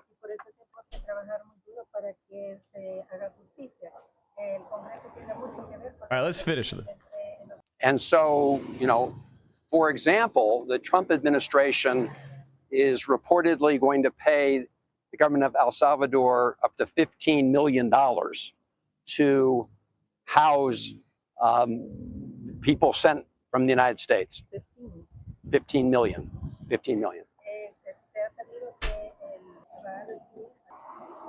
And, I don't think there are going to be a lot of members of Congress that will clearly be unwilling to spend money to keep people like Kilmar Garcia in CCOT because, again, he was illegally abducted from the United States and charged with no crime. So why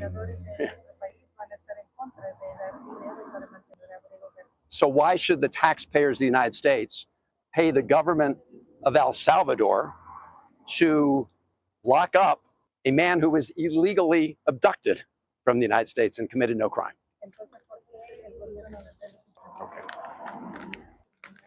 Mike, I know you got a shit ton of notifications about clips. You had a dope rant, and we had to get that. Nice. Tesla 235? Holy shit. Shit. Oh, boy. Oh!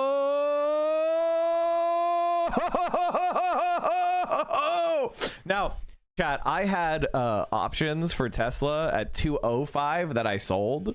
I sold these options for they were like the May 2nd option. Here, let me tell you what I did. Let's see if I still made a good decision.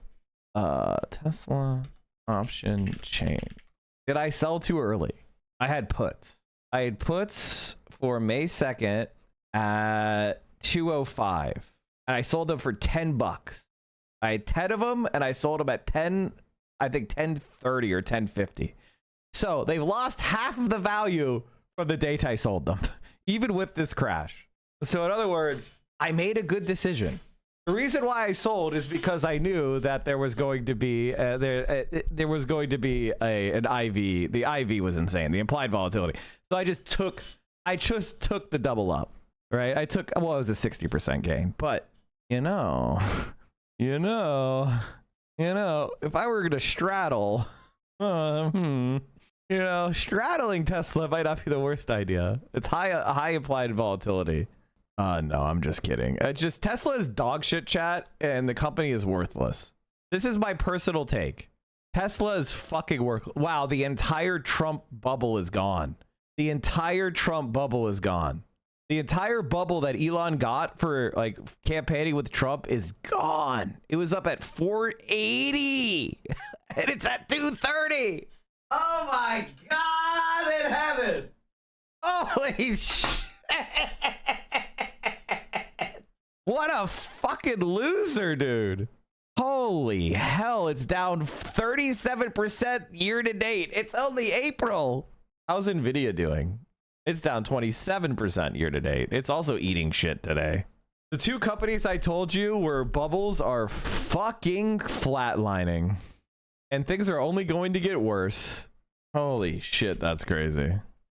We've got breaking news on NVIDIA here. Shares are heading sharply lower after hours. Steve Kovacs got the details behind the move. Steve. Hey there, Melissa. Yeah, shares down about 3.5% right now. This is after a 8K filing NVIDIA just filed saying they heard from the U.S. government last week saying they need a license to sell H20 chips to China. H20 chips are the ones that were supposed to kind of skirt around some of the most advanced features and be able to be sold into China. That is not happening now, or at least they need a licensing process for it. And now NVIDIA says they expect to take a $5.5 billion charge because of the inventory they have stacked up there. You see shares moving down 3.5% now, Melissa. All right, Steve, thank you. Steve Kovacs. So there was some giddiness about an exemption, some sort of a carve out, but of course there's still the headwind of this license issue. Well, it goes back and forth. I mean, like yesterday there was news, or Monday or anything. By the way, Chinese supposedly have bought $16 billion of these H20s just in Q1. That's equal to what they bought all of last year. So again, I think these guys were stockpiling in front of these sorts of things. But I would suspect that this is something that is going to carry on over the course of this year. $5 billion, charge. That's not insignificant. Yeah. Sorry to interrupt. Yeah. There's $10.8 billion of lost market cap on this $5 billion of charge. So I don't know if that's an overreaction or if this is just what they think for the shorter term. Because they're immediately losing $5 billion, and then all the growth that they were gonna have going into the future is permanently lost. Like you understand, like all the investment they made in making those chips is permanently lost. So it's not just that they immediately lose $5 billion, it's that they also lose all the prospective growth they were gonna get. And then you also have what's known as the animal spirits or sentiment, where people are like, oh, I guess NVIDIA isn't gonna be a quadrillion-dollar company, and they start selling their stocks because they bought it as a ridiculous speculation. How big of a charge it would be. Oh, I see. Like whether or not it's just ongoing? Yeah, ongoing or yeah. We bounced from the August low, from that 90 low. That was the good news. The bad news is, though, it really hasn't been get out of its own way now since January or so. So it's been trading very poorly in an environment until the last couple weeks. It's been somewhat favorable. By the way, that's all the semis, which all traded back down to that prior double tops we talked about. So insignificant, not insignificant, just one more reason to be somewhat concerned, I think, about the name. Double tops, chat. The dollar is going to crash. How's the euro dollar? How's that exchange? Oh my God. This Wall Street thought that Donald Trump went strong dollar, and now they're like, oh fuck, euros please. Euros please. Euros please. Oh, it's trading out of it's trading out of the last. You have to go back to 2022 for it to be this, the euro to be this strong. I should have bought euros, bro. I should have brought euro. Like back down in 2022, the euro crashed to 97 cents a euro, and I was like, I should buy euros, and I didn't. Feel stupid. That was stupid. Should have done that. Should have bought euros. Whenever they trade at parity, it's usually a good indication to buy euros. Might be a good time to buy some euros. Who knows? I'm not your financial advisor. Oh boy.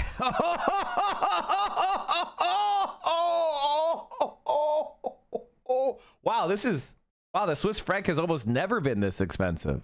Wow. Blowing off the top of the Swiss franc. Oh my God, the Canadian dollar is appreciating. This worthless thing, this piece of toilet paper, the worst country in the world, they're even getting 72 cents. There's two countries that I consider to be toilet paper currencies, the Australian dollar and the Canadian dollar. And even they're spiking. Although, oh my God, the Australian dollar, holy fucking shit. Jesus Christ. Have you guys considered not being our fucking doormat? Oh, here's another one that should be interesting. The yen. Oh, okay. The yen is making a comeback. Look at that. The yen has been in a long-term secular decline against the dollar. So even them kind of having a little bit of they're having a good month. I don't know. I don't really have a lot of faith in Japan. I think of Japan as like kind of a dead society, a zombie society that's slowly circling the drain. I don't know how Japan survives in the long run. Like, we should talk about this at some point. Like, I think that if society is not producing 2 children per adult woman on average, like a little bit less than replacement, around replacement rate, something is profoundly wrong with the country and society. And what I'm trying to say is, and I'm not saying that that is the only thing to measure. I think that is what, like, many societies where women are highly fertile, that's bad, okay? But there were large periods of time where developed countries produced, roughly replacement level population. And I think it's because, like, women are in it, women and people who want to have children are in an impossible checkmate now, where, oh, you need to have a career, but oh, you took time off your career? But also, I'm not paying for your kid. So we live in a society that's just circling the drain, dying out to serve this. So we have the NVIDIA news. Just to serve it's obviously this line going up. Everybody's just, we're all sacrificed for the line. iDubbbz, are tariffs inflationary or disinflationary or deflationary ultimately? Do you know? I 100% agree with Steve. It really depends on the size of the uncertainty shock, right? So tariffs are stagflationary, but there's also, it's not just what they said, right? It's how they said it. And the manner in which trade policy has been released has been, a little bit disruptive for businesses, right? So there's a lot of uncertainty right now, and there is a state of the world where that uncertainty shock actually outweighs the stagflationary impact of tariffs, and in that case, tariffs will be disinflationary. But what we heard from Powell right now was hawkish. There's no doubt about that. Steve talked about the analogies to 2021, 22. Here's another one. Powell said, and this for me was the most important part of his prepared remarks, he said that you cannot have an extended period of full employment without price stability. If you're a Fed nerd like me, you remember that he was saying the same thing to justify the previous hiking cycle, right? Remember, they were hiking through what was in real time a technical recession. But the Fed stayed the course and focused on price stability, and we think they're stuck. We think they're going to do the same thing, at least in the near term, this time around. So, Aditya, and I have been very vocally critical of the Federal Reserve at the end of COVID or the middle of COVID because I thought they kept stimulating. They contributed to inflation by keeping rates too low for too long, and they stimulated, in my opinion, nobody cares. We'll do the contact cop tomorrow. Powell's talking about COVID-related or COVID-similar impacts from tariffs, meaning supply chain disruptions. Will the Fed and Jay Powell act the same as they did during COVID, if that's the case, i.e. stimulating, or do you think they changed their behavior / learned from COVID, and some might say mistakes, who knows, and are going to act differently this time? I think it's more the latter. So if you think about the supply chain disruptions, that was not during the period when the Fed was stimulating. That was when the Fed reacted very aggressively, perhaps a little bit late, maybe a quarter too late, but they reacted very aggressively. They raised rates by 425 basis points in 1 year. Now, I don't think they're going to do that again, but the case to stay on hold right now is pretty strong. So, Steve, what do you think? You know Jerome Powell personally. What do you think he's going to do? Well, I want to make one point off of what Aditya said, which is that notice that the Fed chair is not talking about rate hikes here. Some of his colleagues on the Federal Market Committee have kind of hinted at that. Powell really wants to stay put.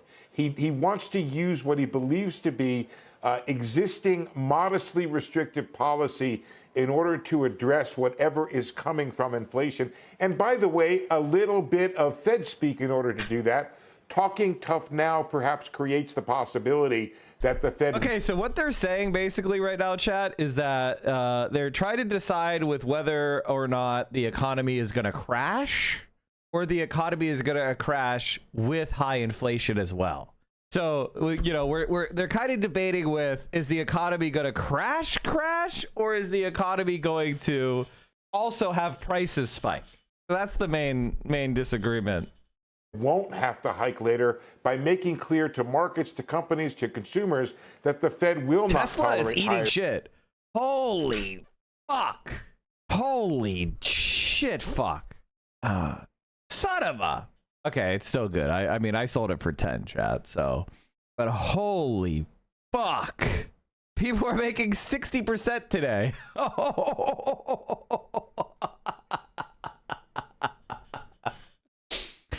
The crash is in. Inflation, but I agree with what he said about the importance of elevating inflation to the relative importance to employment, the way he did back when he was hiking rates strongly. So I don't think Elon is the richest man anymore, is he? I don't think Elon is the richest man. Is it still Elon? How low does it need to go? How low does it need to go before he's not the richest? Because I also assume that Amazon is eating shit as well. The outlook here is the Fed just has to wait and watch and take a look at how things pan out. It is interesting that the tariffs have created a very unusual situation for the Federal Reserve. Normally, Brian, we would look for the dollar to appreciate in a sense of a country erecting trade barriers, especially the reserve currency that would limit the supply of dollars abroad. That's why the dollar would appreciate. But the dollar has actually gone the other way, and it has depreciated relative to most major currencies. That actually creates a secondary inflationary source, maybe not a big one, but it's something worth watching. That if we were a third world country, Brian, just real quickly, and we were facing this kind of depreciating currency, the central bank might be forced in that instance to be raising interest rates. We're not either, but I'm just saying that's the situation. Yeah. All right, Chad, it looks like no content nuke, no content caught for me today. Son of a bitch. We're gonna do it tomorrow, I think. So be here tomorrow early. And I mean, we went late, you know. That's the thing that sucks. All right, hold on. Let me see what else I can talk about here. Oh, I wanted to mention this. One America in which the wealthiest people, the top 1%, have never, ever had it so good.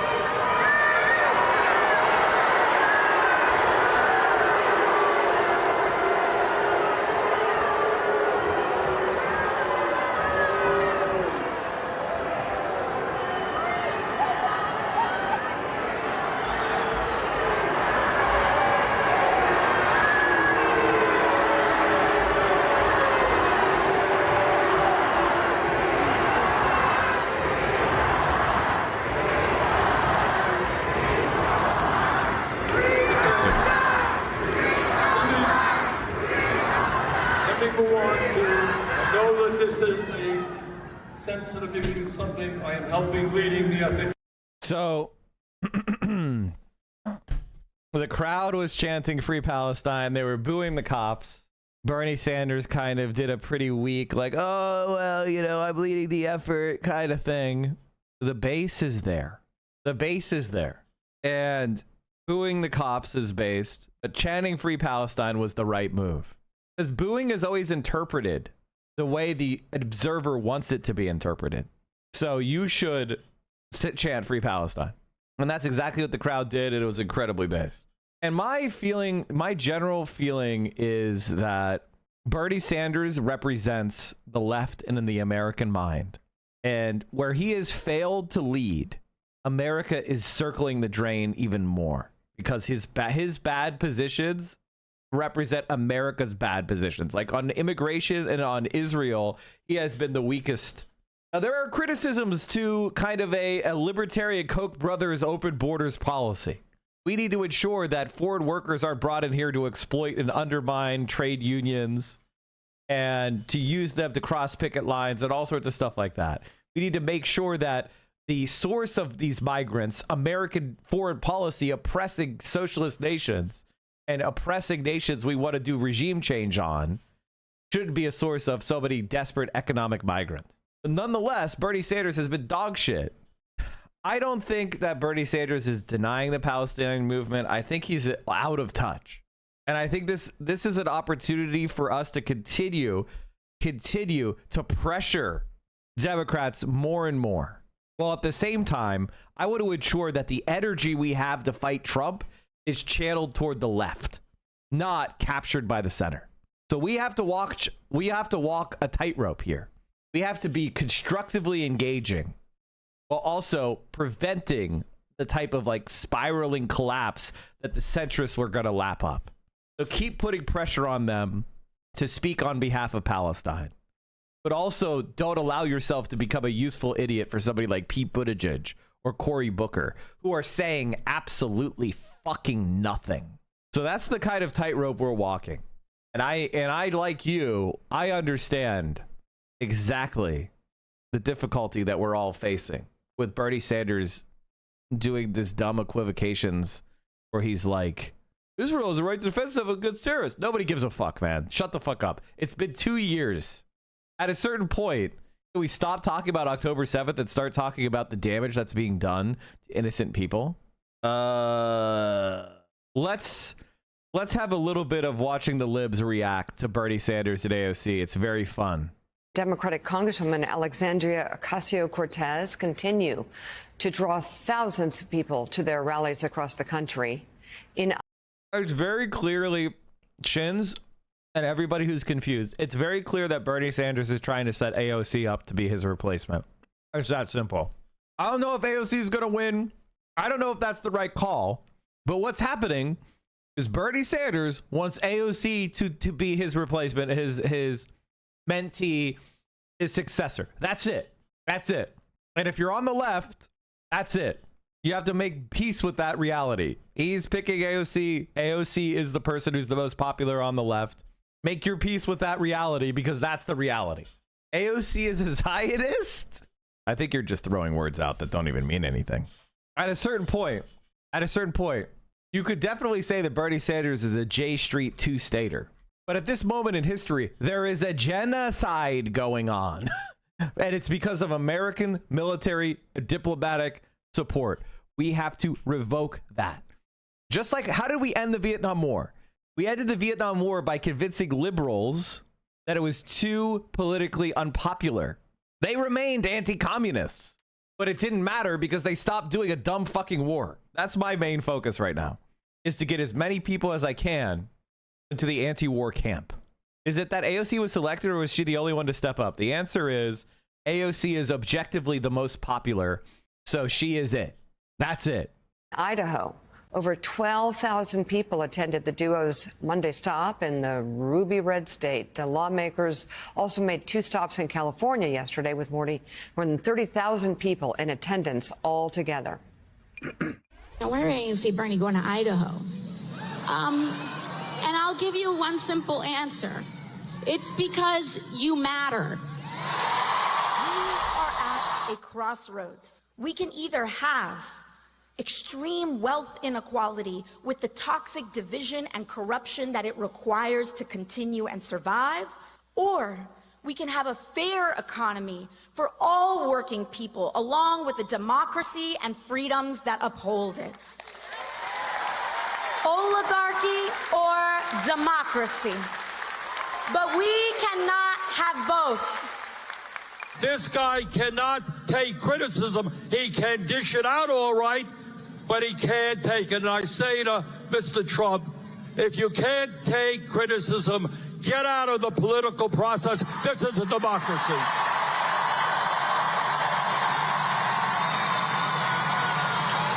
Joining us now, former Democrat. Don't say misogynist shit.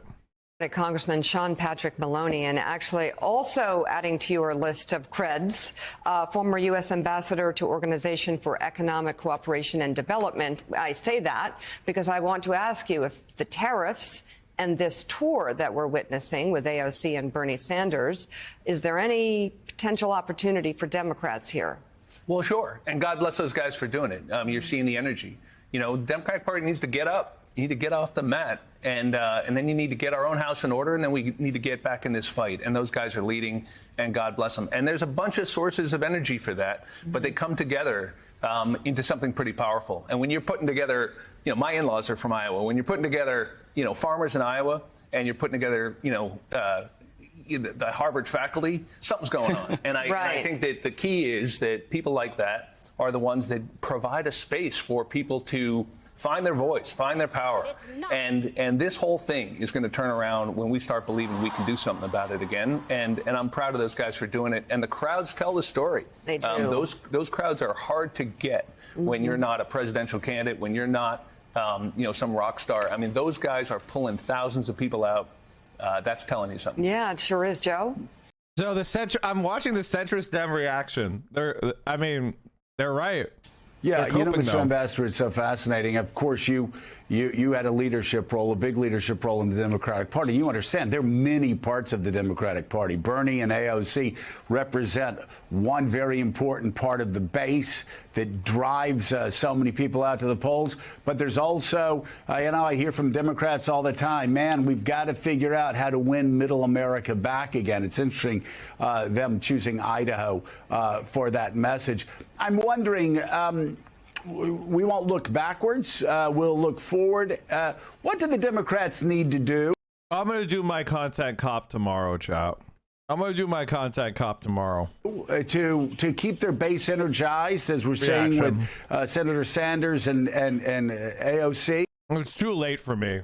And at the same time, get those. And it was H3. It's H3.